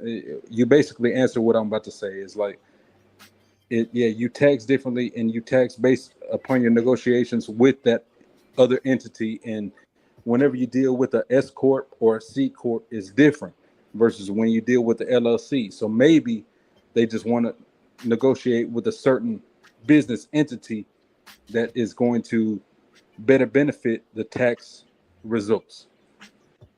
I get it. Yeah, I pay less. I pay less taxes doing it this way. I get to keep more money doing it this way. I get it. All I'm saying is whatever it is, bro, he's stalling. He's stalling. You know what I mean? And I don't know what's going on. I don't know. I mean, they must be really offering this guy a really bad deal. You know, and I'm on your side. I don't know. I don't know the background of what's going on, but they must be really offering Bud Crawford like a fucked up deal to not have made this fight by now, because I don't see any reports of Errol Spence saying like, you know, like bullshit. And you're like, what is it that you want, Terence? What the fuck do you want? That's what I don't understand. You know, so, but hey, you know, whatever. It's all good. You know what I'm saying? Like, you know, if it's that serious, I guess it's that serious. I'm never gonna tell another man not to get his bread. All right, because I'm gonna get mine. I ain't gonna never tell another dude not get your money. So 561. Yeah. So I agree with you as far as when it comes to maybe Crawford ain't getting the best deal, or maybe that's not what you said, but that's what I understood. You know what I'm saying? Yeah. No, that's what I said. I said it must be. They must be offering him a fucked up deal, bro, because like he ain't agreeing to nothing. Like, okay, we thought we had it done, then now Terence Crawford's like, no, I'm not signing this shit. And I'm that's not what I signing think. That so I'm gonna give you my personal opinion. This ain't facts. This ain't no nothing. This is me, Texas Rob. This is my personal opinion. That's what I think. I think Terence Crawford is getting a bad deal. And you know what I'm saying? Like I'm not gonna fault someone for not taking a bad deal. Right. But at the end of the day, I don't as far as the whole shit goes, bro, I don't think Terence Crawford don't want to fight. I think he wants to fight. At the same time, Of course. I think Earl Spence wants to fight. You know what I'm saying? Right. And hopefully when it happens, in my opinion, Earl Spence gonna beat that ass. And We already know that. And We that's already my know opinion. that. But We at the already same know that. time, I can take my personal feelings away from that and speak logically. You know what I'm saying? Agreed. I mean, I just, you know, I'm not, like I said, I'm not gonna bash either fighter, and I had not taken like this kind of a position up until today, and I'm just like, man, what in the hell are you, man? What's going on, man? Look, if signing the deal with Golden Boy is gonna get the Errol Spence fight, then sign. Whatever the hell you like, what do you need to do? What needs to happen for Terence Crawford to feel comfortable signing on the dotted line? That's the $1 million question. What is because according to by all accounts, they were 99% there. And then all of a sudden it's like, nah, no deal. Now I'm fighting avanesyan. Y'all, but I'm not doing it. You know, you saying I'm doing it. It's like a female just teasing you. Like straight up, for lack of a better example. Like just, okay, I'm doing it. Okay, it's about to happen. Nope. Psych. I'm not doing it. You know? And then you got to watch another, and then she goes out with another dude after gassing you up that whole time, man. Like, it's crazy. I've never seen, you know, I don't know, man. Like I said, they must be offering him a horrible deal. And I'm curious to know what it is that they're offering. Like, what is it that he wants that he's not getting?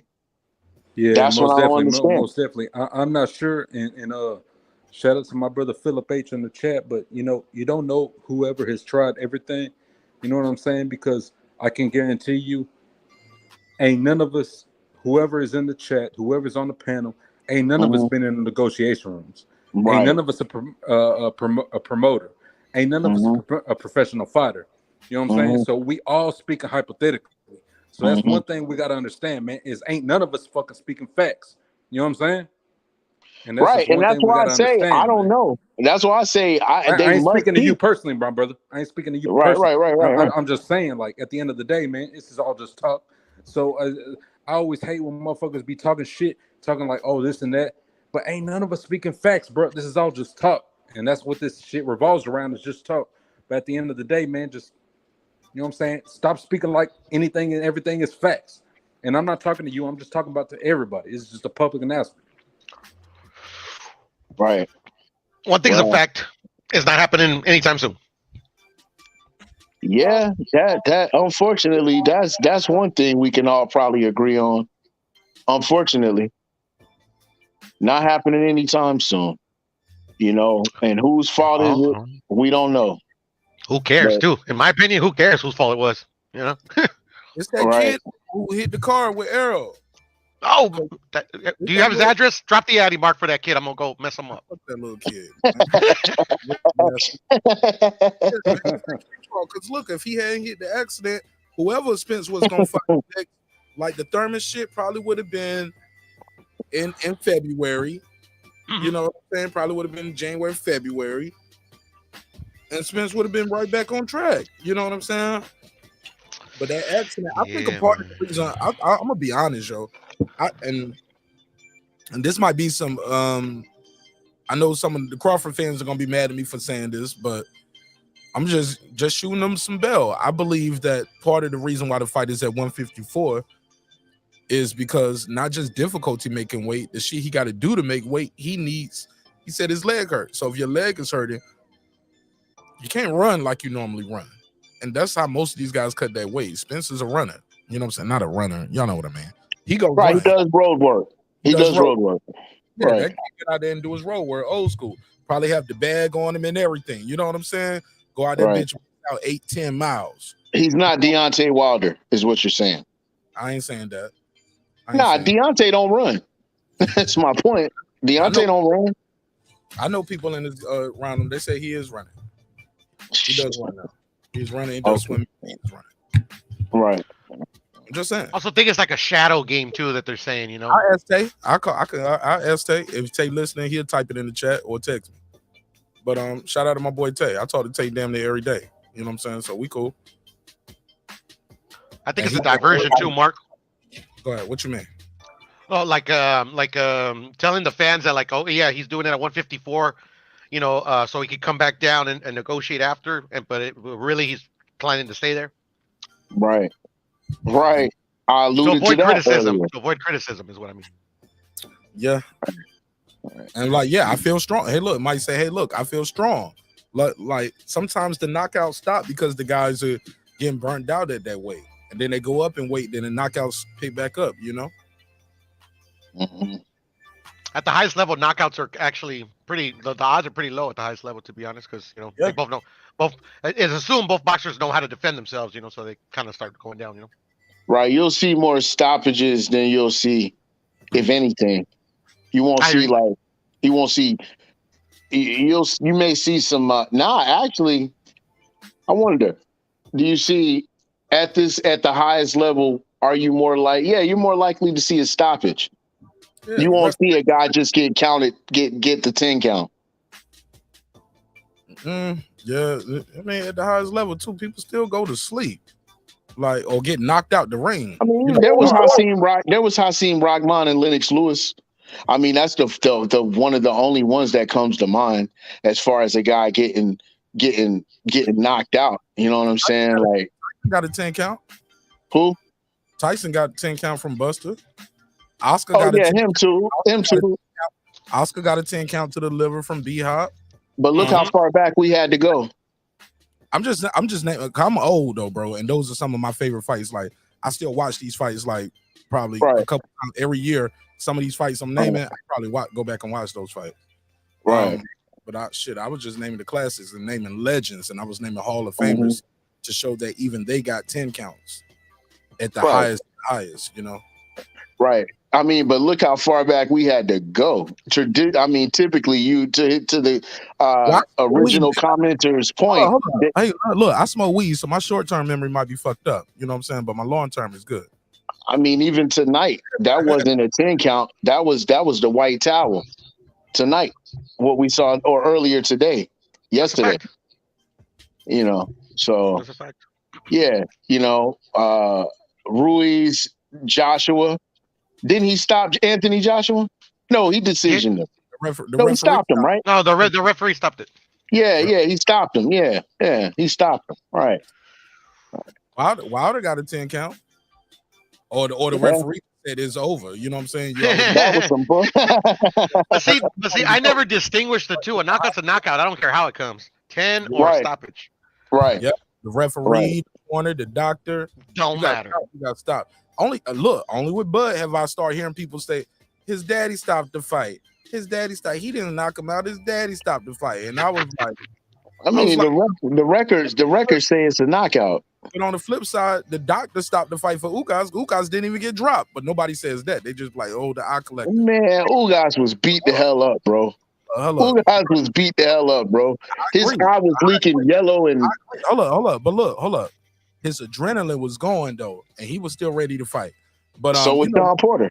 Let me hear my drop. Let me hear my drop. He said so was Sean Porter. Yeah. I mean, you know, when the guys get to certain levels, they believe they know what they're doing, and they don't necessarily take all the information. So, you know, this is where we at with it, and I had to make that decision. It's an easy decision for me. It's easy. Ooh, every time I see Sean looks down. Sean little boy, he looked down when his daddy said that, man. Hey, Mark, that audio didn't play, bro. He's a warrior, Mark. You're a warrior. You don't want to go out like that. Yeah, it played for everybody else, Rob G. I think his dad didn't want to see him get embarrassed. He's like, man, he about to make your ass look bad. No, bro. You know what Kenny said and what Sean said, it kind of makes sense because Sean was like, I wasn't doing everything my dad know. He was like, no, I'm good today. I did this. He was like, because I felt like at the highest level, I was leaving shit in the gym. I didn't want to leave it all in the gym, you know, save something for the ring. So his dad was like, Sean didn't train the way he normally trained, the way I wanted to train. But Sean was like, I lost. I mean, I'm paraphrasing. He was like, but I lost when I did it that way. You get what I'm saying? I left the gym, so I wanted to try. And so it kind of makes sense when Kenny says when guys get to a certain level, they think they know what they're doing. I was like, that, you know what I'm saying? It made sense because he was like, I never told my dad no before. Right. I told him no this time a couple times. He said we don't on the same page, but that doesn't mean because Sean Porter looked in tremendous shape. He was ready to fight. Some people look, he made weight. Oh, he was having success. Yes. Shout out to my boy, the boxing scholar. He said he had him winning the fight. He was winning the fight. Damn right, he was winning the fight. Yeah, that's a fact. Yeah. He was winning. We know he was winning the fight. That's why Errol shook his head, man, on the way out. Like, man, damn, bro, you took that man's shit like that. But he was about to get embarrassed, though. And I think that's what Kenny Porter didn't want. He's like, it's already likely that it's going to be your last fight anyway. He was about to be on that highlight reel beside David Beterbiev. I mean, Hell yeah. Uppercut and that left, and his body already falling before the left lands. And that, people remember that as the knockout, but that's not even the knockout. The knockout ended up happening on the ropes with seconds left in the final round. The referee just said, leave him alone. And Bud was fucking him up. But that highlight of that uppercut left hand and seeing his head, bro, Kenny didn't want that for his son. Exactly. Like he was in a blender. He was about to get chopped up for real. I don't question his intentions or his reasons. His reasons are his own. That's his son at the end of the day. But like Sean was like pissed that he stopped it. I mean, I wish he every fighter's pissed when the white towel come in. And if not, he's supposed to act like he's pissed. What he's supposed to act like he's supposed to act. Yeah, but then you have to know intention though. Like we can only go by what we see. Sean punched the canvas right then more than he punched Terence Crawford. It looked like that was frustration. Like I can't believe I'm down on the fucking floor again. Yeah, but he got up. He got up.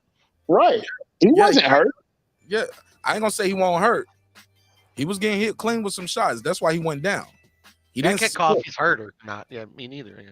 Yeah, I mean, he got caught. He got caught. Like he's got timed. I don't think it was a stunning shot. He caught him coming in, and Sean Porter make a lot of mistakes when he started getting hit.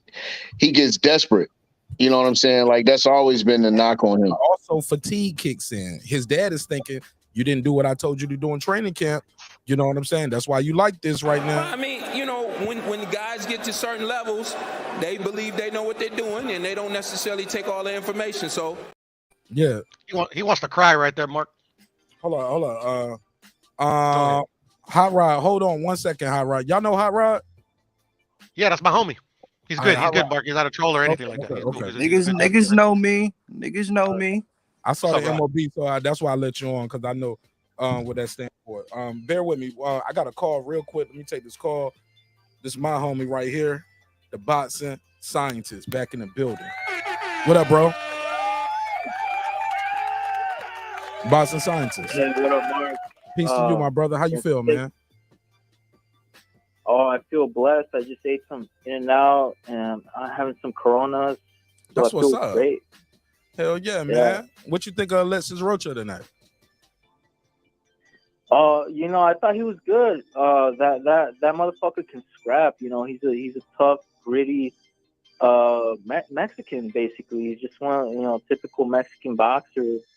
That he's gonna pressure you, and if you don't have the power to keep him off you, if you don't have the footwork, he's gonna cut that ring off, and he's gonna end you, basically. And he's a lefty, southpaw, so that throws people off.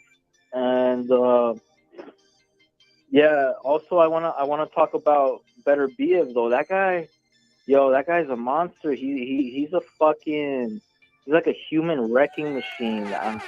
You know. Beast. Yeah, he got hurt tonight though. We saw him get hurt tonight though, right? We saw him get hit hard. Hold on, fam. Let the caller finish his call, and then we can go back to the panel. I'm gonna engage with the caller, but y'all try not to engage with the caller because then it's gonna go too long, and I ain't gonna be able to get Hot Rod in. I want Hot Rod to get his bars off. Go ahead, Boston Sanchez. My bad. I ain't trying to check nobody or nothing like that. I just want the caller to get his call off. And then once the caller leave, we're gonna talk about the caller behind their back. There we go. I'm fucking with you, Boston Scientist. Go ahead, get your bars off. Yeah, no, you gotta check the boxing scholars, man. No. Go ahead. I do. Nah, go ahead. But anyways, he's a human wrecking machine, and like, he fucking destroys everybody. This guy's got 100% knockout ratio, just like Virgil Ortiz, man. I don't see anyone stopping these guys anytime soon. He got hit, man, but like he can take it. That's a scary thing about him, is like he's taking these heavy punches, man. I think Bivol might be able to outpoint him, maybe, because he's got good footwork. He's the only one that I could see like beating him, and it'll just be by points. But man, that guy's scary. And as far as like Sean Porter and Bud Crawford, yeah, I had Sean Porter up as well on the scorecards, man. And I'm gonna say something that Bud fans are gonna hate me for, but I think Team Porter took a fucking dive in that fight, man. Okay. Yeah. And yeah, it's pretty much all I got. All right, salute. Shout out to the boxing science. Appreciate you, bro. Good call. All right, we got Hot Rod in the building. Hot Rod, what up? What's the deal, man? What's poppin'? That nigga Yard Yeah. is a punching bag. Oh no. This nigga Beterbiev popping the shit out of that nigga with that jab. Yeah. Fuck that right hand. He was fucking him up with that jab. Popping his ass 3 times in a row. Pop, pop, pop. Reset. Pop, pop, pop, pop. Man, it's gonna be a good fight though. The question is, can Bivol keep him off of him? Because if you can't, it's a wrap. Hell yeah. What's up, Boston Scholar? What's up, man? What's up, man? We got open. It's open. Got Texas Rob in the building, aka Rob G Films. But Mark, my question, not to cut you off, OG, but my thing is, I don't hear niggas complaining about niggas yard corner stopping the fight. I don't hear nobody complaining about that. I complain about it, Rod. I complain about it. And Yard got dropped. Same as Porter. Rob didn't know where the hell he was. I mean, Yard didn't look like he know where he was at. Yeah, he was back in kindergarten, and the teacher was asking him to stand up. That's the difference between him and Porter. Porter was conscious. I felt like, honestly, I ain't gonna lie, I was upset at that stoppage, but I mean, it is what it is. I mean, I can't change anything. I was more upset because I felt like Sean Porter, that was a tragic ending to his career. Like, I feel like he had earned the right to, like, you know what I mean, his dad to at least tell him, like, hey, if you keep taking this type of punishment, I'm gonna stop it, or, you know what I mean, just communicate with him. I feel like that was all ego driven. Like, I remember watching before the fight, they were interviewing Kenny Porter, and Kenny Porter was like, basically hinting that was some trouble in the training camp. He was like, yeah, I don't like him doing this analyst job, because now he's starting to say, well, see, what I see is when he's at a 45-degree angle, and he said he didn't like that. This is before the fight. And not to mention, they had brought Tank Davis in to spar with him to prepare for Bud, which is the stupidest shit I've ever heard of. Yeah. I want to say this, though. To your reply, Boxing Scholar, when was Kenny Porter supposed to tell him that? Because the round just started, and as soon as the round started, his son get dropped. Then he get dropped again. When does he get to tell him, hey, man, if you keep taking this punishment?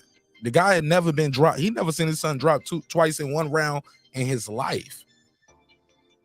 That'll just use discretion. I mean, I'm pretty sure he has seen his son like hurt a lot in sparring, maybe, perhaps, because, you know, some people are lax in sparring, maybe, the speculation.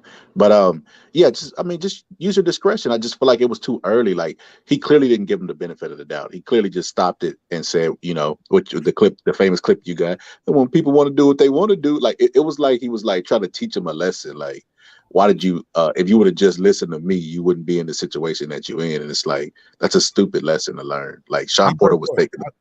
Andre Ward said, I didn't mean to cut you off. Go ahead. But Andre Ward said what you said almost verbatim. He said that was like some ego. He felt like that was ego, and like, I'm gonna let you know I'm still in charge. I believe who else said that? Derrick James said that as well. A couple people said they didn't like Kenny Porter's statement right there. Right after the fight, in his face, and it's like that was even a slap to the face. That's why he put his head down. I think it was more. Fuck it, let's play it again. Look, cause that's why I got that clip right there. It's for when somebody was like, Mark be checking people all the time. I don't mean to, but sometimes you got to remind people you're the host, and that's what I got that drop for. I mean, you know, when guys get to certain levels, they believe they know what they're doing, and they don't necessarily take all the information. So, you know, this is where we at with it. And I had to make that decision. It's an easy decision for me. It's easy. I'm going to be at his house tomorrow eating breakfast. Sean like, no, the hell you ain't.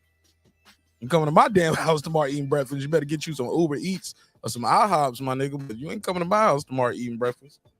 But I had made a collage of clips with Sean Porter during interviews, and how he talked about how when Errol Spence knocked him down, he was more hurt than the Bud knockdown, and he was basically saying that his dad was like Barry Sanders' dad. And I like when he drew that parallel, I was like, light bulb came. I'm like, he right, bro. Barry Sanders' dad, like, Barry Sanders arguably is one of the greatest, is the greatest running back of all time. His dad used to tell him how great Jim Brown was, and he could never mount to Jim Brown. Like, he would down him like his own dad. Like, even at Barry Sanders' Hall of Fame speech, he showed up to shit on Barry Sanders. Like, I don't understand. That's not a good display of love, in my opinion. Because Floyd Mayweather Sr. and his son have their battles or whatever, but I've never seen him disrespect Floyd publicly. Like, besides the fight, but like in the ring, I ain't never seen that shit. I agree with you, Scholar. Let me ask Hot Rod this question since he just got here.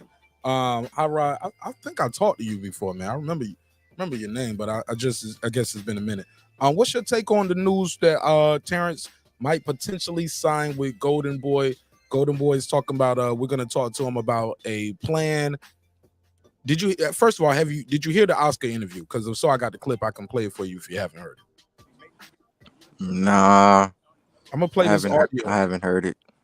Let you hear the audio of Oscar talking about signing Crawford. Let's hear this. Shut up, Siri. Here we go.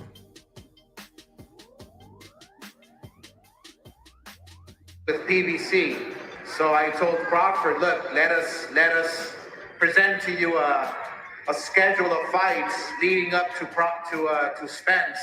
So I have all the confidence in the world that that Crawford versus Spence will happen. All right, well, before Crawford versus Spence can happen, Spence has got some business. He's going to fight Keith Thurman probably in the month of May. Crawford probably doesn't want to sit on the sidelines that long. The guy coming up next, Alexis Rocha, he is number 3 in the WBO rankings. And you hear this crowd here. They'd love to see Rocha go up against Terence Crawford. What's that fight discussed? We did discuss a Rocha fight. Rocha has a tough fight ahead of him right here tonight, but I think that that's a big possibility. Rocha now is number 3 in the world, and if he looks spectacular tonight, hey, why not? Rocha versus Crawford next. Who knows? All right. So what do you want to see out of Alexis Rocha? He's got a late replacement coming into this fight. So there we go. So that's one of the clips, right? What's your take on that, Hyrod? He said we're gonna sit down with him with a fight plan. He got another interview right here. Matter of fact, let me play this one. Can y'all hear the audio, or do I gotta share the screen? Yeah, can y'all hear that? No.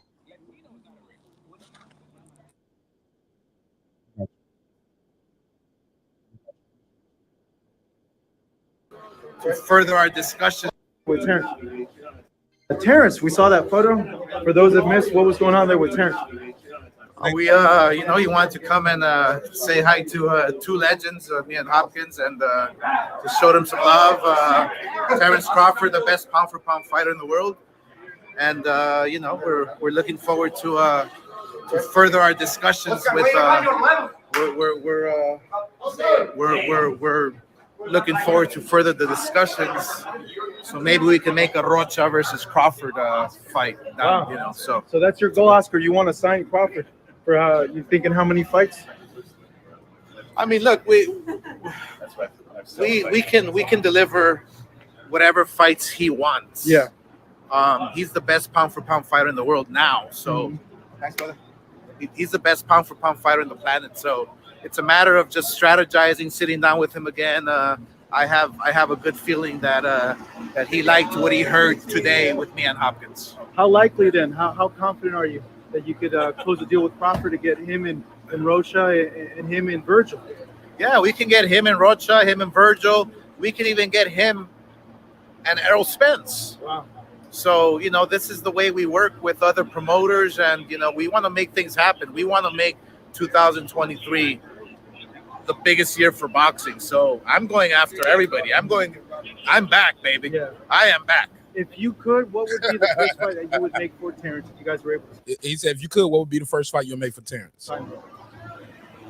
I wouldn't mind watching Terence with Rocha. Yeah. That's the fight. And then that's the fight. Because he got a mandatory coming up, and it's going to be Rocha. And we have Virgil. And then, hey, why not sit down with PBC and finally figure out Spence? What's your reaction to that, Rocha? All right. So that's what he said, Mob. What you I'm sorry, Hot Rod. What's your take on that? That shit gay as fuck. I'm not watching no motherfucking Alexis Rocha. And Piro know who the fuck I rock with. Niggas know, bro. Give me Virgil, my nigga. Fuck this Alexis Rocha, nigga, bro. Virgil tied up. This nigga, he can't fight. Nigga is on the level of Blair Cobb, bro. Hold up, but Hot Rod, bro. Virgil, No, no, dog. No, bro. This nigga worse than avanesyan, bro. No. Can I respond? No, bro. Right, because he just keeps saying, no, bro. And I saw him sparking that big ass blunt. Tony, give me Tony Harrison. Give me Ugas. Give me something else, bro. Not no Roach.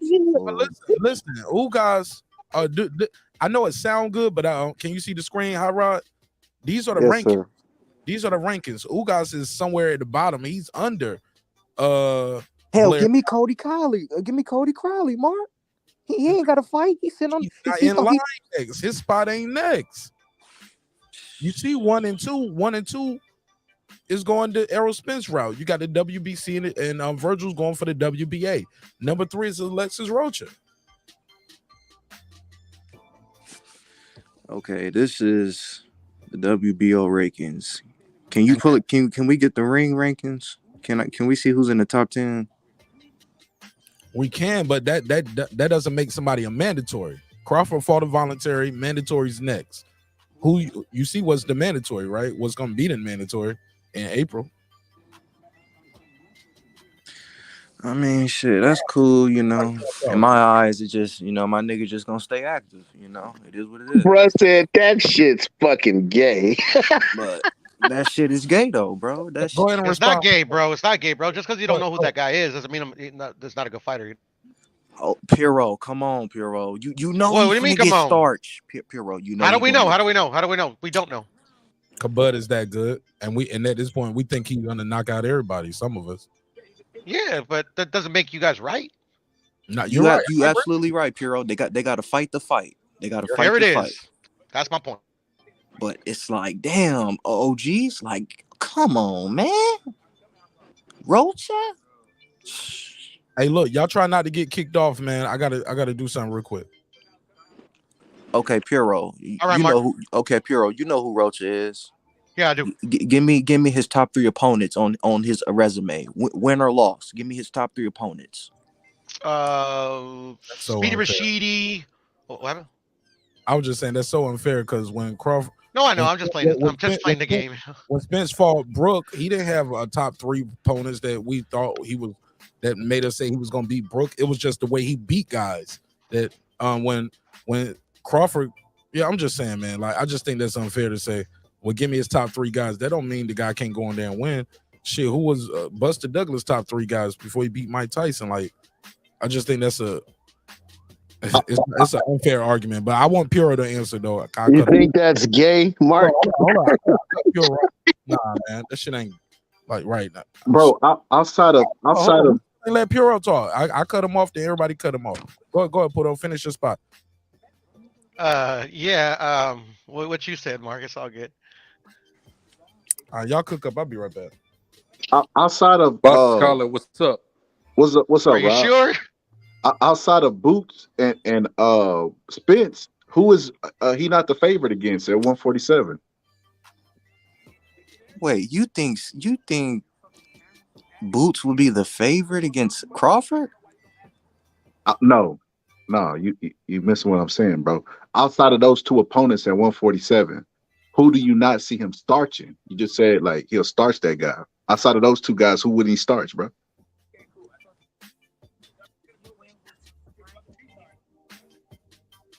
Crawford would. I think Crawford would starch everyone at 147. But that's the point. That's the point, bro. Like it's nobody. I think my fault, OG. But I think he would starch Charlo too. Nah, bro. You better stay away from Mel, bro. And I love Bud. Man, you hear this bullshit? Hey. What bullshit? What bullshit? Mel would beat the shit out of Crawford. Oh no, I thought you were saying that Bud Crawford would be okay. There we No. Yeah. Scholar said the other way around there. No, I'm saying it, and I love to see it. Prove me wrong, Charlo. Like I love Bud. Like he's my favorite fighter or one of them. I do not want to see him get in the ring with Mel, bro. At all. Leave Twin the fuck alone. I want to see him get in the ring with him. Hey, Boxer Scholar, this how you become an all-time great, right? This how you become a top 50 of all time, right? You gotta take the risk. Hey, No, he's already that. People already have him as that. Yeah, undisputed in two different weight classes would be enough for me. I do not want to see this motherfucker because I look at it at like the wrist is too big. Like if he go up there, bro, like and he get in there with Mel, and I didn't seen him like I didn't seen him get like touched. I know Mel got power, and then the size is gonna play a factor, and I don't think his career is gonna be the same if he loses that fight. He could win and still be fucked up. Okay, let me ask y'all this. Give me a name. Give me an opponent at 154 that can up his career. To all-time greatness. Shit. I didn't understand the question. I mean, he's trying to say who could he fight at 154 if not Mel Charlo that could, give him a, make it say like, yeah, he's the shit, and he moved up and beat this guy. Other than Anybody in Twin, the like, top 5? Anybody in the top 5? shit, like, there's that division is kind of dull a little bit right now. Yeah, but it's still an accomplishment because he's moving up in weight. He's like going out of his comfort zone. Yeah, I mean, he could knock a guy out, but I mean, who other than Tony, TJ Harrison, you know what I mean? That could be a good one, actually, because TJ is kind of chinny, he's kind of chinny, and he might be able to knock him out potentially. Yeah, I think if Bud does go to that division, he's gonna do what he always try to do and go for belts. And I just think that he might be biting off more than he could chew, fucking with me. Exactly. All right. Yeah, possibly, yeah, but I still would love to see it. All right, well, Piero, I'm gonna throw you this one. Scholar, I'm gonna throw you this one. I'm gonna keep saying it, man. Since Nick, hey, he already going over there to match room and shit. Hey, what's up with that Triple G? What's up with it? What's up with that Triple G Crawford? Hell nah, bro. Hell no, bro. You trying to get Bud killed, bro? God, Man, damn. Wait, OG Crawford can't box circles around Triple G? He can, but it just take one little connection, bro. Like shit. In a 12-round fight, bro, he gonna get hit. There's no way around fucking it. divisions when he just a year ago fully grew into welterweight, a year and 18 months, man, boy, you trying to get this man fucked up. Nah, man, he won't get fucked up. He's good. Hey, how right? You know what that remind me of, bro? I remember watching a interview one time with Sugar Ray Leonard, and Sugar Ray Leonard had moved up to like heavyweight. Shit, that wasn't his natural weight, but he had the power and the skills, right? And I remember Donnie Lalonde said like he was offended that Sugar Ray thought he was gonna be like an easy touch up, bro. Like you great. But nigga, I'm a natural light heavyweight, bro. Like, why you come up here fucking with me? And we see he beat the shit out of Donnie Lalonde, though. Hey, but he struggled though, bro. Donnie Lalonde had him down twice, bro. Like that's how much weight means. If they was naturally the same weight, Sugar Ray would have blew him out the water, bro. Right. But he won, right? Yeah, I hear you. Beat the shit out of him. Hey, but Donnie Lalonde, Mel is better than Donnie Lalonde, bro, and Bud is lighter than Ray Leonard. Wait, he has to prove it. Wait, OG, you saying Sugar Ray went from 147 to 175? Absolutely, that's what we're saying. Yeah. What the fuck? You ain't know that? And he won? Man, that man won. Yeah, man. That's why the Sugar Man is, yeah, man. Is it that surprising? It's not surprising to me. That's a big thing, Puro. I know it is, but it's been Puro, done before. I'm just thinking about the weight, like. Nigga, shit, Durant started at lightweight and did it. 175? Yeah, exactly. Roberto Durant started at lightweight, bro, and went all the way up to 175. That would be like Tank fighting Beterbiev, or you know what I mean? We have a fighter that did it, active today, so it could be done.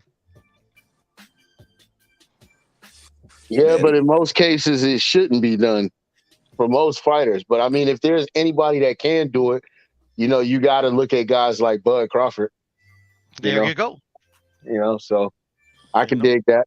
I'm man, with that. Don't forget my nigga New Way, man. The little divisions, man. I got Cool Boy. I'm sorry, I got Cool Boy. Yeah, I can't wait to see it, man. A New Way. It's a tough one. Yeah, I know who's gonna win, man, but it's gonna be a good fight though, for sure. Hell yeah! Too bad that motherfucker's in Japan. I'll be in that bitch too. Ooh, that shit. They don't sell airline tickets. Man, bro, I ain't got enough PTO for that shit. I feel you. Yeah, man. That's that international shit, man. They have credit cards. They got credit cards, bro. Come on. Man, I ain't say money. That ain't the issue, man. Nobody got time. That's gonna be a huge fight in Japan, man. You're gonna be staying in a hostel, man. Nah, I'm good on that, bro. I did hostel. I'm 45. I did hosteling, man, when I was traveling in my early 20s and shit. But yeah, if that shit was kind of fun though. That shit was kind of fun though. Oh, Yeah, for real. hostels are fun when you're young. Hell yeah, Hosteling was fun. That shit was fun. Boy, I got hella pussy out that motherfucker. yeah. That's why it's fun. That's why it's fun, man. Hell yeah, bro. Hell yeah. Yeah, I fucked the Korean bitch. Ooh. Yes. Fuck the Korean bitch in the hostel, man. Yeah, a hostel in DC while you bullshit. I was at a hostel in Washington, DC. True story, my nigga. For real.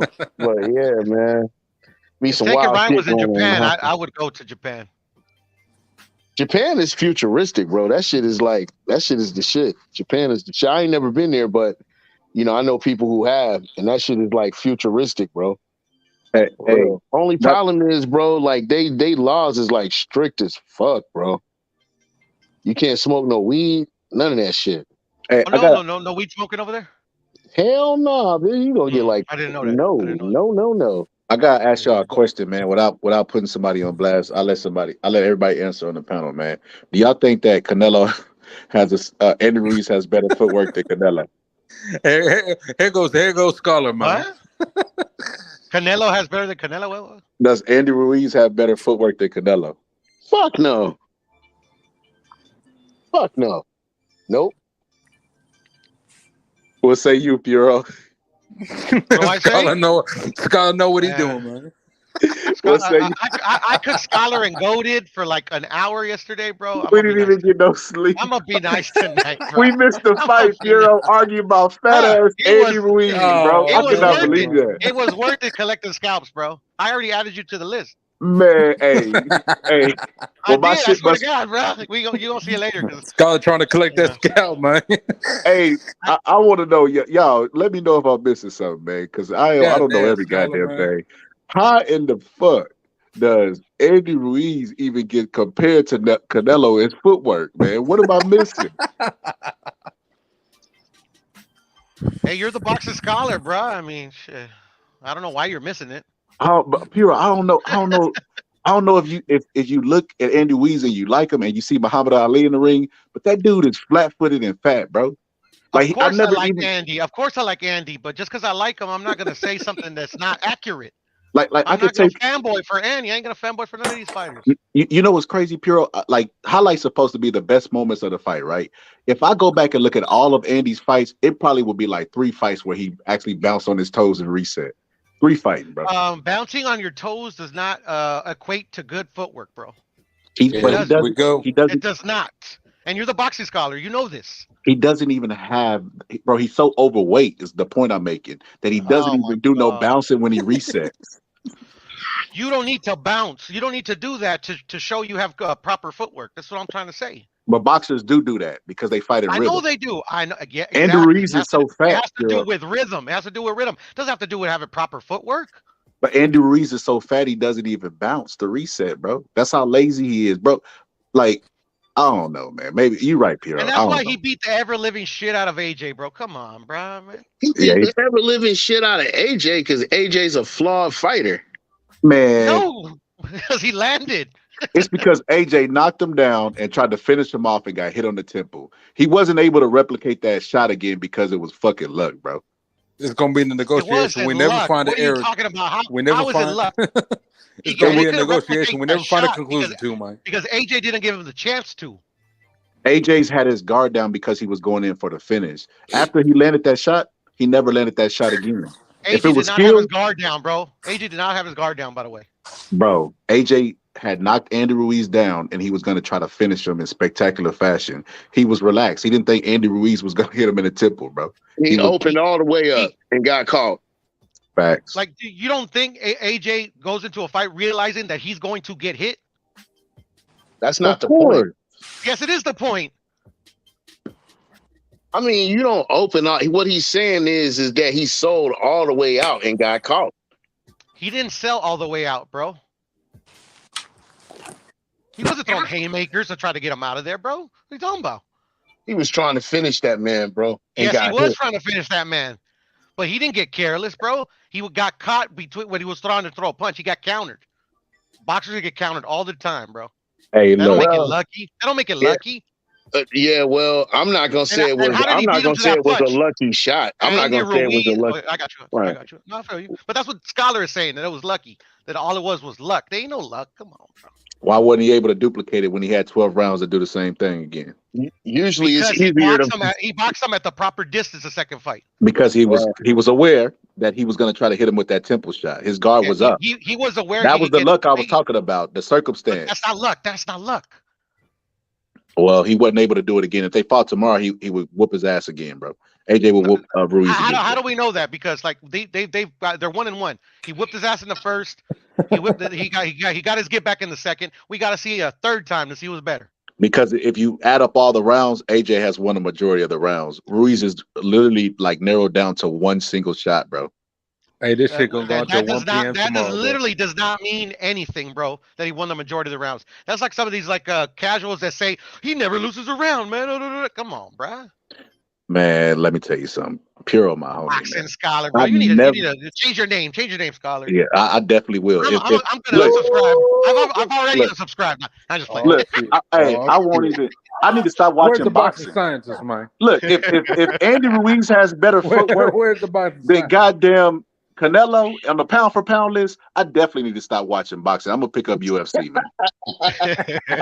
This is just a continuation of yesterday, though. But it's fun. It's The fun. UFC scientist, the UFC scholar, man. Scholar knows this shit. We just disagree. No, I'm just fucking with Hey, you. when Puro first told me that, man, I thought he was trolling me. I was like, yeah. I wasn't. Man, he was dead ass, bro. I've never heard anybody say that. As a matter of fact, Canelo gonna see Puro and put a booger on him, bro. He gonna be like, nigga, what you say? Hell. He gonna spit on him or something disrespectful. Like, you said Andy man. Ruiz, what?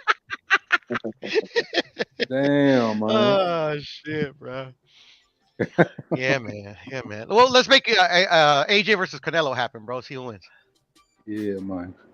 I mean, not AJ. You know what I meant. Andy Ruiz. Yeah. Man, Andy Ruiz get his ass beat again, bro.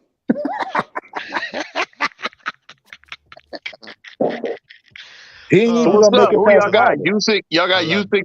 Y'all got Usyk versus Fury? I do. Nah, I got Fury. Yeah, I got Fury, bro. I got Fury. I got Usyk beating Fury. It's gonna be a tough fight to score. It's gonna be two people like two people using their brains in the I think ring. he's going. I think he's going to come. I think Usyk is going to command the gap. He's going to wave his, that magnificent, awesome waving that he does with his torso, and he's going to find a way to get in. And that's what I see happening. But we'll see. Hold on. Hey, Scholar, bro. What's up, bro? You say you got Usyk beating Fury? Yeah, I think he might edge it out. Okay. Yep. And I think it's because he'll be able to command the gap. Yeah, because I respect your opinion. I think you're very knowledgeable, so that's why I want to ask, man. It's gonna be a hard fight to score because they both gonna be in that like a chess match, like trying to outthink each other. So I think it's gonna be a lot of swing rounds in there. But I just think Usyk might do enough. I think he might land the more clean shots than Fury. But it's gonna be a good fight. I think Fury has showed vulnerabilities at times to little guys who are speedy, like Cunningham and the Otto Wallens, who's a southpaw. You got to throw that in there. So I think he's gonna give Fury trouble. Fury might pull it out, but I mean, it's yet to be seen. Most definitely. See, I disagree, bro. I think Fury gonna beat the ass, man. But we shall see. He might. Yeah. Hey, I tell you this: if the fight happens and it's anywhere overseas and it's anywhere close, Usyk is gonna take that fight, bro. For what's going on in the Ukraine. Now he's gonna take a Scholar because that's where he's gonna get his money. Is overseas. We'll see. In my opinion, I think that's just how they've been doing it lately. I think the political climate will play a factor, is what I'm saying. The fight with AJ, he brought the flag, he draped the flag over himself, he streamed the fight for free in his country that was at war. There was no way that AJ was gonna win that fight, bro. Less than a knockout. So what's up, Timmy versus Tony? Who you got? Tony Harrison unanimous. Oh man. Yeah, man. I don't know, man. This guy, man. You know, you can clip Tony Harrison. I mean, he boxes beautifully, man. He really does. You know, but damn, you know what I'm saying? When he get hit, bro, you know, I don't know. We'll see. Tim Tszyu can punch, man. That motherfucker can punch. He can punch. Tim, Scholar. Yeah. Yo, Scholar, break that down because like that's an interesting matchup. What do you think? I think Tim was an underdog versus Mel, and like Mel, arguably besides the power, James Toney was outboxing him. So what do you think he's gonna do to Tim? Like he's gonna box circles around Tim, bro. Like it just depends. Huh? Tony Harrison. I think you said James Toney, but go ahead. Did I say James Toney? 100%. Yeah, I heard Tony as well. Oh, Harrison is what I meant. Hey, bro. Gotcha. Yeah, I think his only shot is to knock Harrison out, and I just like the only sliver of hope I give him is that we don't know where Harrison is at this point in his career mentally. Like I know he's training a bum gunner, and you know he's distracted by them bums, but I don't know, bro. I think that Tim's definitely gonna lose this fight. Did you watch him against Sergio Garcia? No, even with that's without film study. That's just me based off of like just two boxers. So when TJ wins, what do you see in the trilogy versus Mel? Harrison versus Charlo 3. What happens? Tony Harrison versus Charlo 3. Yeah. I think Mel wins again, bro. I think Mel. Knockout. Yeah, I think he's gonna knock him out again. Yeah, I think Tony Harrison's a good boxer, but Mel got his number. He didn't have his number the first fight. He didn't catch him. He figured him out. Man, listen. I had Quinn winning that first fight, bro. That second fight, I thought Harrison started playing around. He started trying to. He got into those 50-50 exchanges instead of like. And when he first got clipped, he tried to hook with the hooker. You can't do that. We all been watching boxing long enough. Most of us about the same age. That's some shit we saw growing up as a kid. Hearing Emmanuel Stewart and George Foreman do the commentary, and like they were like, "Oh, don't go in there hooking with the hooker." And that's what Tony Harrison did. He started believing his own height. You know, oh man, I'm beating this boy up. This boy can't hurt me. I'm touching him up. I'm piecing him up. I'm boxing beautifully. He was stunting on him, playing around, playing to the crowd, and that 50-50 exchange right there, he could have blocked and ducked.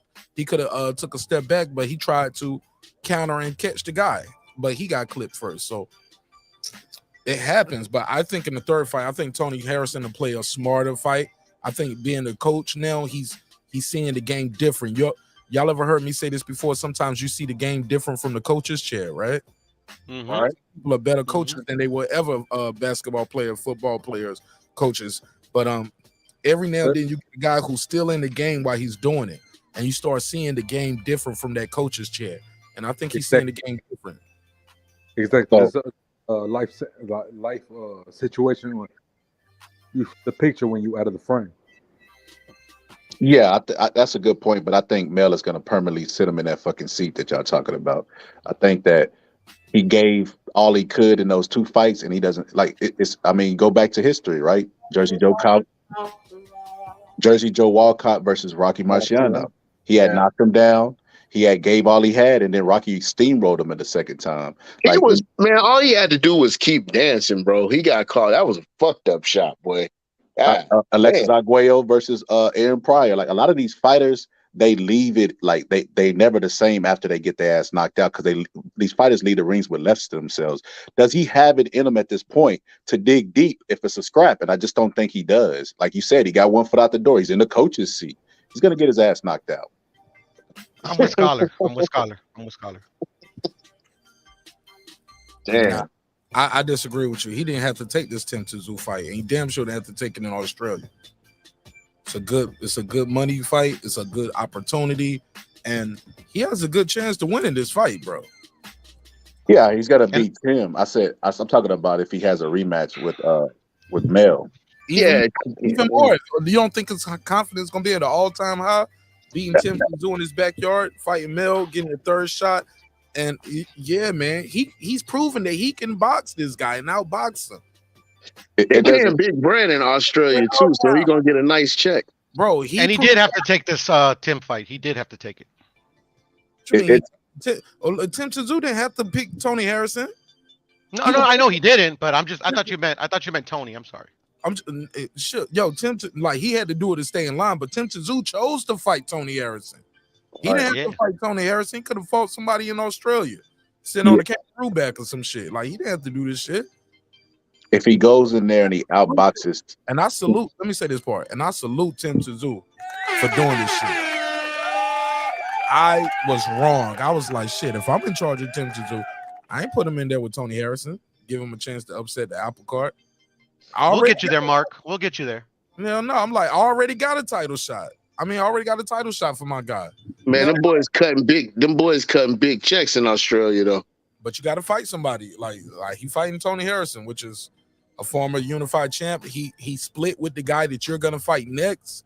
Hell yeah! Like the triangle theory is beautiful. So do you really? Come on, man. I know it was really close, but you don't think that I ain't gonna say robbed, but I think Twin won that first fight. I think he edged that out. You know what I'm saying? I ain't too mad at the decision giving it to Tony Harrison, but when I watched it in real time, I was at a party. I was at a Christmas party with my wife, and she was mad because I was like one of those dads you see on TV. I'm at a Christmas party, for my wife's company, and I was supposed to be there mingling with her, her people and all of that shit. And I'm sitting there with you on the phone watching this shit. Yeah, nigga, I'm the old nigga with the Bluetooth in my ear at the party with a Bluetooth in.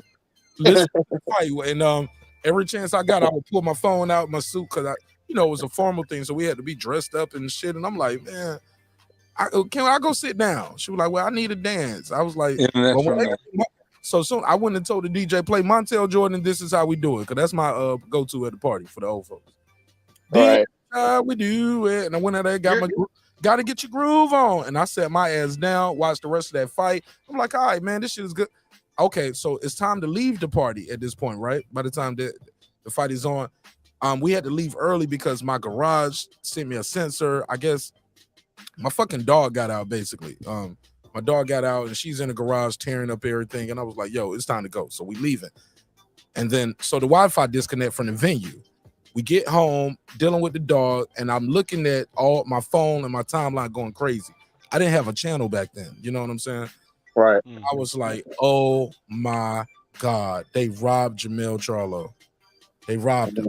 But then I rewatched the fight like 2 or 3 times since then. I was like, I can see why they might have gave him that round. He snapped your head back. He snapping you back with a jab. He making you miss. You talking shit like, yeah, so what? That didn't hurt, bitch. And you just walking toward it, still getting popped. Like, yeah, that it looked good. It don't look like he's working and beating you up, but he's winning rounds, man. He's winning rounds after round. It's only a 3-minute round. You land a good combination the last 30 seconds or a 20-second spurt, yeah, it looked good, but that guy won the rest of that round, man. 1 minute and 40 seconds of that round. So I can see how Tony Harrison got it, but in real time, I thought Jermell got robbed too. See, what you gotta do, Mark, hey, Mark, what you gotta do is you gotta change that. This is how we do it. You gotta change it to Return of the Mac versus Mac Morrison. That ain't my shit. Mark Morrison, yeah. Yeah, you gotta change I that. salute shit. you, bro. That was very sneaky what you did, though. That ain't my shit, man. I don't think his wife gonna like that shit either, though. Why? I mean, you sit up there jamming Return of the Mac. I don't know. She would be feeling that shit. But what? This Is How We Do It got that damn Slick Rick children's story beat. That's why I fuck with it too. Understand me? What I was gonna say is, man, one factor that I like about the little big brother, Mel, is that he makes good out of the ring adjustments. Like shit, he had that what Mark saw 2 different fights. You know, he went back and rewatched it, which I think he should have stuck with his first instinct. That's normally the right one. But yeah, he after that he went back, knocked his ass out. Was Cassiano. That was a tough fight. Everybody was saying it was controversial. What'd he do? Went back in there, knocked his ass out. If he gets back in there with Harrison again, what you think is gonna happen? Knock him the fuck out. Exactly. And it wasn't controversial either. by the way. All right. What wasn't controversial? The first Castano fight. It wasn't? Hell no, it was a draw. No, I know some people that had some beef over that. I know some YouTube crews that start breaking up over that because some people were saying Castano won, some people were saying Jamel won. So yeah, it was some controversy out here. Thank you for making my point though, Mark, because YouTubers don't know shit. No. So who's the audience was split, and some people got 40,000, 50,000 subscribers. Their audience split. That don't mean shit. You know, I don't got the fancy drops, Mark, but I would cue Uncle Roger right now. Let me just say it one more time. People, it wasn't unanimous where people were saying Castano won or Charlo won. That was definitely controversy there, Piero. There was no controversy, bro. That was a clear draw, bro. Like you. Uncle Roger would say, draws are unclear. That's why they are draws. What's a clear draw, Budo? Yeah, draw by design means unclear. It was a clear draw. Yeah, bro. There was no win. There was no clear winner in that fight. Piero, by definition, a tie. Called a draw. Yeah, a tie in boxing by definition is a draw. I mean, it's controversial. There you go. There ain't no controversy, bro. It is controversy by definition. That means because somebody think that guy that won. means one. That means half thought he won, the other half thought he won. That's unclear. And the third person said Boxing Scholar thinks that Wilder shouldn't fight Andy because it's like no way Andy can beat him, bro. I mean, people say there a is lot no of way things. Andy can fucking beat him. Jesus. He shot the goalpost with that one. AJ, and then what happened? AJ got fucking beat the shit out of him, and then he was a new champ. Like, there's no absolutes in life, bro. Come on. Damn, Piero, you blew the goalpost up with that shit. Because he got some smoke for you, nigga. He been holding that shit. Hey, he's still mad about it. Man, fuck that for that. What the fuck going on, man? Free Smoke straight, in that bit, man. It's fun, though. You know, I like cooking people. Hey, y'all. So who? Go ahead. Free smoke, man. Real shit, man. Man, let's not get on the Andy. We can get on Andy. We can pick the Andy up shit after we finish this, man. So y'all tell me this. Y'all tell me this. Who is gonna be the biggest name that Shakur will get in the next year? Let me go to the rankings. I missed the question. What do you say? Who's the biggest name that Shakur Stevenson will get this year? In the next, this year in 23. And he's at 135, right? So yeah, I mean, he's where he need to be. Where is he ranked? Where is he ranked at? Is he ranked in all sanctioning bodies? Let me see. Go to WB. Let's start with the WBO. Let's see where he ranked over there. Who's willing to fight him is the thing. Like, I don't know. That's what I'm getting at, brother. Jojo Diaz. I think motherfucker don't want to. You need more people. Maybe Cambosis. That would be a pretty decent fight. Oh, Cambosis. There you go. Cambosis. That's it. Okay, I did say big name. Former undisputed. I mean, he said not undisputed. Big in Australia. Hey, look, but let me ask you this: if you are George Cambosis' handlers, and I've been wrong, Poto, because I was wrong with the Tim Tszyu. If you are George Cambosis' handlers, do you put him in there after getting thoroughly outboxed by Devin Haney twice? Damn right, we cashing out. Let me speak. Let me say this. Do you put him into somewhere with somebody with that same style? And then your guy is potentially going to have 3 back-to-back losses. I don't think you put him in there with a Shakur right away. They don't even. Okay, so I'm looking right here. Let me share my screen. I don't think that's smart business for a guy coming off of 2 losses. You know, put him in there with a guy who's just as elusive as Devin Haney, but he also has pop to stop you. So Shakur Stevenson, as y'all can see in the lightweight division, y'all see the screen? Yes. All right. Let me blow the screen up. Boom. Devin is at the top. Katie Taylor, number 2. Shout out to the ladies. Vasil Lomachenko's number 1. Shakur is number 2. Williams Zepeda, Isaac Cruz. Shit, I would love to see him fight Isaac Cruz, but Isaac Cruz said no smoke, huh? He said he don't want to fight Shakur. He know what time it is. You know what time it is. I disagree on all that shit. And look, and Cambosis is down here, number 13. Like, why would you? Nah, we ain't doing that. Yeah, JoJo, man. It's JoJo. Okay, let's go to another rankings because right now JoJo ain't even ranked at 135. It ain't Yeah, no it fight for doesn't this matter. It man. doesn't matter. It doesn't matter about the rankings. Hey, what weight is Young Africa at? What you mean rankings don't matter? Rankings is how you get. Well, he's already a number 2, so why Rankings does he matter need? rankings matter because if he was fighting a number 88 motherfucker, y'all would be talking shit about it. No, So I mean, I don't think he should be number 2 to begin with, but I mean, like, at the end of the day, he already is number 2, so he doesn't need to fight a ranked fighter. Well, he's already at the top. Lomachenko. Man, Lomachenko got Devin Haney problems. All right, so let's go to the WBC. Let's do. I love playing the rankings game. He might get Lomachenko though after Devin Haney get finished with him. He might get him. What? No, listen, man. That's nobody's gonna put somebody who just let's say, especially if you lost. Why would you put the guy in there who lost to Devin Haney in there with Shakur when both of those guys they have very similar styles, except the one guy is stopping shit. But he can jab and move all night like Devin Haney if he wants to. So if you can't deal with Devin, what you think you about to do with Shakur or vice versa? I don't Because think he Loma hasn't beat cares. anybody at 135, so they have to put him in there or somebody. Loma lost like his second fight and then went right back into a tough fight. But like, I don't think Loma cares. I don't think he's the typical traditional fighter. I think he will have tough fight after tough fight. After he lost to T.O. shit, he came back and fought the other guy and struggled with him, bro. He fought what? He beat the two guys T.O. beat and came back to the title shot. He beat Nakatani and the boy he knocked him out, Comey. Yeah. Yeah, like. But that was after surgery. That was after surgery. I'm just saying the two guys he beat, the guy who beat you already beat their ass, and then you back for the title shot. I'm just saying, it happened. That doesn't matter. The wins don't matter. Yeah, it matters to me. Yeah. I know it matters to me too, but it doesn't matter to certain people. Yo, shout out to the WBC. Beautiful website compared to the WBO. Look at this. Look at this beautiful picture at the top with the got your green over here, the stats, birthday. Okay. WBO, y'all got to step y'all shit up. Look at the WBC. All right. So, boom. Let's see what Shakur over here. Shakur is number 3 over here. So, this is why the WBC was saying 2 versus 3. Let's go. But Isaac Cruz said no. How about Williams Zepeda? How y'all feel about that? That's a big enough. That's a big name. It's not feasible. It's not feasible. What about Jermaine Ortiz? He just lost to Loma. Yep, that'll work. That could happen. Frank Martin. They're not going to do that. BBC. Man, that'd be a good fight.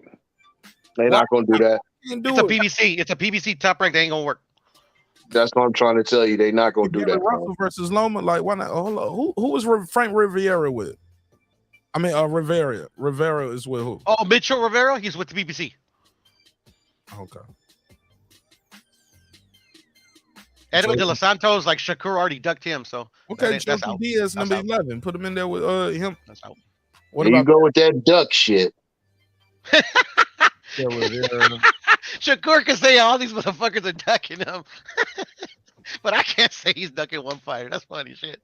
Who y'all want to see him up here? Damn, Kid Galahad is 21. Oh yeah, he must. I think he lost. The fighters I want to see him in, they're not gonna put him in there with. So JoJo's the only one who gonna do it. Y'all think? I think so. Yeah, I think so. Number 11. They're gonna have to wait till Devin Haney clear it, man. He just gotta wait. It's a traffic jam. Nah, he got to fight this year though. Like he got to fight. Well, now I'm talking about till he get all that hardware though. You know, and I don't even know. Huh? I'm sorry. Devin got all the hardware. Devin already got all the hardware. But that's what I'm saying. When he gonna release that shit, and then Shakur can go get it. That's if he wins against Vasily Lomachenko. Come on with that shit, man. Okay. Come I on, ain't gonna that argue. bullshit, man. I already argued this with a scholar, like shit. They dragging that shit to give Shakur to give Loma advantage, in my opinion. Cause the damn undisputed champ said I want to fight in March. We should be fighting in March. You just fought. You know what I'm saying? Why you can't fight in March? Or maybe he shouldn't fight him if he feels that Nah, pushed away or something. It's part of the deal. It's part of the deal. Then he's gonna fight him when they say. Unfortunately. That's why I think they was out here campaigning, trying to build public pressure up. But like Michael Williams Sr. told me, he said, "Man, that shit don't do nothing. Y'all fans don't run shit. This they business. This they company. You gonna buy the fight or you not? But they gonna put on what they fucking want to do. And they're competing with Errol and Keith. You know. Errol and who? And Keith. Who competing with Errol and Keith? Devin and Loma. For what month? May? Yeah, it's May 20th. It's gotta be already May. announced. Signed, sealed, delivered. Who? Errol and Keith signed, sealed, delivered for May 20th? No, Devin and Loma. Devin and Loma signed, sealed, delivered. I heard Keith and Spence probably gonna be May 6th or May 20th. They're gonna compete with Canelo. Where do you think that's gonna be? You think that's just who is Canelo fighting on May 6th? More than likely John Ryder. Whatchamacallit? I don't know if Canelo's coming back on May 6th. I heard he was taking his vacation. He's already in the gym. Mark already posted himself in training camp. Oh, so he's training? Okay. Yeah, I seen a video of Andy Ruiz giving him some foot corner. No, I seen him working. I'm talking boxing. You trolling. I seen him working out. You doing a bad job of trolling, Marcus. Hold on. Hey, Puto, I seen him working out. I seen pictures and video of him in the gym, but I ain't seen him in training camp. We don't know that's training camp. They don't do training camps in their gyms? Know what I'm saying? But camp is different from, hey, shit, Crawford. We see Crawford in the gym year round. He ain't in camp year round. All right. Well, but Canelo is in camp year round though. That's the thing. That's the difference. No, he's not. Nah, man, Yes, camp he's is always in the gym, bro. Out of here, man. Camp. He is always in the gym, bro. camp is all boxing. Everybody knew that. Camp, bro. Man, camp is I'm not going to play golf on my day off. Come on, bro. Camp is I'm work. Camp is They all have R&R, bro. They all have R&R. You don't do no fucking R&R in camp. Is you crazy? Yeah, they do. What are you talking about? Yeah, they do. Bro, you get your day off, but you're not going to Dave and Buster's while you in fucking camp. Yeah, Did I say he was going to Dave and Buster's? You said golf. And I mean, I'm saying camp is his body ain't gonna want to do golf on his day off. His body is gonna want to sit with your daughter, read some books, sit in the tub, just relax. No, Canelo already said that golf is his what relaxes him, on his days off. Okay. Right, but in camp, but I'm saying camp is camp, bro. Camp is different, bro. Is camp. Your trainer gonna tell you on your off days and don't be out there swinging, hitting a golf ball. You know what I'm saying? Different. Yeah, you need to let your body heal and relax. Yeah. Have you guys played golf? Golf is strenuous on your body. It's strenuous on your mind. You fuck up your back, man. Please, but a golf swing is the most unnatural. Golf, bro, you know you don't put all your fucking power into it. It's all about form. I do it's long about range. form. And I'm talking about long range. Yeah, okay, put up. Bro, golf the is. thing is, what are we discussing here? Literally, if he plays golf on one of his days off when he's in camp, that don't mean shit. What are we talking about here? So I remember when Water got his hand injured. Dealing with 10 Coronas on this motherfucker. That's what we dealing with, Puto. You and your man, like Canelo's different. Canelo's doesn't have to ever get ready because he stays ready.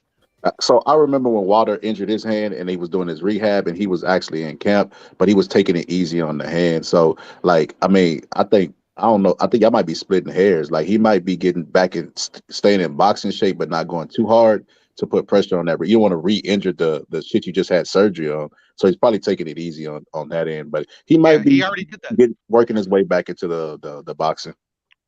Yeah, no, he already did that. He already did that. Camp is very specific. That's the difference. That's the phrase I'm looking for.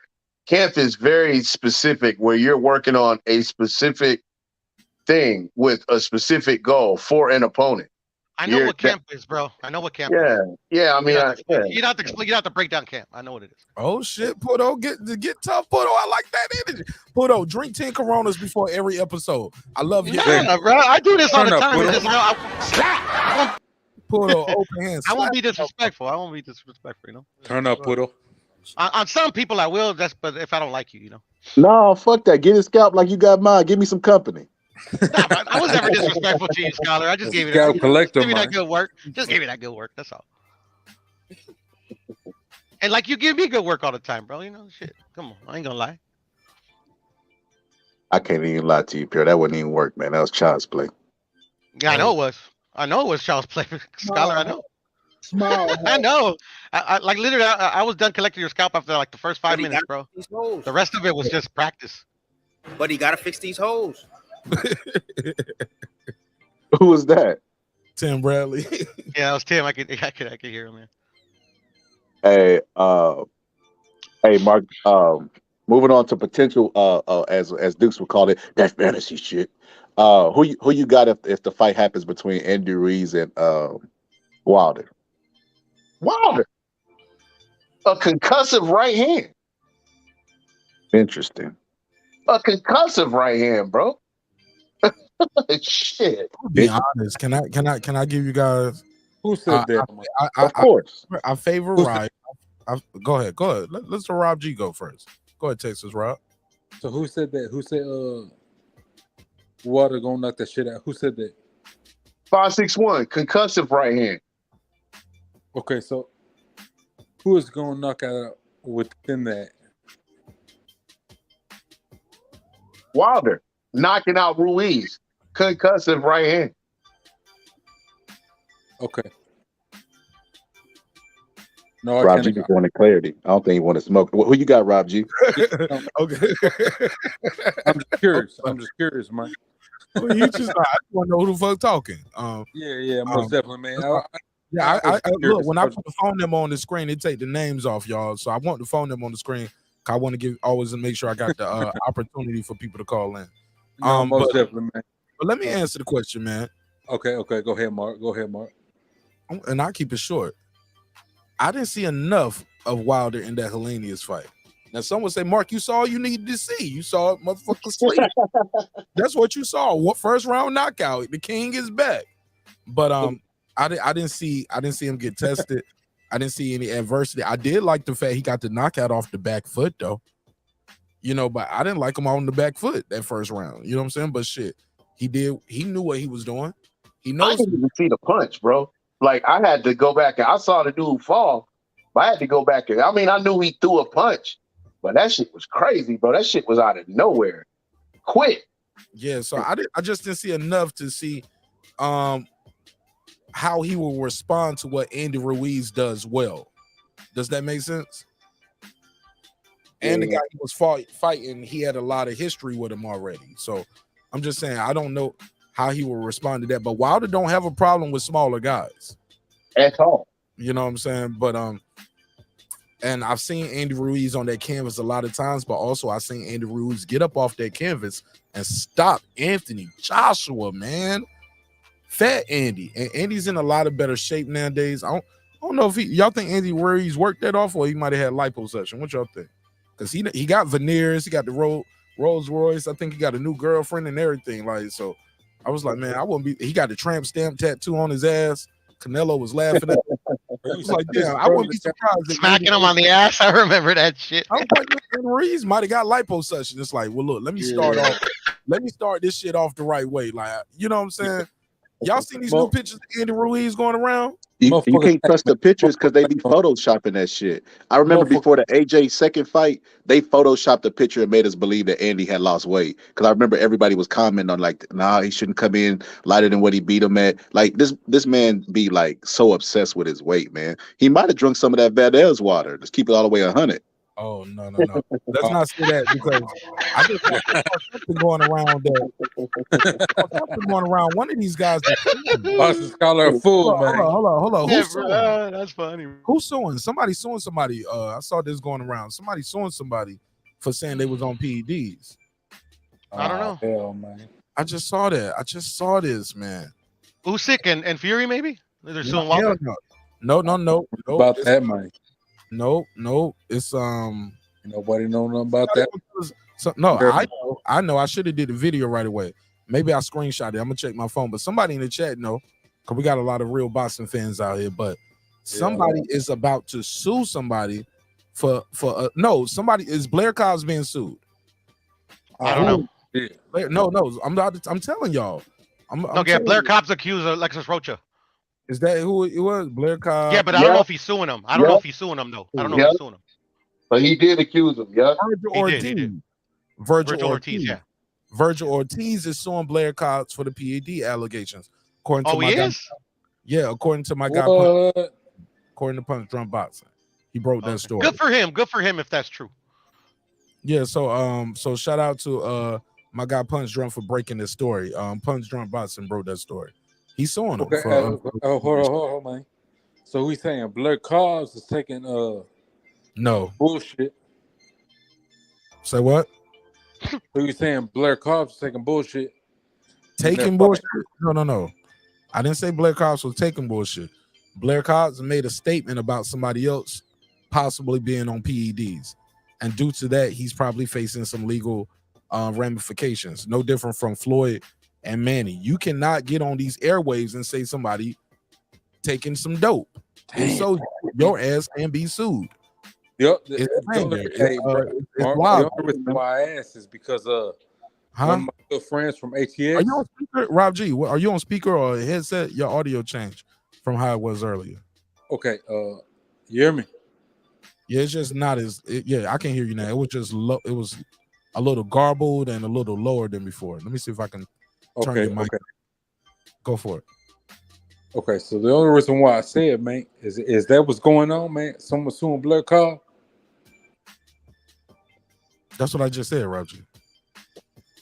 Damn, man, I gotta hit my homeboy up because my homeboy is Blair Cobb's personal videographer, so I gotta see what's up with that. Okay. Blair be popping off too, boy. Blair get reckless with that shit. God damn. Yeah. My homeboy Rodney, man, he is his personal videographer. Yeah, he mob ties as well. Okay. Oh, no shit. I don't know what that got to do with the allegations though. Virgil ain't gonna win though, bro. I mean, every boxer says that shit about every other boxer. Yes, you can win. It's just I didn't say that he couldn't. I said he ain't. Did Floyd and Pacquiao? Hell yeah. Because look, at the end of the day, when I take your ass to court, you got to prove that shit. You cannot get out here and maliciously say those things without evidence. Blair Cobb gonna have to produce some evidence, or his ass gonna get taxed and learn how to watch his fucking mouth when you talk about other public figures in public. You cannot get out here and just say somebody is on PEDs with no evidence. Right. But literally, like 3 other boxers have said that, like in the last week. That don't fucking mean nothing. That don't mean nothing until 3 other boxers press charges. Now, once you press charges, I hear you. On that motherfucker. I hear you. Look, how about this? Peep this. How many people went out there and talked crazy about Cardi B? A lot. Hell yeah. She only boxers are different though, man. Like people accuse you of a. Oh, I'm sorry. No, slander and libel are different things. Libel makes you financially on that motherfucking you on the hook. She chose to go after Tasha K. She won that shit because Tasha K had to come to court and say, I don't know if she got herpes or not. I don't know if she was smoking weed and drinking while she was breastfeeding her baby. People talk crazy about celebrities all the time. Reckless. All it takes is somebody to push that button and say, I'm gonna sue you for that shit. I'm gonna sue you for that shit. You shouldn't have said that about me. I'm gonna break your ass because you shouldn't have said that about me. But boxers are special, Mark. I mean, they get accused of attempted murder. They get accused of attempted murder, and they won't do nothing about it. Being accused in court of attempted murder, that's a case, and you can beat a case. I'm talking about somebody going out here maliciously talking lies about you on public airways and writing about you, and people are printing it. You can be sued for that. That's what I'm trying to tell you, Mark, that boxers don't sue for that. Yes, they do. I will say this. Hold on. Can I speak? That's the exception, Mark, not the rule. No, the rule is damn fucking Piro. You're fucking up. I ain't fucking up, bro. I'm going by what I'm seeing. No, Deontay Wilder, Gervonta Davis, like, come on, bro. Like, none of these guys sue each other over this shit. But they do. But Fury's dad said, I would sue him. He said, I told Tyson he should sue his ass for that shit. But did he? It depends, brother. It depends on what the fuck he's suing on. It depends on if he wants to sue him or not. And he didn't want to sue him. Okay, but this guy is. Well, I will say this, man. Hold on. Let me say this. I'll pass it right to you, Rob G. Pure. I said I'll pass it to you. You ain't got to pout with the ad libs, Rob G. I'm going to pass it right to you. All I'm saying is this. Your argument, Puro, saying one guy saying he don't want to is not the same argument of saying this other guy is not gonna win his case because he wants to. Two different things. One guy wanting to, and another guy, do you have a case? Did this guy say this about you publicly? Yes. He's gonna have to prove that in court. Simple as that. Go ahead, Rob G. Can't even respond. All right. No. Rob G will start. You start doing that. Oh God. So I just want. No, I know, Mark. I know, Mark. You were talking directly to me, but I got. But yeah, you can reply to Rob. Go ahead. So the only thing I was gonna say is like, what is he suing for, and what does he have? What does he have legal registration on what he's suing for? Rob G. God damn, he's suing because the man said I'm on dope. You say I'm False on allegations, bro. Bro, it's called libel. You say I'm on dope. You better have some evidence to say to prove I'm on dope. If not, I own your shit. I'm about to sue your ass. That's it. It's that simple. It's called libel. It's slander. What's it called? Defaming my character, my nigga. I'm a public figure. I box for a living. You cannot be out here telling people I'm on drugs without evidence. I'm suing you. Can Andy sue us for saying he got lipo? Okay. Possibly. That's a good question, actually. Very much so. No. And here's why. No. But I didn't say it as a matter of factly. Here's the reason why he can't. I mean, you can sue for anything you want. Whether or not there will be some compensatory shit is to the level of where damages occurred. Andy Ruiz will have to show that he suffered some sort of damage by us saying that he had lipo. In this case, there would really be no damage. You know, I mean, he could sue and then break even, maybe court costs or some shit, but like there would be no damages because it's like, yeah, we said you had lipo, but how does that affect your career? Whereas if you put in allegations of a motherfucker being on dope, being on performance enhancing drugs, that can damage a fighter's career. So yeah, there would be some compensatory penalties and shit. You're gonna have to pay for that, So same thing with Cardi B. Same thing with Cardi B. Also, brother is speaking facts right there. Yeah, absolutely. Also with this show, me saying he's on having lipo, like the brother was just saying, that's me taking a comedic license. That's satire. We making I'm about to put his picture up. That's cracking jokes. When you say somebody is doing something illegal, that's totally different, bro. That's totally different. All right, man. Like Cardi B, like the lady said, Cardi B was smoking weed and drinking while she was pregnant. Prove that. You said I had herpes, bitch. Prove that. All right, man. Yeah. So that's where we at with it. Go ahead. It's open though. Damn, I need Nick Rich to call in. Nick Rich, you the paralegal. Call in real quick, Nick Rich. Give us the paralegal breakdown. She said you can't say that Andy didn't suffer emotional damage. Here we go. She said he could have cried himself to sleep at night. Oh shit. This is about to be breaking beats with Andy Ruiz. This nigga about to own my shit. Yeah, did you have to go to therapy? I mean, you know what I mean? What was the damage? You know what I mean? Because if that's the case, then we should have some evidence of that. You can't fight. Like it made you have to back out of a fight where you were guaranteed to make $1.5 million or some shit. Now then you could talk. What was the damage? That's the question.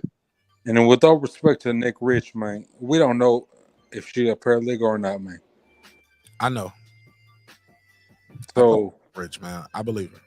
We just don't take their word for it. But hey, man, you can always check their LLC. You can check their trademark, and you can see it's all government access. You can see if they really about what they are.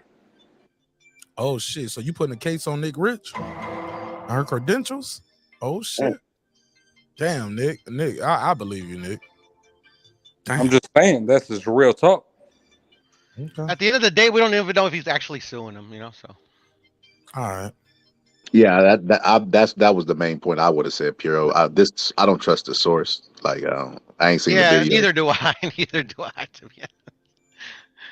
Yeah. Exactly. A lot of people like to talk, man. Hold on, y'all trying to say my boy Punch Drum Box was out here clickbaiting? I'm gonna check this shit. I'm not saying that at all. Hey, look, I'm real not saying talk. that I at ain't all, gonna to be lie. honest. I saw the title. I clicked like and I just moved on. I ain't even watched the video. I'm a real ass nigga, man. I click like sometimes. I don't watch y'all shit, man. But I click like though. Oh, And I, there you go. hey, look, All I can say, Mark, is government websites don't lie. Okay. So tell me this: does Gary Antoine get a title shot by the end of this year? Never heard of it. Nope. Not this year. Maybe next year. He ain't getting no title shot in 2023. He might get a chance at an interim belt. He might be an interim champ. Let me see where he ranked at 140. Where is he ranked the highest at? Let's see what in front of him. WBC, WBA, WBO. Where he ranked the highest at? Let me see. Gary Antoine Russell. Hell no, he ain't about to get no damn title shot this year. Nope. He gonna get a good test though. He at 140. Regis is the WBC champ. Let's see where he at. Oh, he number 3. All right. Number 3. He number 3, but I think Tio is Teofimo won't fight him. Teofimo is ranked higher, so they And gotta he ain't gonna fight him. They gotta just hold on. And these rankings are as why is Sando Martin number 2 and he just lost? Can you see the screen? Hold on, let me share the screen. Sando Martin is number 2. Wilder just got his ass kicked a couple of times. He's still number 1. So I mean, like, who knows? Former champion. Difference. That don't mean shit, bro. It doesn't mean a fucking thing. It does mean something. That's why they let guys come in the rankings like Shakur Stevenson, like Shakur, like Keith Thurman. WBC is different like that. They do entitled fighters. Hey, look, Danny Garcia, WBA. He's number 7 in the WBA at 160. Never fought a fight at 160. He's in the top 10. Fucking disgrace. I'm sure trying to see what it's the ranking. That's how I felt about Chris Arreola, Puro. Look, it's the I know, and I never said that you couldn't feel the way you feel, Scholar. To be honest, it's the business. A lot of people don't like this part right here. It's boring. It's not fun. It's not just talking about Spence and Crawford. Just doing breakdown. It's ridiculous. It's unfair. Yeah. It requires work and research, other than just saying he a duck, he a bitch. You know what I'm saying? But it's fun to say that. Come on, it's fun to say it. Man, these it's fun until you got to stand in front of them and introduce them. It's fun until you trying to get them on your show for an interview. It's fun until you ain't about that shit for yourself, man. Come on, Mark. Is your the phone internet, fucked up? the beauty of it. And is your phone on, Mark? Why you say that? Nick Rich says she tried to call. Oh shit! Hold on, let me. Come on, Nick Rich. Oh, you know Come what? on, Mark, you dropping the ball, bro. My phone was off. Hold up. Let me cut it back on. My phone had died. Let me turn it back on. You don't know about that shit, man. When Say it what? comes to a real situation, you don't know about that shit. Rob G, you don't sound like the same Rob G we talked to earlier. Something has changed dramatically. Yeah, something has changed. I agree. Something has changed. He done caught a body, man. Came back to. I'm just playing. Y'all don't take it serious. He caught a bottle, nigga. That nigga had that Maker's Mark, nigga. But it's all good. A bottle of Ripple. Hey, but I didn't get. I'm trying to do better, Rob G, and understand that shit. You still the homie regardless, and all of y'all my homies, man. Like, I know we bump heads, we disagree. Sometimes I cut y'all off, but I appreciate you fucking with me, man. A lot of y'all been rocking with me for like a couple years, man. So, so I just want to make sure I do right by y'all, because y'all been fucking with me for a couple years, man. Fuck with Scholar, man. It's all good, Mark. That's why we love you and we hate you.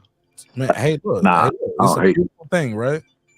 It's a beautiful thing. The show's growing, man, and like I said, go to the next level, man.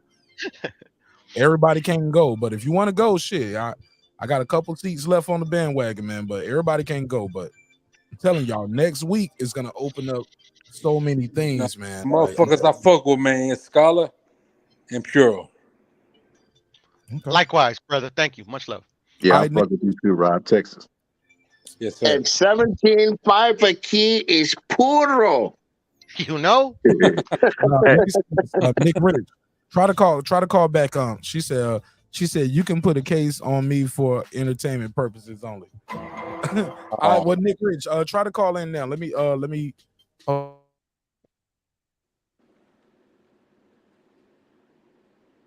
Oh shit! On the call. You went out the whole time. You're back. Hello? Okay, you're going, man. He's gone again. Yeah, we can't hear you, Mark. Hey. Check 1 2. Can y'all hear me? Yeah. Yes, sir. Yes, sir. We can hear you, brother. I was like, damn, that's why we ain't getting no phone calls, man. I ain't even had the damn phone line open. I know Jerry tried to call in. I know Jerry was Mark. Jerry kind of serious motherfucker, man. You know what? I'm trying to find that, bro. I got 2 drops I'm trying to find, man. So I want to make YouTube shorts out of them. One is Brandon Washington when he talked about when he met Errol Spence, and the other one, and because he was talking about the Errol Spence underwear by accident, and one Brandon, and one is Jerry when we was talking about it was the lead up for the ladies, and Jerry said, "Mark, what if one of them are on the rag?" You know, I was like, "What?" Yeah, it was man, I gotta find those 2, man, because I need to make those 2 some shorts because that shit is hilarious. He was Bro, like, what's wrong with us, man? He said it's all women's card. What if somebody's on their rag? Is that an unfair advantage? Like, I was like, Jerry, like they know they on their rag before the fight, man. They gonna put it there. Like, in fact, I think he might have said it. I don't even know if he said rag or I said it being funny. But this is the good sister Nick Rich. Nick Rich. Hello. Hey, look, first of all, some people didn't even let alone think you were a real paralegal at one point. People don't even know if you're a real person, or they don't even know if Nick Rich is a girl. They were like, is that a girl? Is she the girl in the picture or the guy in the picture? She's the one. She's the woman in the picture, and it's a real woman. Shout out to the good sister Nick Rich. How you feel? I am real. I'm a real woman, and there's the man that's natural in woman. that picture. You're a natural woman. Natural woman. Yep. Hey, real Mama quick. named me Nikki, and everybody calls me Nick. Hey, Nick. Hey, real quick. Before you get into your soliloquy, let me say this. I was gonna do an episode about that.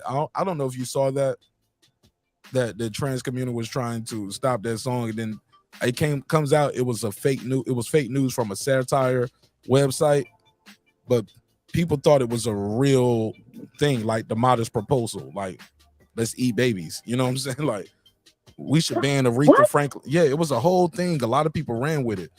That's why I'm glad I didn't do it. But did you hear that was a thing that people were saying trans community want to ban Aretha Franklin's? You made me feel like a natural. I didn't. Oh my God. Okay. I'm just glad. I thought you saw that news too. I thought you saw that too. But go ahead. But I was gonna do that topic. And I'm glad I didn't do it. No, I didn't. Okay. Talk to me. Give us a little bit of your background real quick, if you don't mind. Just a little bit of my background. I'm not a practicing attorney. Never took the bar. Never been licensed. So there's a big difference between an attorney and a paralegal. My first job in the legal field, I got it in December of 2003, and I worked for an attorney that did civil litigation. I worked for a total of 3 attorneys. They all practiced civil litigation. And I've been in a courtroom a handful of times, maybe like 6 times throughout my career. Most of the cases that we had, they resolved before they actually went into the courtroom. So in terms of like having courtroom experience and being there with an attorney, I only saw that maybe like 6 times in my career. So that's just a little bit of my background. And you're a former paralegal. And if you know you're not doing that now, correct? Correct. Okay, correct. so I'm gonna put it on the screen. With Former paralegal. There we go. Exactly. Once in a while, when in the comment section, I'll just say, yeah, I used to work in the field, so I do understand that, how civil procedure works. And a lot of times people think like on the surface when you hear a story that you don't have a case or you do have a case.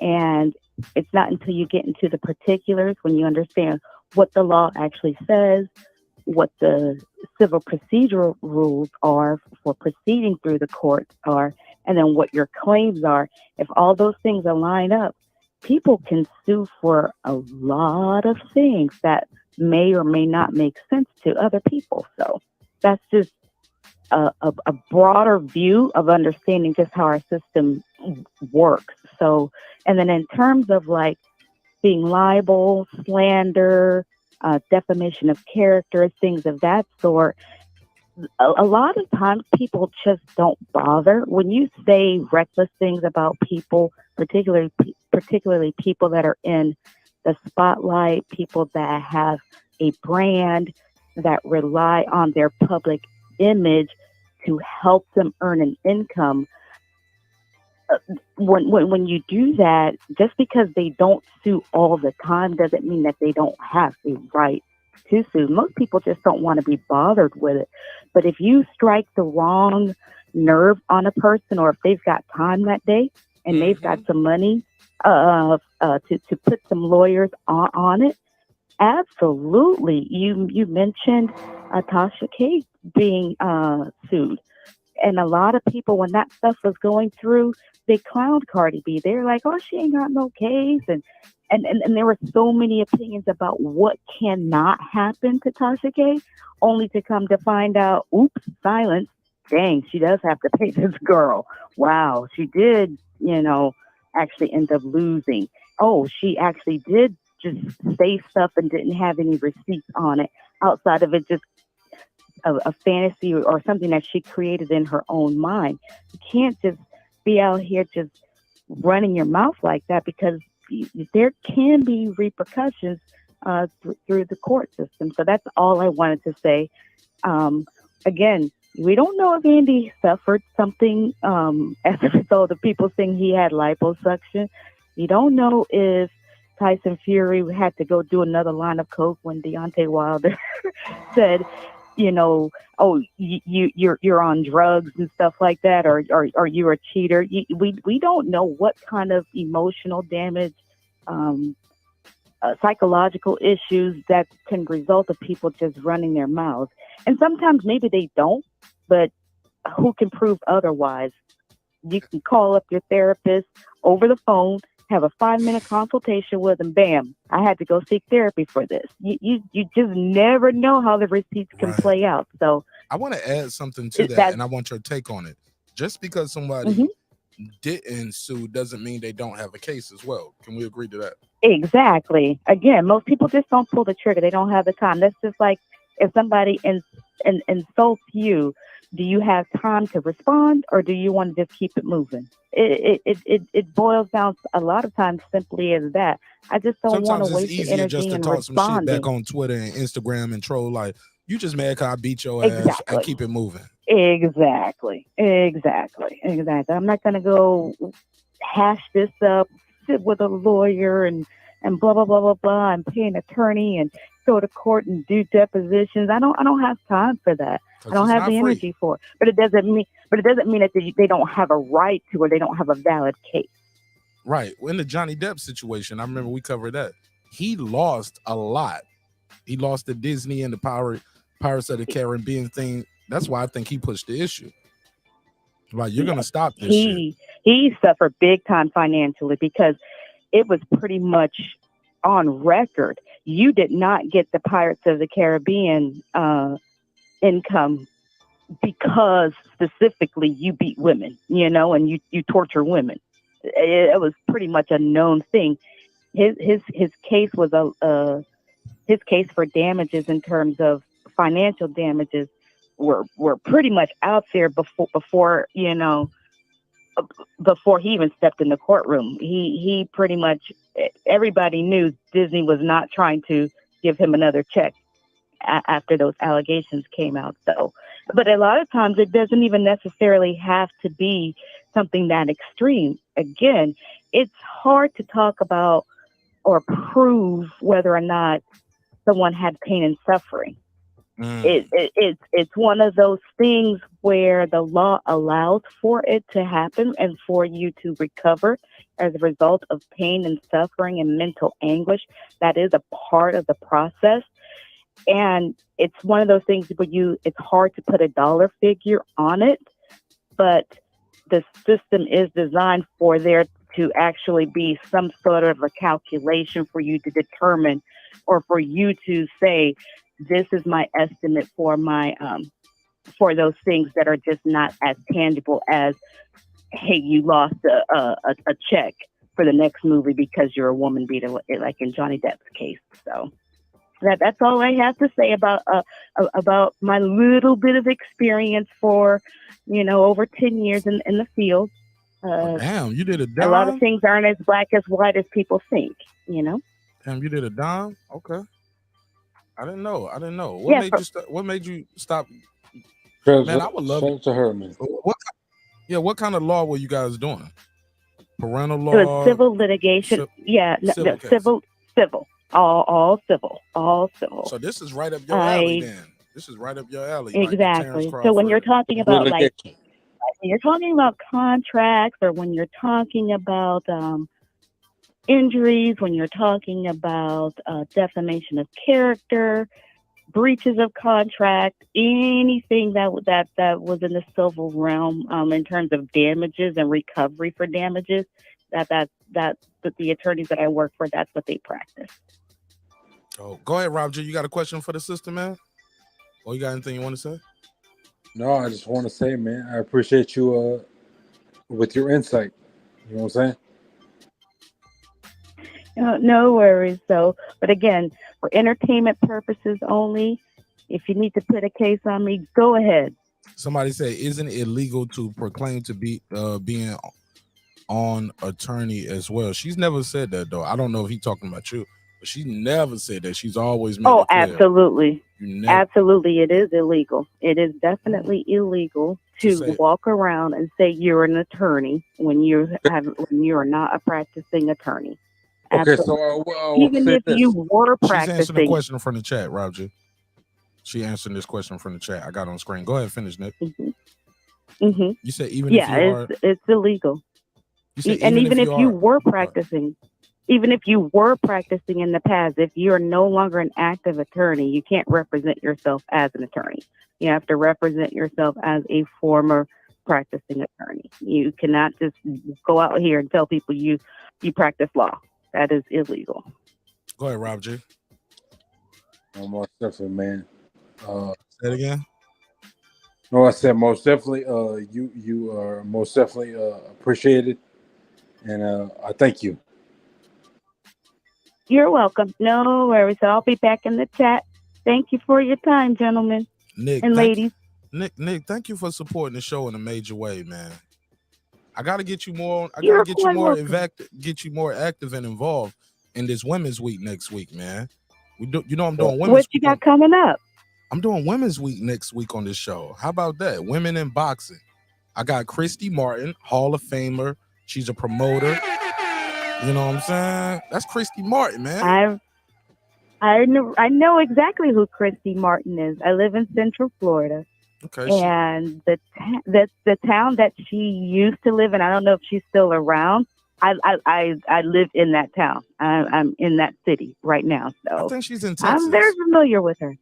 I think she's in She Texas. used to live. Well, let me look at She her used to number. live in Central Florida when she had that issue with her husband. I don't want to be a spoiler, and I don't want to speak on it. Make your guest all upset before she even. No. This is It's okay. It's okay. No. It's okay because she did. It's a Netflix documentary. She's speaking about it. You seen her Netflix documentary? No, I didn't know she had one. Oh, she got a Netflix documentary. It's called Deal with the Devil. Hold up, Rob J. I'm gonna mute you real quick because you're ad-libbing over me a little bit. No disrespect. But she got a Netflix documentary, and I'm gonna go to you, Cosmic. I see you in the background. But Christy Martin has a Netflix documentary. It's called Deal with the Devil. Please watch this documentary before Tuesday morning. This is gonna be a morning show, y'all. I'm doing Christy Martin on Tuesday. I got Rachel Donaire next week. I got Franchon Cruz next week.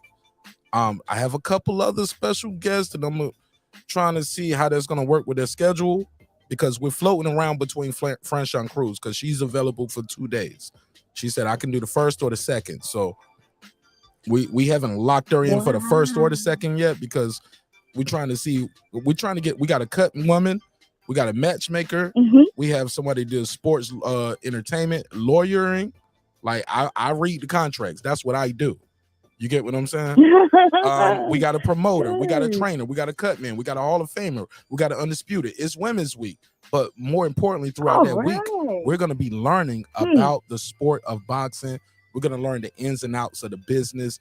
If you guys got questions that you guys want answered, please leave a comment on one of these videos because I'm gonna make a trailer for it for each episode. So please leave a comment. My email is in the description block, but let's not be out here irresponsible in the chat. Let's not be irresponsible as journalists or content creators. Man, we got people that's coming on the show that are in the business of boxing and they're women.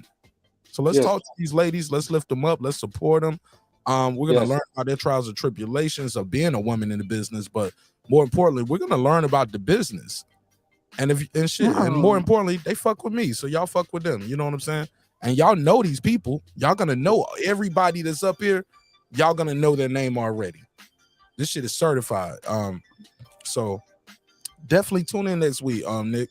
So I think you're gonna love it. And if you got some questions about the business that I can ask a promoter, a matchmaker, a cut woman, a trainer, a manager, a Hall of Famer, a undisputed champion currently, like. This is lit, man. This is so dope. And watch this. And Nick, watch this. Nobody's gonna share it. Probably Belisa Bill. Nobody's gonna share it. You get what I'm saying? Yeah, that's how the game goes. Sometimes they ain't gonna leave no comment. They ain't gonna click the like button. But I'm gonna do the work regardless, because God loves me, and God knows where I'm going. Rich. Go ahead, Rob G.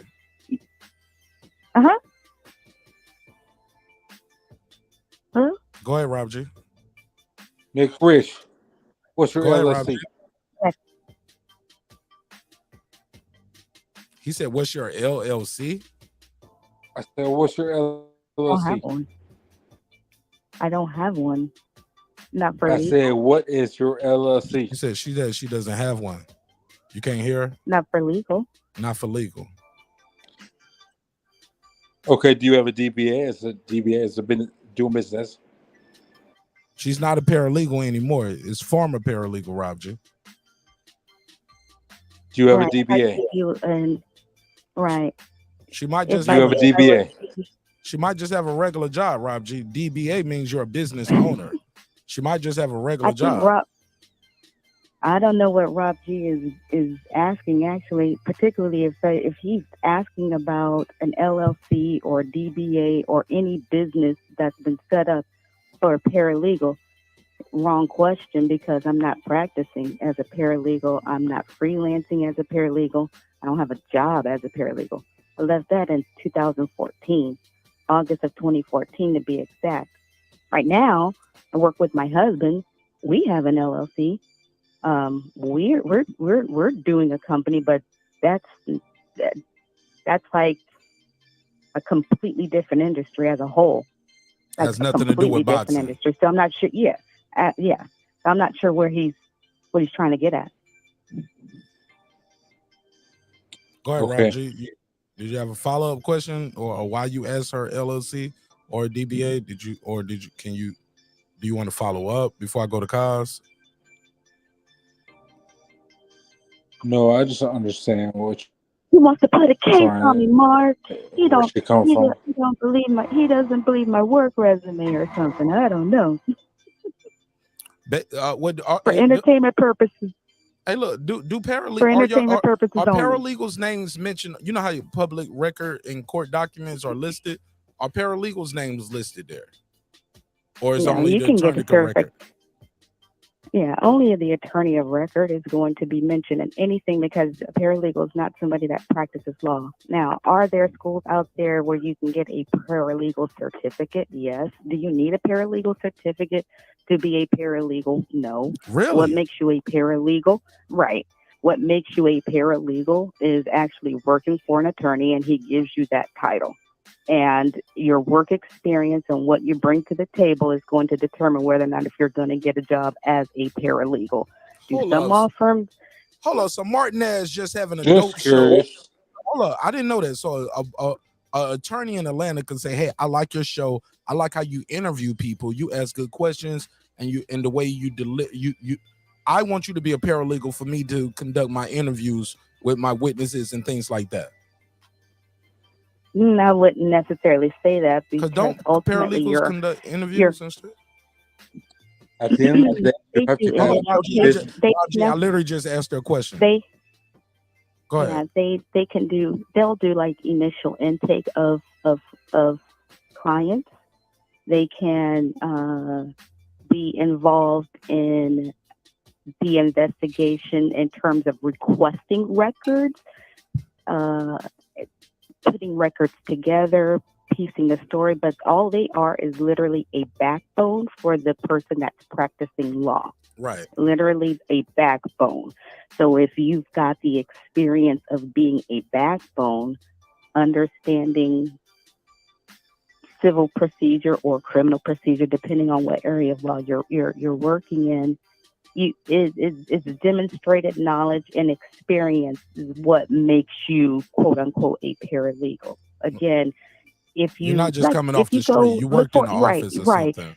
Right, exactly. If you go look for a job right now, just do a simple Google search for a job for a paralegal. I did. And you read the descriptions and the qualifications, you'll notice probably half of those won't even require you to have a paralegal certificate or degree. I could just have a You'll bachelor's notice degree. most of them will say, do you have an advanced level degree, a bachelor's degree, Right. and then how many years of experience you have. So that's not a determining factor for you to be a paralegal. Again, they're just the backbone. They're just the backbone for an attorney. They cannot practice law. Yeah, but they do. Do we practice law? No. Yeah, but do we practice law? Yeah. I mean, technically, and you don't want to. I don't want to offend anybody that's an attorney. I'm gonna be like, heck no, y'all ain't practicing law. But paralegals do so much that they understand exactly what's going on, pretty much almost like the attorney does. Particularly if you've been in the industry for a while, you really I have a friend that's an understand attorney, it. and she it's John something. She went to John something here in Atlanta.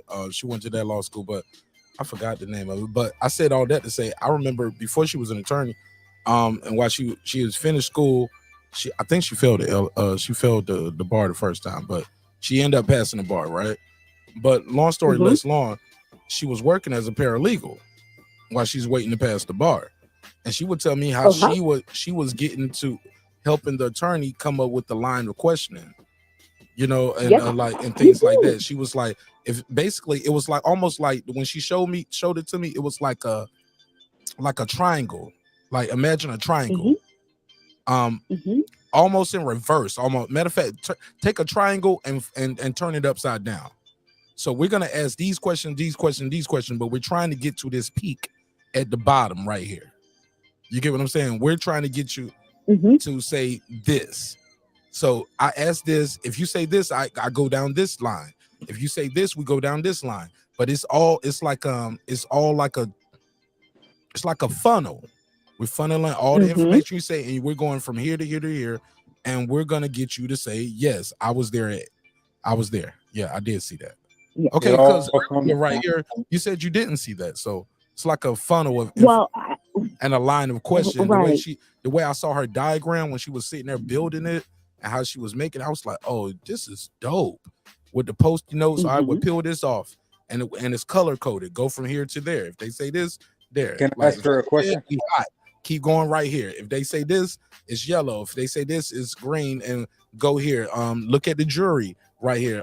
You don't want to, she's doing that as the paralegal. This is before she even passed the bar. And the firm that she worked for, they gave her a lot of really good experience and it depends on the lawyers and their comfortability. She wasn't alone Perhaps though. They had also a team. because It was she, a whole. It was her and right, a whole group. and because she was sitting for, right, because she was sitting for the bar and waiting to pass the bar, they were pretty much treating her more so like she was an attorney. The attorneys that I've worked for in the past, I've been in the room as they were doing those questions, but was I actually asking questions? Absolutely no.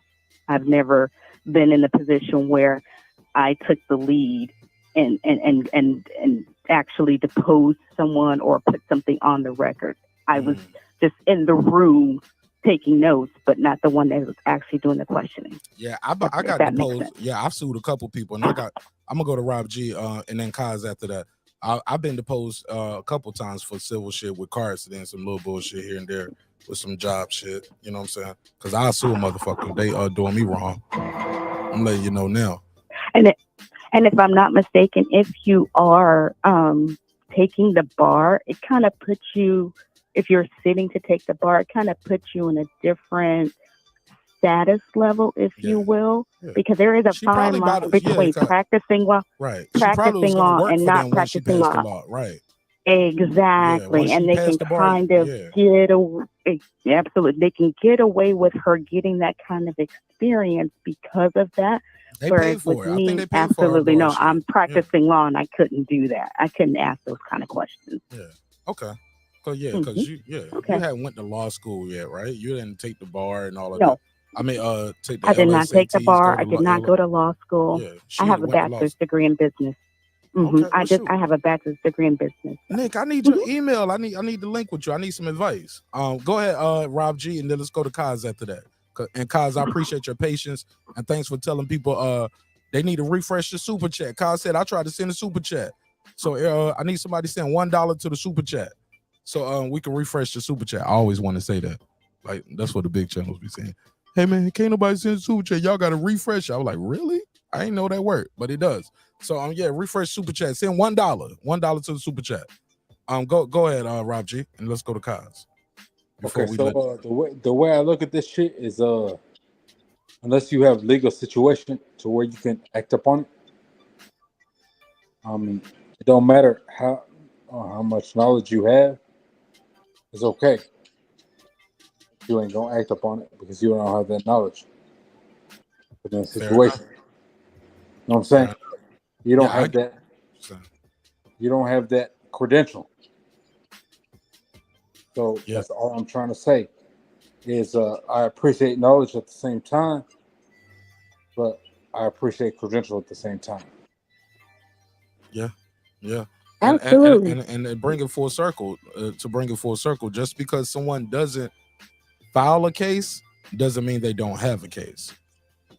And that's all. You're wrong about that. That's all. I'm sorry. What you said? You said I'm wrong about that, Rob? Yes, sir. Tell me why I'm wrong. Because somebody don't file a case doesn't mean they don't have a case. People get raped all the time and don't file rape charges. That don't mean they don't have a rape case.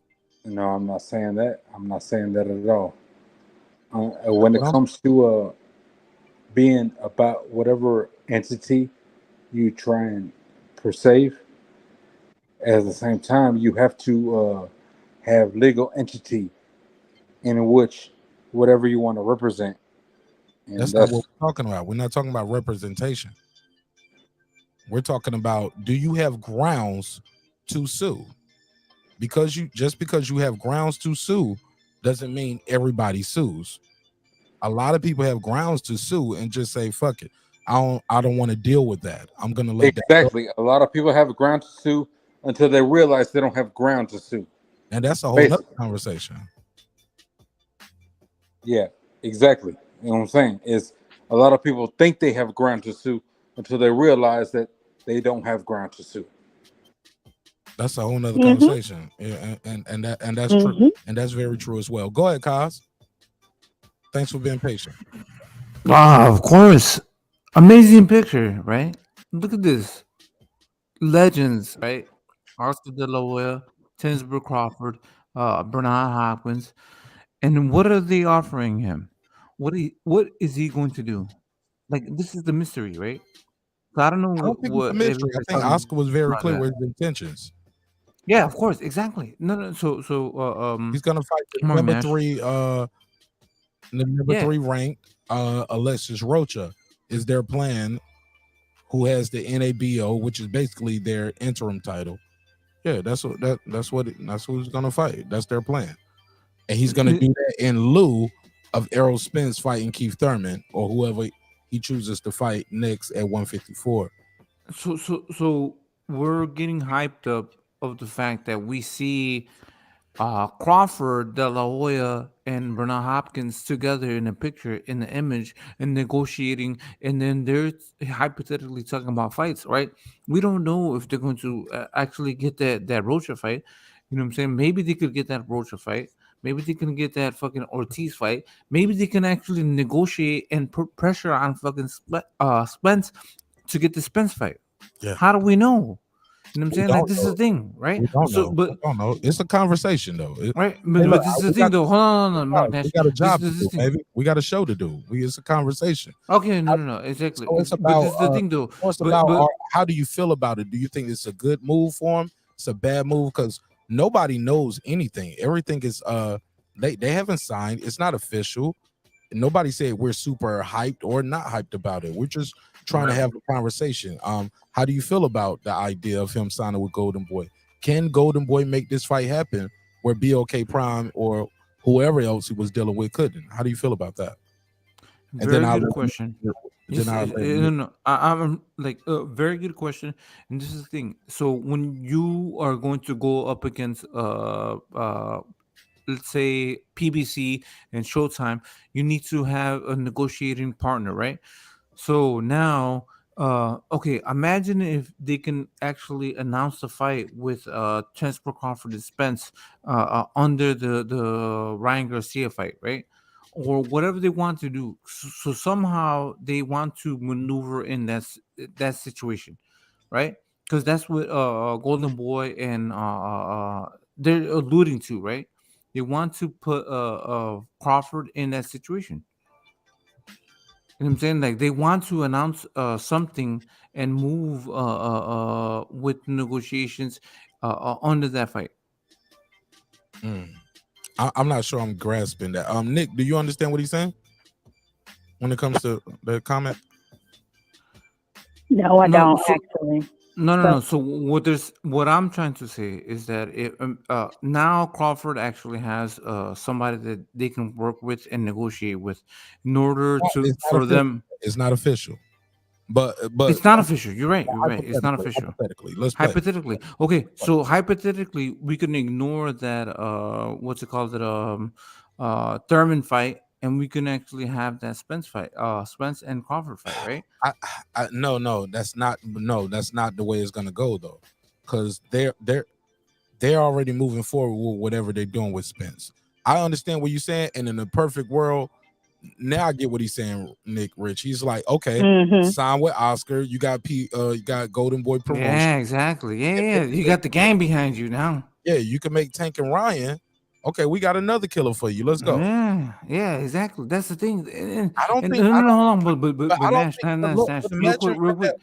Hold on, real quick. I'm gonna. You was very patient. You was very patient. Thank you, sir. Thank you. This is the only thing, though.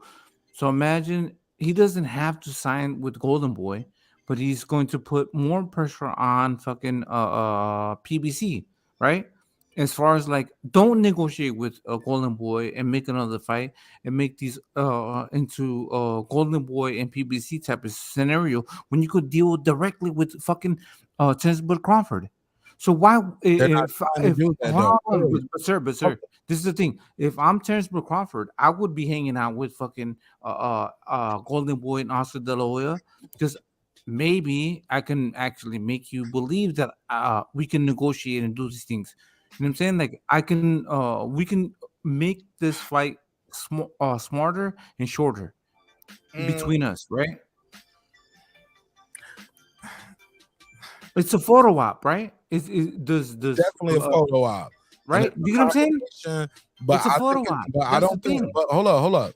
But I don't think this is a photo op. Oscar introduced it at first. He said, "Well, he just wanted to come talk to a couple legends, blah blah blah blah blah." But more importantly, these are fighters.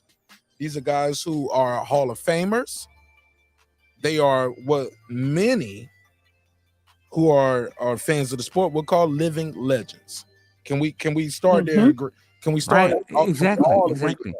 And that's how you're supposed to build their card. Slow down. I was just setting the table. My bad. So with that said, with the idea of this just being a photo op, you think Terence Crawford got to go to Golden Boy offices to take a picture with Oscar De La Hoya and Bernard Hopkins? I think not. Terence Crawford couldn't invite him to his birthday party. He can go to the Hall of Fame luncheon. He can go to Vegas. He doesn't have to do this. They don't have to do this for a quote unquote photo op. I believe they're genuine in their intentions when they're saying we are trying to work on some business with this guy. We want to get into the Terence Crawford business. We can make this fight happen. Whatever you guys were feeling uncomfortable about before is different now. You're dealing with a promoter. It's not dealing with a platform like BLK Prime. BLK Prime. There you go. That's what I was trying to say. My bad. Yeah, because I'm out here, bro. I'm working, bro. When I say I'm doing it, bro, Christy Martin is the promoter for the AB fight for BLK Prime. You don't think I'm gonna talk to her about that when we talk on Tuesday morning next week, Women's Week, Women in the Business of Boxing? Check me out, man. I'm grinding, baby. Nick Rich, I'm grinding. She's the promoter of record. BLK Prime is the platform. I'm learning this. I'm learning this as I'm talking to Hank Lundy. I'm learning this as I talk to Ivan Redcatch. I'm learning this as I talk to Mike Williams Jr. Bro, you can't make this shit up. From the outside looking in, people be like, that nigga Martin Nash on the payroll. This nigga's on the payroll. How is he getting these interviews talking to people? You know how, Nick Rich? I'm reaching out to him. I'm reaching out to him. I'm doing the hard. I have a short time on the panel though. I'm just saying, bro. I'm not speculating, and I'm gonna help you guys remove your speculation right here on this damn show. I'm reaching out to the people. They're reaching out back to me, and we're doing the damn interviews, and we're talking.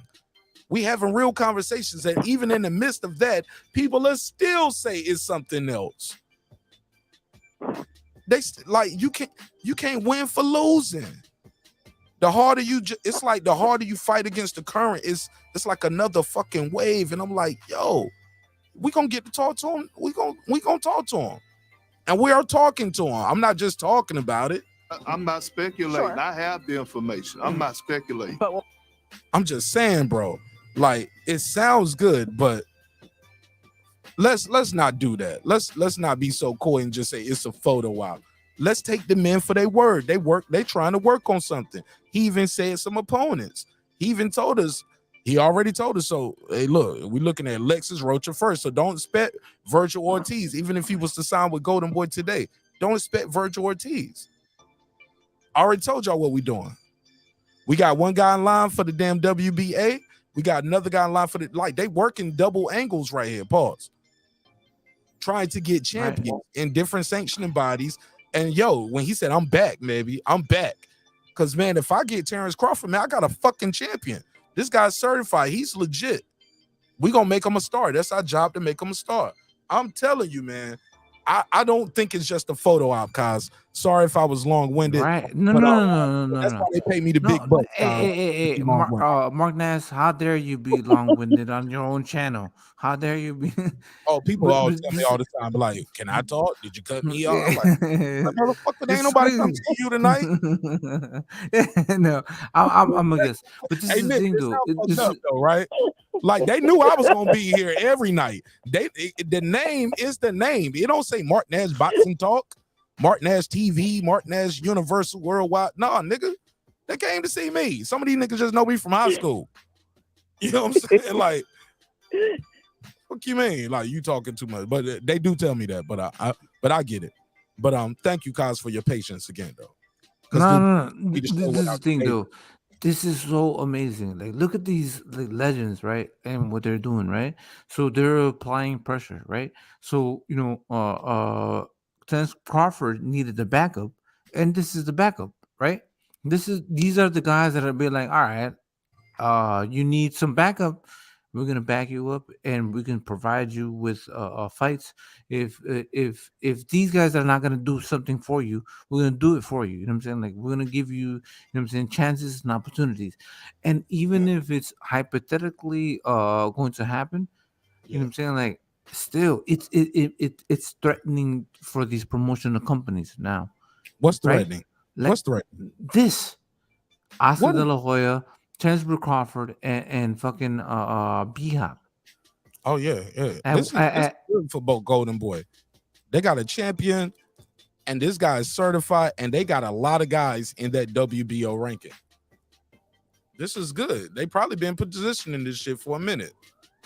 Oscar and the team around him, they learned from their mistakes. What happened before with Richard Schaefer, Pro Bell, what happened with all the fighters left, and man, they learned from their mistakes. And I'm telling you, man, and they found a way to stay in business. First rule of business: keep the lights on, keep the imagination going. You know what I'm saying? Because like you're gonna keep people invested into Golden Boy. Like imagine if they, homie, you got to do the work, right? Ain't But just imagine, about okay, but Mark Nash, my bad. And I'm Imagine telling you, they giving this guy. I'm telling you, man. When we hear about what's gonna happen, motherfuckers are like, damn, they paid Terence Crawford that.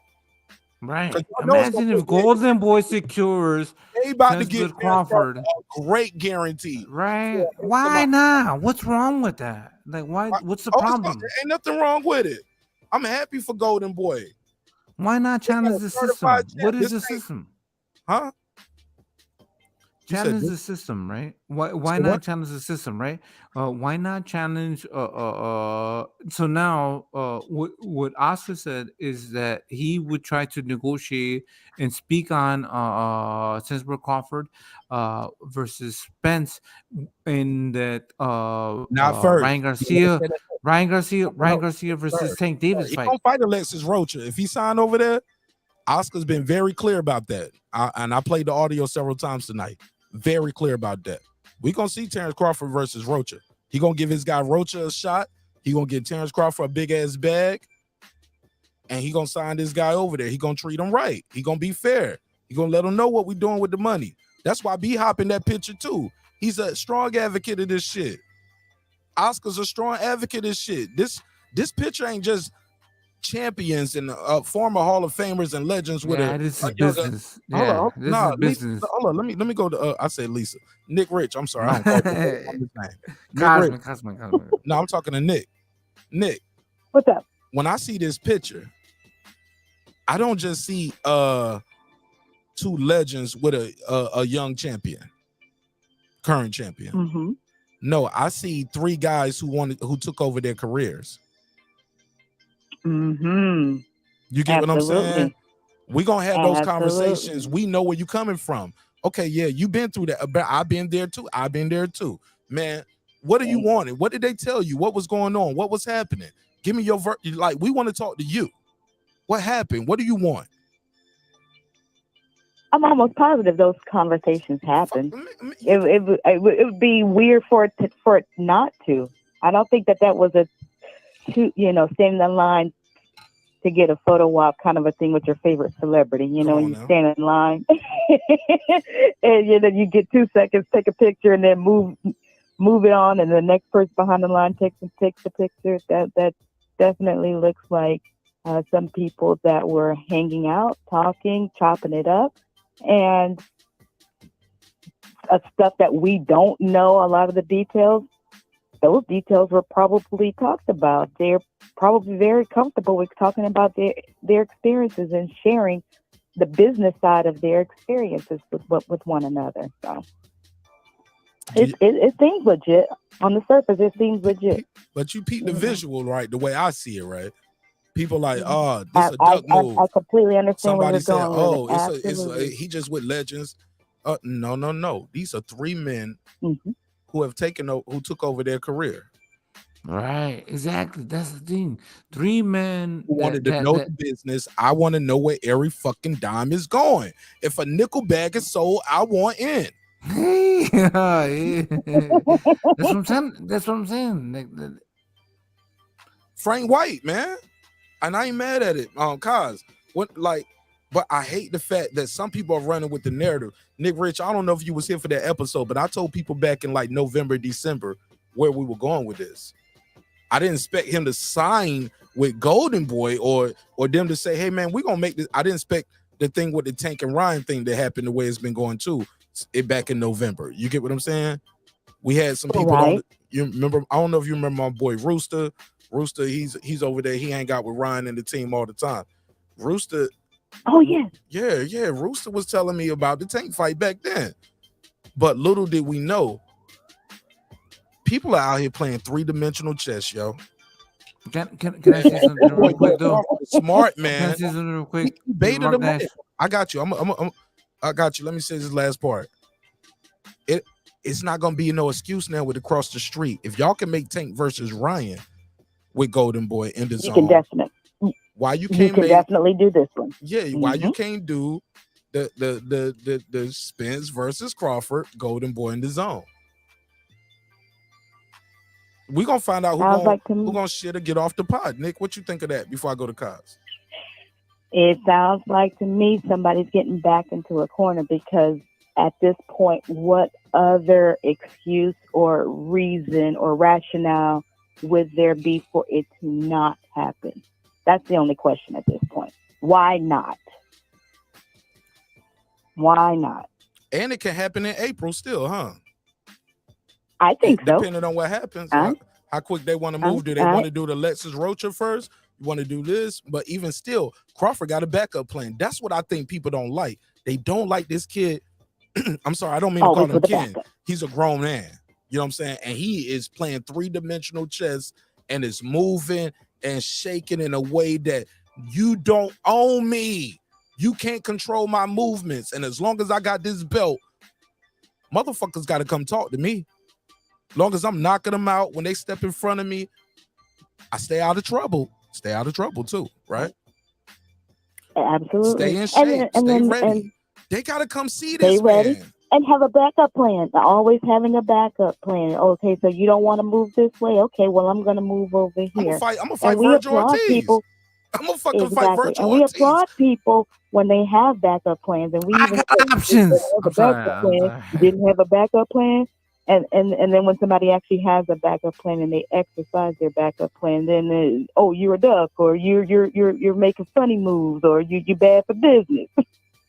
Yeah, but go ahead, Kaz. But I think people think I remember when people was telling me before the fight, the same people saying Terence Crawford ain't got no options. Errol Spence got all the options. And then this BLK Prime thing happened. They was like, oh my God, what is going like? They were mad that this guy is smart enough to say when I'm telling you, when I think Sean Porter said it best, Tim Bradley said it, Bob Arum said it. He's one of those guys. If you feel like you disrespecting him, he's not gonna take it. He don't take disrespect lightly. And when that man told him, according to him, well, Errol Spence gonna make 8 figures without you. That sounds like take it or leave it. That sounds like a hard. Am I ready to go? Am I ready to go? Am I ready? Yeah, go ahead, man. Go ahead. Right. Okay, this is the thing. You guys doubted him. You guys are forgetting about him. But this man has options. Look at this picture, right? And he's like amongst the fighters that he should be a part of. Oscar De La Hoya, Terence Crawford, Bernard Hopkins. You know what I'm saying? And they're trying to, you know what I'm saying, like negotiate, and they're trying to put pressure on the rest of all the boxing, right? Like, what up, fucking what's it called? Spence. What we going to do? You want the fight or not? Right? We got options for Crawford. You know what I'm saying? We got your back. You know what I'm saying? We're gonna fucking, we got your back. Like this. Hold on, you were about to say we about to shoot these niggas. Yeah, we were. You know what I'm saying? Like we're gang banging. I was like, what's shooting everybody? You was about to shoot everybody or shit on them, but I heard us. Yeah, we could shoot on everybody, right? And then he said, we about to get them. I was like, get them? Yeah, you know what I'm saying? Like this is the thing. Like we thought that we can corner, not me per se. I know, but people. thought that they could corner fucking Terence Crawford and put him in a shell. And whatever guess we get. what is he doing? Look where he's at. Yes. Oscar De La Hoya, Surrounded Bernard by Hopkins, legends on both shoulders. legends, We and got willing to him. We negotiate got him. and do business. We got him. We got Happy you, my for this boy. guy. Let's go. Let's Nick do Rich, this business. Let's get it. Nick Rich, peep this shit. I'm gonna tell y'all the realest shit ever that ain't nobody else said. If they ain't said it yet, I'm gonna be the first one. Cause I know other people. I got the late night show, so niggas be stealing all my topics, but it's all good. You know what I'm saying? Like the real ones fuck with me. Coach Malachi, that's my guy. You know what I'm saying? You like some niggas fuck with me, man. Tay fuck with me. You know what I'm saying? But I fuck with you. You know what I'm saying? I'm new to your community. You know what I'm saying? But Reg fuck with me. Me and Reg disagree all the time. But I put Reg in this corner months ago. I told Reg, I was like, I'm telling you what's gonna happen. He's gonna end up having to fight Alexis Rocha because that's gonna end up being his mandatory. Because Conor Ben is on that dope. You know what I'm saying? Get him out the way. Yeah, so he got himself out the way. Boots getting himself out the way. Keith Thurman got himself out the way. Virgil Ortiz got himself out the way. It's gonna be Alexis Rocha. What people gonna say? Niggas like, man, fuck that. He picked him versus Spence. That ain't about to happen. But I did not see this Golden Boy move, and this Golden Boy move is playing 3-dimensional chess. Y'all got to see this man. He got options. Right, let's go. This is what we want. Okay. He got options. Use these guys. Use this promotional company. Use Golden Boy. Man, we using call the card. We partners. We partners in this shit, man. That's what I see when I see this picture. I don't see a worker. I don't see no duck. I see partners. I see Hall of Famers. I see legends. Yes. I see 3 men that took over their own career. I see minorities that changed the course of their family's life forever. I see leaders in their community. And I can't unsee Oscar in the fishnets, but I still fuck with him though. That's still my dude. You know what I'm saying? I can't. So this photo op is it a photo op or an establishment of business? Man, what are they doing? Is this a photo op or what are they doing? Y'all niggas delusional, man. Y'all don't see greatness when it's right in front of you, man. You want me to play the clip of Oscar again? You want to hear what Oscar said? I'm back, baby. Let's go. Oscar said, I heard that, and he's back. Why and not? The way he said it, the way he looked at that camera, he was like, "I'm back," and because he got one, he got one. He got a real one. This ain't nobody like where this ain't no Zerdo or no Jaime Munguia. This guy is the truth, yo. Hold up, man. Trying to get let her get back in. Nick Rich, this ain't Jaime Munguia. Yes. This ain't Ryan Garcia. No disrespect to Ryan. Ryan ain't never been pound for pound #1, ain't had fight of the year. He's not a 6-time champion. He's not Terence Crawford ain't Zerdo. This ain't Virgil Ortiz. This ain't a guy that you getting on your stable that it's like I don't know if he's ready. Even when he got Canelo wasn't on this level. Canelo was a pup when they got Canelo. Yes. He got a bona fide guy who's a fucking dog, a champion. Yes. He's a killer in that damn ring and keep his ass out of trouble on the outside of the ring. We could say he's pound for pound best. That's what Oscar said. That's what the people say. That's what ESPN said, and he ain't even with ESPN no more. He left them and suing their promoter over there. And they still say he the #1 guy. You can't deny the greatness, but I get it. Everybody ain't gonna get it. But I'm telling you, when I see this picture, Nick Rich, I'm telling you, I see a new era, yo. It's a good thing. It is a beautiful thing for the sport. That's all I can say. You really can't hate on it. There is nothing to hate. Why not? Let's make it happen. Yeah. Oh, I'm telling you though, Kaz, the hate is coming. The hate is coming. The hate already started as soon as they see the picture together. Like, I had people call in tonight telling me like, "Oh, this is really duck." I was like, "Oh, because your YouTube daddy probably told you that." You know what I'm saying? I coined that phrase. Yes, you did. Yes, you did, and I've used it a couple times myself. Yeah. And I've heard people try to flip it and call it baby daddies. I was like, nah, homie, that ain't it. I know what you're trying to do, but Nah. It's okay. It's okay. Keep working at it though. You know what I'm saying? To put a case Keep on trying. it. Put a case on it. Oh my God. That's out there too. I digress. That's me too. You know what I'm saying? I just wasn't popping in. Y'all didn't even know that was me. Respectfully. Yeah. All of that in this boxing shit, man. Niggas be stealing all my quotas. I gotta put everything on a t-shirt just so y'all know it's me first. That's my new style. But Nick Rich. Yes, sir. The question I had in the chat, you didn't never tell me your answer. Now here's the thing. And I got that Oscar clip queued up. Can Golden Boy make the fight? Can they make this happen? Or is it like we're gonna find out who really don't want the fight? I think we're gonna really find out who doesn't want it. Because there's no more BLK Prime excuses, right? Because remember, people's like BLK Prime. We don't know who they are. Like Terence we don't know Crawford who they using are. a They're trust brand fund. new. Yeah, he got a hedge fund. A hedge fund gave you $50 million, nigga. Oh no! I got next. Hold on. I'm gonna go right to you, cuz. Only reason I'm going to her first because she sounded a little more sober, and she's a woman talking about boxing. Like we don't get a lot of women joining the shit talking about boxing and know they shit. So we always gotta go back to the ladies first. You feel me? So respect to other queens. Trust me when I'm doing what I'm doing because I know what I'm doing because I'm doing it. You know what I'm saying? So just give me a little leeway on this. But I see you right there. I ain't gonna forget you. Nick Rich. Yes. Pick it up where I left off. You see where I'm going with it, right? It's on the surface, there is no excuse. Again, there is no excuse. Golden Boy is established.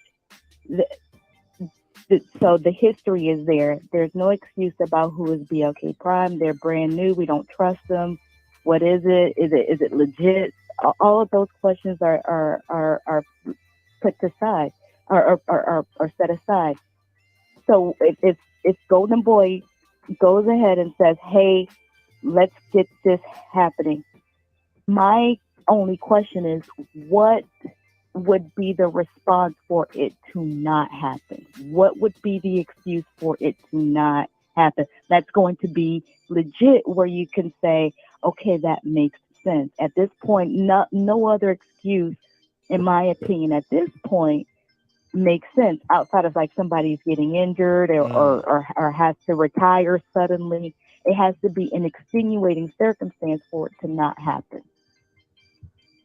There's no more excuses. There's no more streets and you're tied down to this person and you don't have this and you don't have any hardware and there is nothing else that can be said.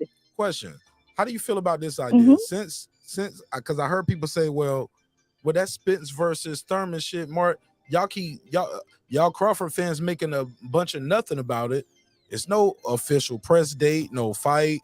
It's all hypothetical, right?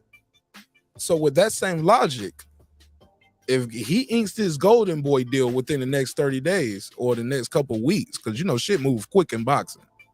Shit can move like he can have the next meeting with him tomorrow and see how people responded to it. Let his people read over that first draft, and from there he can say, "Hey, look, I'm all in. Let's go. Let's ink it now. Let's make the announcement. 2 weeks and put the pressure on them to say, hey, you guys ain't got that Thurman fight yet. You guys ain't got that Thurman fight ink done yet. We got Terence Crawford over here and we negotiating on his behalf. Golden Boy promotion, the zone. Y'all doing the Tank and Ryan deal. Let's do this." As much as you know what that sounds like? Sound like three-dimensional chess to me, but what you think? What it sounds like to me is that's going to be a lot of pressure, and that pressure may bust a pipe. That's what it sounds like. That sounds like a lot of pressure. And somebody's going to either say, yeah, let's actually make this fight happen, or somebody's going to be looking real crazy out here. Really crazy, because now you're talking about 5-6 years of just absolutely pathetic excuses. It's pathetic excuses. Right. And you're going to even look more pathetic. And the crazy part about that is when people say, well, Mayweather-Pacquiao had several negotiations. Spencer Crawford only had one. Mm-hmm. They only had one negotiation that fell apart. These guys, And then we have, I'm sorry, go ahead. yeah, and then when you even mentioned Mayweather and Pacquiao, even though they had to go through a lot of negotiations, this, that, and the other, we do all know that something took forever, and we were on pins and needles and exhausted over how long it took for it to actually happen. And then a lot of us also kind of felt like, man, we're happy it happened, but kind of wish it happened a whole lot sooner than what it did. I kind of wish this was like 3-4 years ago before. You know, it's remember, forever. It seemed like it took that basketball game when Mayweather at halftime walked across the court, went over there to Pacquiao, and everybody phones was snapping pictures because you can literally see him almost overly exaggerating, like put your number in my phone, right? And I'm gonna put my number in your phone. Give me your number, and I'm gonna put like this is me. Call me here, and I'm gonna call you so you can reach me. I can reach you, and then it's a picture of them meeting in a hotel room that night, and they getting that fucking deal done. You get what I'm saying? They got that shit done. Absolutely. Like we just need to talk to each other. According to Bud, he tried to do that, and people said like that ain't how no fight ever got done before. If you don't want it to happen, you But can I'm come up with telling any you- excuse. Though. But I'm telling you, from the little shit that I'm learning in these few weeks and months where these interviews are just really popping off crazy, because the shit I could have been doing interviews a long time ago. It's just I didn't apply myself to doing it because I just feel like I just love talking to y'all and just being crazy as hell. You know what I'm saying? But but Absolutely. once you start talking to the people and just saying, you know what, sometimes it gets to a point where you're like, okay, let me get somebody from the business up here to talk to y'all then, because we can talk crazy and we can do the hypotheticals, but nothing's better than that Kendrick Perkins quote. I'm not speculating. Sure. I have the information. I'm not speculating. You know what I'm saying? Nothing beats that. Nothing beats that. I'm not speculating. I got the information. I am the promoter of that event. So let's do so all that BLK Prime ain't this and ain't that. Like I can't wait to do that interview because I've been talking to these people that are involved in these events. I've been talking to promoters who are involved in events. I'm talking to champions. I'm talking to managers, trainers, cutmen. Like we finding out how people get paid, when they get paid, how they don't get paid, when they get like it's a lot of shit going on behind the scenes. And the more you learn how the sausage is made, you're like, you know what, I'm vegan. You get what I'm saying? It make you not even. Yeah, we start getting disinterested in this situation. Like I don't want to see that no more. You super saucy now. You don't have a couple. What is going on? What's up, bro? You sound slurry as hell, bro. Bro, I've been sitting in, like, I've been waiting for you to get me back on the panel. Yeah, bro. I'm sorry, but you just sound like slurry. Slurry. Yeah, a a little not as coherent as you first started. So, like, how do I sound, Nick Rich? Am I slurry? Do I sound? You were slurry for me. Yeah. Oh my goodness. There's only I feel like there's only one person We're that's the same. staring in this conversation right now. right. This is me. Who is sober? Who's sober now? Me, nigga. Like I've been drinking lemon Me? water all night.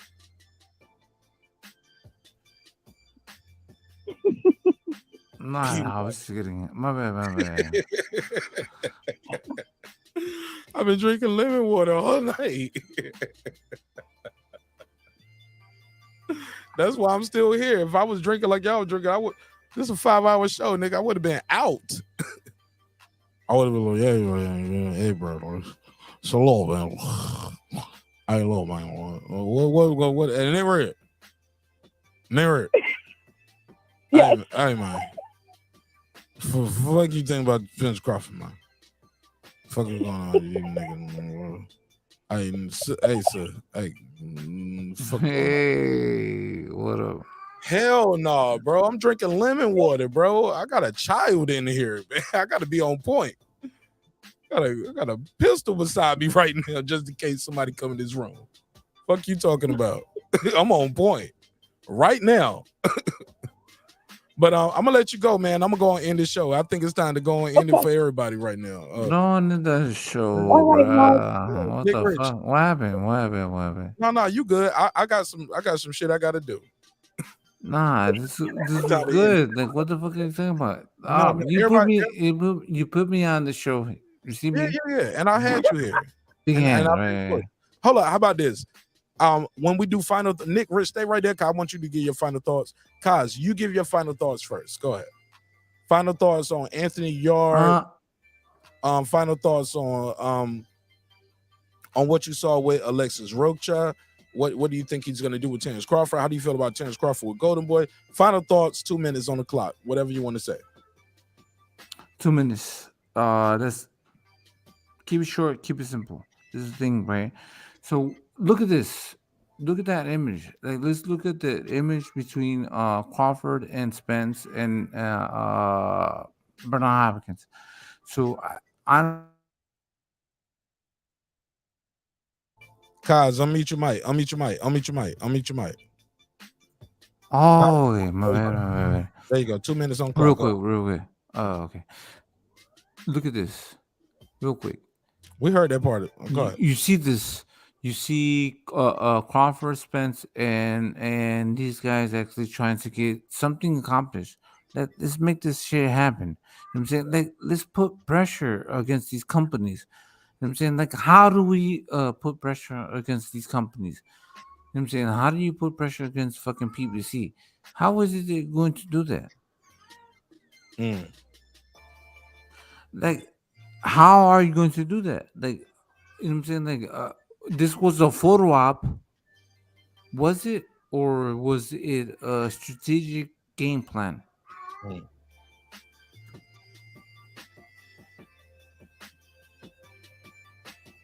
You got a minute. Go ahead.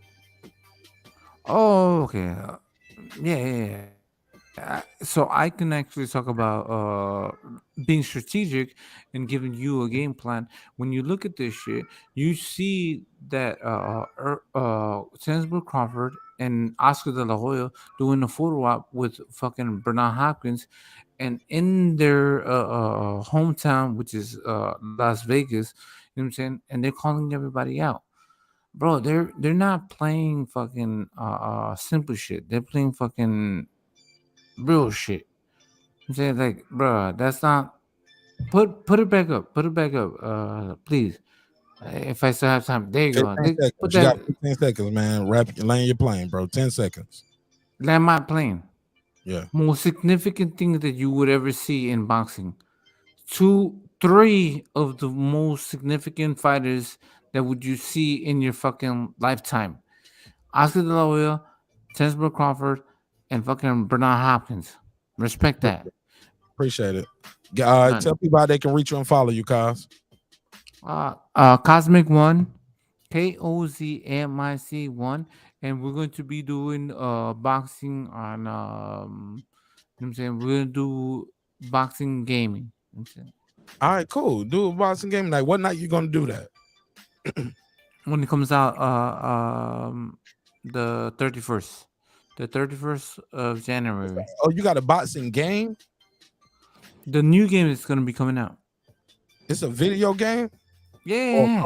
The new video game that's coming out, it's going to be called Undisputed. Okay. Oh, so you do that kind of gaming? Yeah, I do all that type of gaming. Hey, look, bro, I told my wife I want a video game console for my birthday just because I want to start playing boxing game with my audience. And you gotta build a PC. You gotta build a computer. Man, I'm gonna just buy a PlayStation, man. I ain't got time for that shit. You build a PlayStation. I'm gonna laugh at you. No, you can send me one. I got a PO box in my description block. Y'all want to play? You can't play the game. You can't play the game on PlayStation. My guy. Okay, you can't play I won't be playing then. Goddamn, it's a wrap. Yeah, All right, it's a wrap. Yeah, it's a wrap for me, cuz.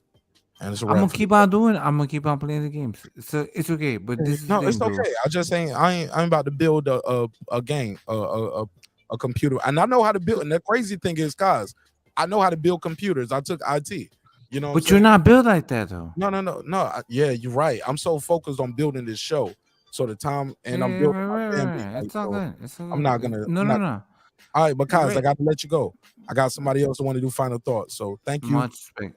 And it was a 6-hour show, bro. So, and this was my third show today. Check out my interview I did with Mike Williams Jr. about his fight with Adrian Broner. I did that earlier, and I did a 1-hour show doing my reaction to the fight with Anthony Yard. So check that out. Leave me a comment up there, man. I will reply to every comment. All right, Mark Nash, much respect. I Yes, won't never disrespect you. man. I won't never disrespect you neither, but I gotta let you go, okay, bro? Blessings. I love you, man. Peace. Rob G, 2 minutes on the clock, man. His 2 minutes turned to 5. Rob, let's do 2 minutes on the dot, okay? All right, most definitely, man. I just want to say, man. Hold up, unmute your mic, Rob G. 2 minutes, go. Okay, I just want to say, God damn it, that is not me. Rob G, my bad. Rob G, I did that instead of you. Unmute your mic. Unmute your mic. You said that's not you. There you go. Go ahead.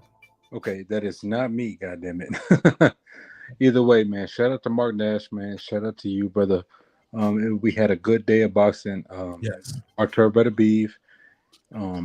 Either way, I feel like he did rabbit punches at the end of the day. And Me too. Me too. Nobody ain't gonna say that neither. Yeah, most definitely. As far as Kid Austin goes, man, I think he's on his way. He's learning, and people are gonna talk down, but it's okay, man. You know, I'm gonna always ride with him, and it's ATX Texas all the way until motherfucker the wheels fall off, man. And shout out to everything, and god damn, man. That shit was not me. All I wanted to say is that shit was not me, goddamn it. What was not you? What you mean? Whoever the fuck was on before this. Oh, Cosmic? Yeah, man. Oh, yeah. Cos was having fun. You know what I'm saying? I think people were thinking that shit was me, man. But hell no, that ain't me, goddamn it. No, that is not me. Either way, man. Like I said, shout out to you, Mark. I just made some pizza, and I'm gonna eat some pizza. So shout out to you, brother. All right, man. Peace, my brother. All right. Have a good night. Good night to you. Oh, Rob, real quick question. 30 seconds on the clock. Did you watch this fight with your dad? I know you like watch a lot of boxing with your dad. Did y'all watch any of these fights today? Yes, no. No, my dad doesn't have the zone, so I did not watch that fight with my dad. Okay, cool. But either way, hey, check us out. Me and my dad are going to be at the Virgil Ortiz and Stanionis fight. Me and my dad are going to be there. Dope. Take some pictures, bro. Yes, and sir. Tag me in them on the IG or send it to me so I can post them up. Yeah, most definitely. And whatever other fights we can be at, man. As far as goes to Texas, man, me and my dad are going to be there, man. I love my dad, and my dad loves boxing. I love boxing, and yeah, You man. love your dad. Absolutely. All right, man. Thank you, Rob G. Yes, sir. All right, Mark. Have a good night, brother. All right. Shout out to Texas, Rob. All right. Sister, how you feel? Crazy show, huh? It was a good show. Yo, I didn't catch the entire show. But I'm looking forward to what you're going to be doing next week. That sounds very, very, very good. Nobody's I'll ever be did learning. it.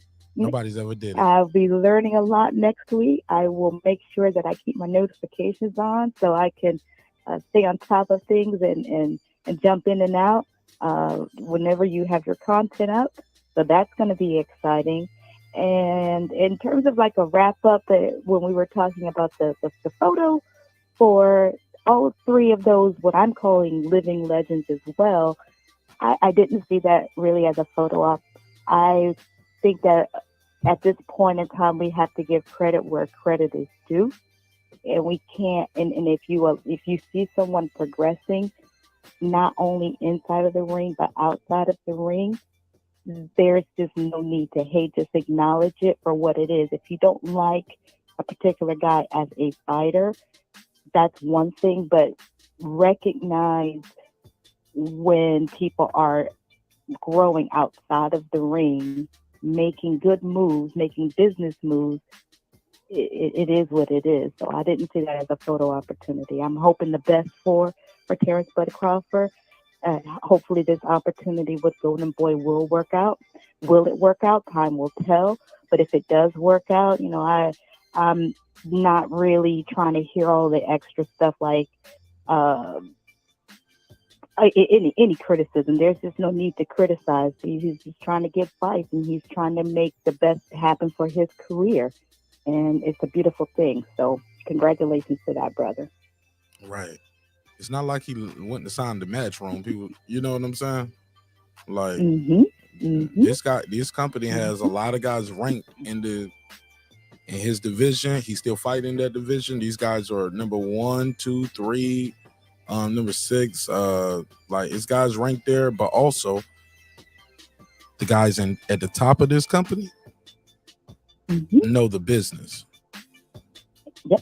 They know the business. And inside the ring and outside of the ring. So come on, man. It's a beautiful thing for him. It's a beautiful thing for him, man. And I hope the best for the brother.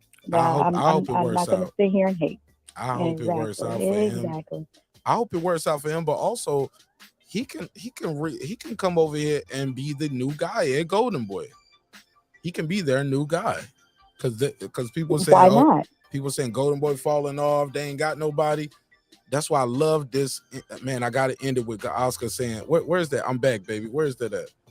To get him and Rocha.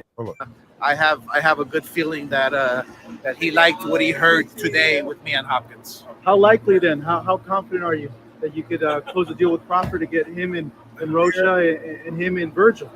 Yeah, we can get him and Rocha, him and Virgil. We can even get him and Errol Spence. Wow. So, this is the way we work with other promoters, and, we want to make things happen. We want to make 2023 the biggest year for boxing. So I'm going after everybody. I'm back, baby. Yeah. I am back. If you... Woo! I'm going after everybody, baby. I am back, baby. I am back. That means they're going to be sending out. They're going to be sending out proposals. They're going to be sending out offers. Who's going to take it? Who's going to take it? Who's going to negotiate? Who's going to reply back? Who's going to ignore? Who's going to pretend that they didn't get the email? We'll find out. And he realized that public pressure that he did with Showtime and Ryan and all this. He realized that shit worked. Took the picture with Ryan. Absolutely. Like he realized, hey, Oscar said, I'm going to use this social media shit. I am the Golden Boy. I am him. Oscar said, I am him. Let's go. Oscar said, I just looked in the mirror and reminded myself who the fuck I was today. And like, you know what? I got time. I am him. Yeah, get Terence Crawford up here. Yeah, what do you want? Because this is what I wanted to say earlier. I said it before, but I don't think I said it while you was on the phone. Nick Rich.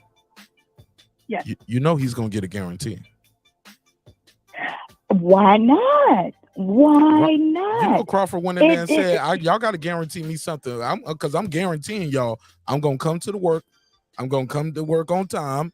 I'm going to train for the fight. I'm a proven commodity. I'm not in there missing weight. I'm not out here getting in trouble outside the ring. I'm going in there winning, and I'm knocking dudes out. That's what I do. I need mine up front. I need my money and up front. I need mine up front. You do your job, promote the shit. You make the shit sell. That's what I pay you for. Can I tell you a quick story? Hell yeah. Can I give you the story time drop? Okay. You can't see it, but I got Mike Jackson eating popcorn for the Thriller movie, but that's the story time drop. Everybody wants to know, so here's how the story goes. Nick Rich, story time. To go. I'm perusing on YouTube, just kind of, seeing who's talking about boxing and the different things that's going on. And so this one channel that I just happened to stumble upon, they had an Excel spreadsheet, it appeared. And on the Excel spreadsheet, it had the top listed pay-per-view fights of all time in terms of revenue and actual views.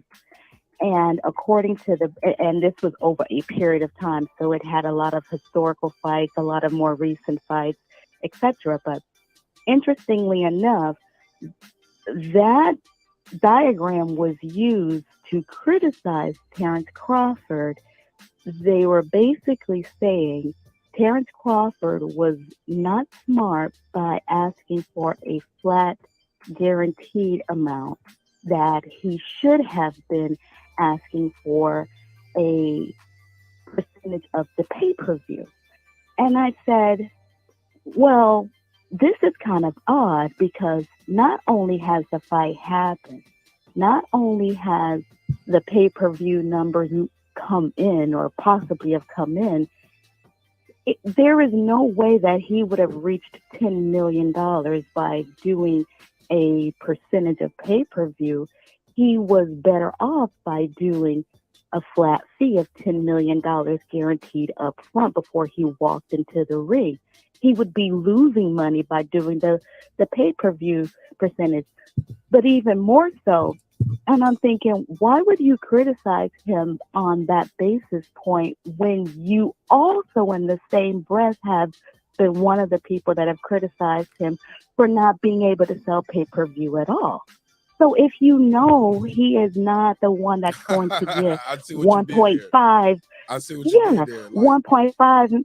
Yeah, if he's not the type that's going to get 1.5, 1.2, 700,000 pay-per-views, 300,000 pay-per-views, if he knows he's not pulling those kind of numbers and you clowned him for not pulling those kind of numbers, why wouldn't he get $10 million flat fee up front before he walks in the ring? Or any make kind it of make flat fee. sense. Or any kind of flat Exactly. Make it make sense. But the fact that was actually a PowerPoint presentation, if you will, and that was the angle that they were taking, and then the comments had just kind of lit up in glee. I was this is so odd to me. Do you have IG or Twitter that you can send me that show? Or can you email it to me? Like, I don't want you to say the person. My email is in the description block. So, I don't want to plug and promote them. And I don't want to shit on them live on air. You know what I'm saying? Because that ain't my style. But I definitely want to see what you was talking about, see the breakdown. But did they account for I'll see if I can email it. Streaming? Like, when the streaming really hits, did they account for that? I'm sure they didn't. They probably went back to Tyson and Holyfield and all of that shit, huh? Well, let me just say this. Like, I lost a couple of brain cells, so I tapped out probably within like 7 minutes of it. So I don't know how much other details, but I just caught the bit where they thought that it was a bad thing to not get the flat fee versus a pay-per-view percentage. And I just said, man, this is very odd. This is very odd. I don't have IG or Instagram, but I do have your email. So I'll send it to your email, to your Gmail. Okay. Yeah, I need that. All right. Well, I ain't gonna hold you up no more. Give me your take on the fights that we saw. Did you see the Alexis Rocha fight, or did you see the Beterbiev versus Yard fight? It was only the Beterbiev versus Yard. I was in a chat last night, and I just said, for kicks and giggles, I'm gonna go with Yard for the upset by knockout. I think that's what I even voted. Not because on paper it should have happened, but I was just like, hey, I'm just the contrarian tonight, just for kicks and giggles. I'm just gonna say that. So yeah, some people. Of course, I was wrong. Yeah, people click those buttons sometimes, but they don't put it in the chat. And they won't call in and say it, but that's why I was like, tell me what you picked. People like, man, I ain't telling you that shit. No, I gonna tell you. I'm gonna just keep talking. No, but I think I was on the record in the chat. But as I said it, I said I have no basis point for it other than I'm just being a contrarian right now. So that was all. One of those gut feelings. Yeah. Okay, Mark, fine. If you want to say. No, that's what they're going to say. No, I'm saying that's what they're going to say. I'm just going for the black guy, man. Okay, I'm going for the young guy. Okay, the younger guy. I like his cornrows. I don't have to say the black guy. Well, and I think even somebody asked, like, outside of, what does he bring to the table to make you think that? I'm like, okay, he's big. I don't know. She was like, I like his body. I'm a woman, man. At the end of the day, shit. She was like, I like him with his shirt off more than I like Beterbiev. She's like, hit the Pornhub drop. But that's all I have, Mark. She was like, I think he's cute. Fuck it. I ain't trying to fuck Beterbiev. So, but that's all I have for you, Mark. I appreciate your time. Thank you so much for Yeah, let having me me get you on. up out of here. And I don't got wow. I'm sorry. Respectfully. Thank you again for calling in, that's sister. okay. And thanks for giving us your presence, entertaining us, and enduring some of that stuff that was going on. But stop being a Oh, that's stranger, man. fine. No worries, no worries. And again, you could put a case on me for entertainment purposes only. How about that? Yes, ma'am. Absolutely. All right, take care. Yes, All ma'am. righty. Peace, peace. Okay. Shout out to the good sister Nick Rich, man. Hell of a call, man. Good call. Good call. All right, man. That was fun. That was fun. Hell of a night. Hell of a night. All right, man. Hell of a night. Hell of a morning. It's time to end this shit, man. Love y'all, man. It's time to go. Let me see what they saying in the chat. Anybody saying anything? Did I miss anything? I'll refresh over here. Nah, I didn't miss a super chat. So we good then. All right, let me do a neighbors only roll call. Close this out. Let me see what the survey looking like. Can Oscar and Golden Boy help Bud get the Spence fight? Take a screenshot of that. That's gonna be my new thing too. Like when I do these surveys, I'm gonna start putting the surveys up on the community tab. So if you missed the episode, because sometimes I make the episodes private and just leave them on the backup channel. If you want to catch the episodes, join the membership. Let me put a dot or something in the chat. Go to Mark Nash Live. Mark Nash Live. Sometimes I leave these up on the main channel. Sometimes I make them members only, but you want to check the playback of the live stream, go to Mark Nash Live. Mark Nash Live on all platforms. You know it when you see that Breaking Beats logo right there, all right? Again, man, thank you guys for your time, energy. Thank you again for allowing me the opportunity to entertain you, your family, your co-workers, wherever you guys are listening to the show at. Thank you again for the opportunity. Check out my interview with Michael Williams Jr. We did that live. Had a couple technical difficulties, but I timestamped the entire interview. It's about a 40-minute it's about 30 minutes. It's about a 30-minute interview. It says 40 minutes, but it's about 30 minutes, right? And I timestamped everything so you guys can really go to the good parts that you want to see, that you want to hear about. We talked to him about training with Roy Jones. I know some of y'all said Roy Jones is not a good trainer. I asked him about being discovered by Roy Jones and you know how the process goes. I asked him about the game plan for AB, about naysayers, taking their first loss. They actually commented about Hank Lundy saying they broke the internet. He was like, man, people want to see me versus AB. We broke the internet. So they competing about that as well. So check out that interview. I hope you guys love it. Again, Women's Week is next week. Women's Week is going down next week. Got Christy Martin, Rachel Donaire, Franchon Cruz, and a couple other special guests. I'm gonna put out the graphic for it. The Christy Martin interview is gonna be in the morning, so just to let you guys know, the Christy Martin interview is gonna be live and it's gonna be in the morning. So I'm gonna definitely keep you guys abreast of that. I think the Rachel Donaire interview is gonna be in the evening. So will the Franchon Cruz. So guys, keep your phones alert, keep your phones on the notifications. If you're not getting the notifications, click unsubscribe. No, matter of fact, don't click unsubscribe and resubscribe. I used to tell people to do that, but don't do that because sometimes I'm going to do an episode and I'm going to say, hey, look, you can't even talk to me in the chat unless you've been a subscriber for a week. Yeah, I might make it 24 hours, 48 hours. Sometimes I might say 5 minutes a day, but sometimes I'm going to say, man, you can't even talk to me tonight unless you've been a subscriber for a month. Fuck it. We're going to find out who is still here, who's not here, who unsubscribed and resubscribed. So with that said, man, that's all I got. Hope you love yourself, man. God loves you. If not, you don't love yourself, man. Martin Nash in the neighborhood loves you over here at Breaking Beats. It's been a great show, man. Thank you again for the opportunity. And let's close it out with a good old neighbors only roll call.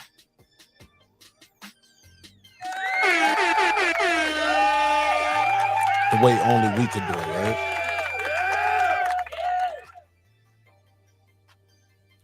again, man, shout out to everybody who covered this sport today too, man, because a lot of people wasn't interested in some of these fights. But I'm telling you, man, you got to watch all these fights, man. You got to watch them. So later on, when these guys start fighting, you ain't one of them guys sitting around saying, never heard of it. It never heard of it. Like, nah, yeah, I've been watching, homie. You know what I'm saying? I know who he is. Yeah, and don't cancel these guys out because they take a loss here and there. Like, continue to support these guys, lifting them up in boxing. Don't call them a bum because you never know. You might look up one day, shit, they fighting Adrian Broner, and they want to come talk to you even before they really start media week. They talking to you already. And then if, shit, God forbid, go in there and pull off the unthinkable. What up? Oh, man, they're coming back. Let's do it like this. True Media Today, USA Boxing. Shout out to my guy, that's Coach Malachi Williams. What up, gangsta? Shout out to Tar Hill Resin. What up? Pudo. What up? Stephen Bateman in Australia. What up, gangsta? Food Revolution. What up? C. Jones 0224. What up? Sweaty Teddy. What up? I always feel uncomfortable saying that, bro. I got to put a case on you, man. Gotta put a case. How about Sweaty Teddy call in one day and be like, I'm a woman. We're like, oh shit, I didn't even know. My bad. all right, so shout out to Sweaty Teddy. All right, let's do it. What up? That guy Eclipse 330. What up? KP from KC5. What up? Adam Kelly. What up? TJR. What up? Matt Wade. What up? DJ. What up? Karma Serene with the Serene Saturdays. What up? Kansas City Mac. What up? Ill Status Boxing. What up? Ace Retro. What up? Tank the Sweet Science Examiner. What up? Beyond and Above Media. What up? Pittsburgh T. What up? SF City Slicker. What up? I Know Boxing. What up? Boxing Lounge. What up? It's Mex. What up? Mike from Boston. What up? Ride of the Storm. What up? Here to There. What up? Miss Queen Sunkissed. What up? Taylor Bell. What up? Maddie Yoel. What up? Cliff Bailey. What up? Con Shonnery. What up? Lisa Bell. She never fails. You killed it, sister. What up, gangsta? And then people killed it for you. I know, Lisa. She's like, man, we were having a good show, and then these niggas pull up on that Spence Crawford shit, motherfucker. What up? I get it, but it's all good, Lisa. We got to entertain them sometimes. Cooking with the Champ. What up? Terrence Bailey Sr. What up? HLD. What up? Cooking with Sir Sr. What up? Brandon Washington. What up? Born Supreme. What up? Lady Shan Dundem Season. What up? Dub Right Side. What up? D Bevel the Champ. What up? And of course, the big fish himself, my good brother, Derek Lincoln. What up, gangsta? My man. All right, man. This was fun, man. This was really, really, really fun. Yeah, I had a good time doing the show, man. Thank you guys for listening. Again, I can't stress it enough. Thank you for the opportunity to entertain you this evening, this night, and this morning. God willing, we will be back and do this shit again. Don't look for me for a pop-up tomorrow. I'm telling y'all now, don't look for me for a pop-up tomorrow. I have a lot of interviews, a lot of graphics, a lot of things I got to prep for the Women's Week. So don't look for me for a pop-up, but look for me dropping some clips from these interviews. Look for me dropping a lot of YouTube shorts with a lot of clips from interviews and just a lot of good conversations from the show, talking to these amazing individuals. And some of you guys might see yourself in some of these YouTube shorts that I'm dropping, with just clips from the shows. So I look forward to it. Shout out to my good guy. What's up, bro? He said, shout out to the young lion, Floyd Schofield. Absolutely. Yeah, man. Amazing work. He said, Mark Nash, y'all don't write these boxes off. He said, 100 at Mark Nash. Y'all don't write these boxes off just because you expected them to get a KO, but instead they went a full distance. Sometimes opponents won't go away that particular fight. Absolutely. And when you're dealing with certain veterans, they just know how not to get knocked out. There was a guy on the Top Rank card, the Frank Warren card. No, it was Frank Warren. It's Frank Warren on ESPN Plus. Frank Warren's card on ESPN Plus, it was a top rank and Frank Warren collabo. But Frank Warren pretty much was the promoter record, putting it all together, right? Bob Arum is his American partner. Peep this. There's a guy up there with like 96 losses, bro. It never heard of it. Yeah, you heard of it. 96 losses. But he ain't getting knocked out though. He just be losing on the cards. He know how to survive. Know how to do enough not to survive. So he got 96 losses, but I don't even think he got 10 knocked. I don't even think he been knocked out 10 times. It might have been less than that. It might have probably been like 3. Something crazy like that. So some guys know how to survive, but Floyd did his job. He tried. He got hit with some clean shots. He showed he had a chin too. Because he got hit with some clean shots that he did not see. But he showed he had some dog in him. Showed he had some wherewithal. Showed presence of mind. He gotta break those holes though. He can't let those guys hold him like that. In the words of Tim Bradley. But he gotta fix these holes. Yeah, you gotta fix these holes. And holds with HOLDS. Yeah.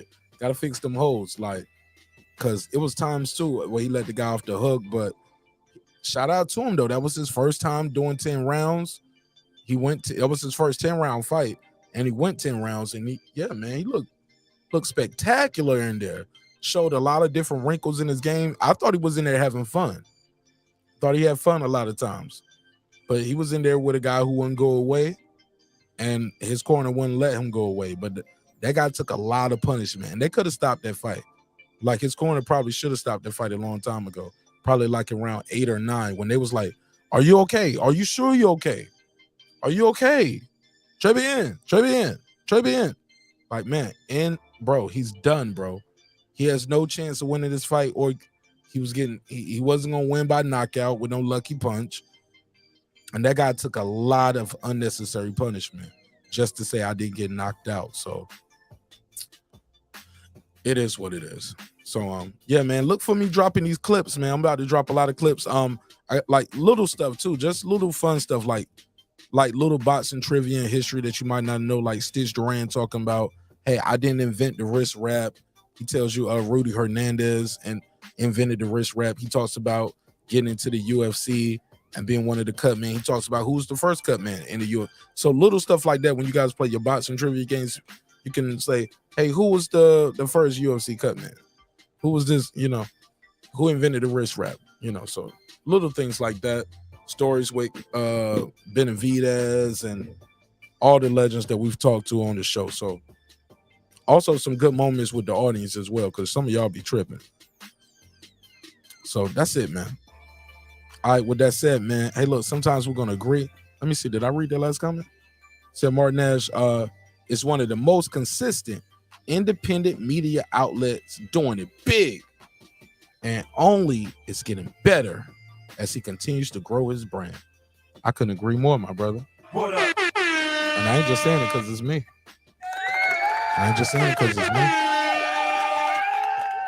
Sometimes you gotta sanitize the platform, like my man Scott would say. Like, yeah. So, yeah. But that's it, man. Let me land this plane. I love y'all. Hope you love yourself. If not, guess what? God loves you. So does Martin Nash in the neighborhood here at Breaking Beats. Always remember, dreams require sleep. Goals require effort. Go out there and get your goals. I'm gonna get some sleep. I did my work today. So you can go to this and every video and go to the description block and cop some of the merch. Just look for the t-shirt, little logo, and click the link.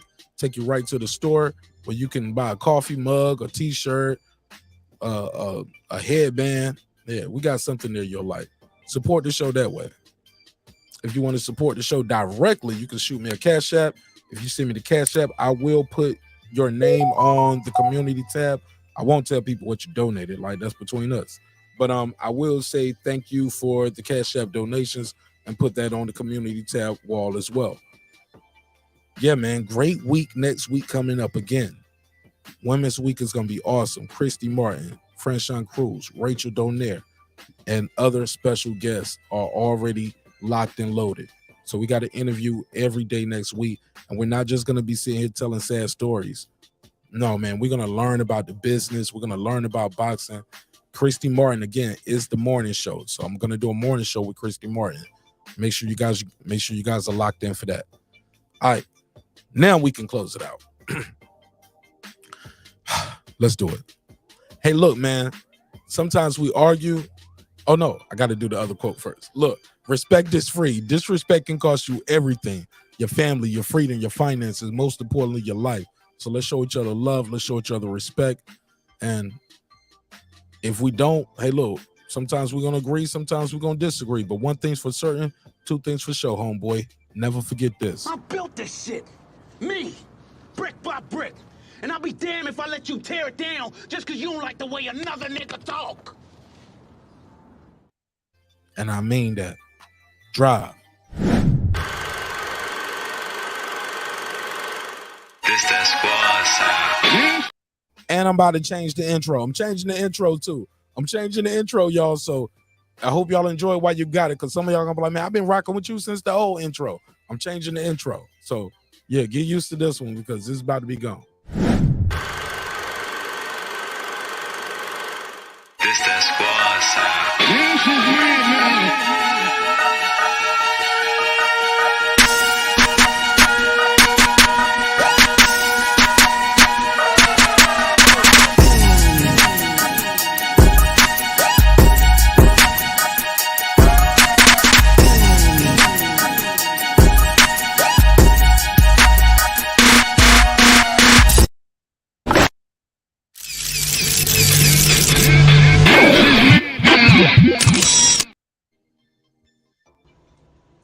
Subscribe. I don't care how many subscribers he has. Support him. So he made all this possible. He made this possible. Nah, Dr. Mark, God made this possible, and so did viewers like you. I love y'all. See y'all on the next one. Peace.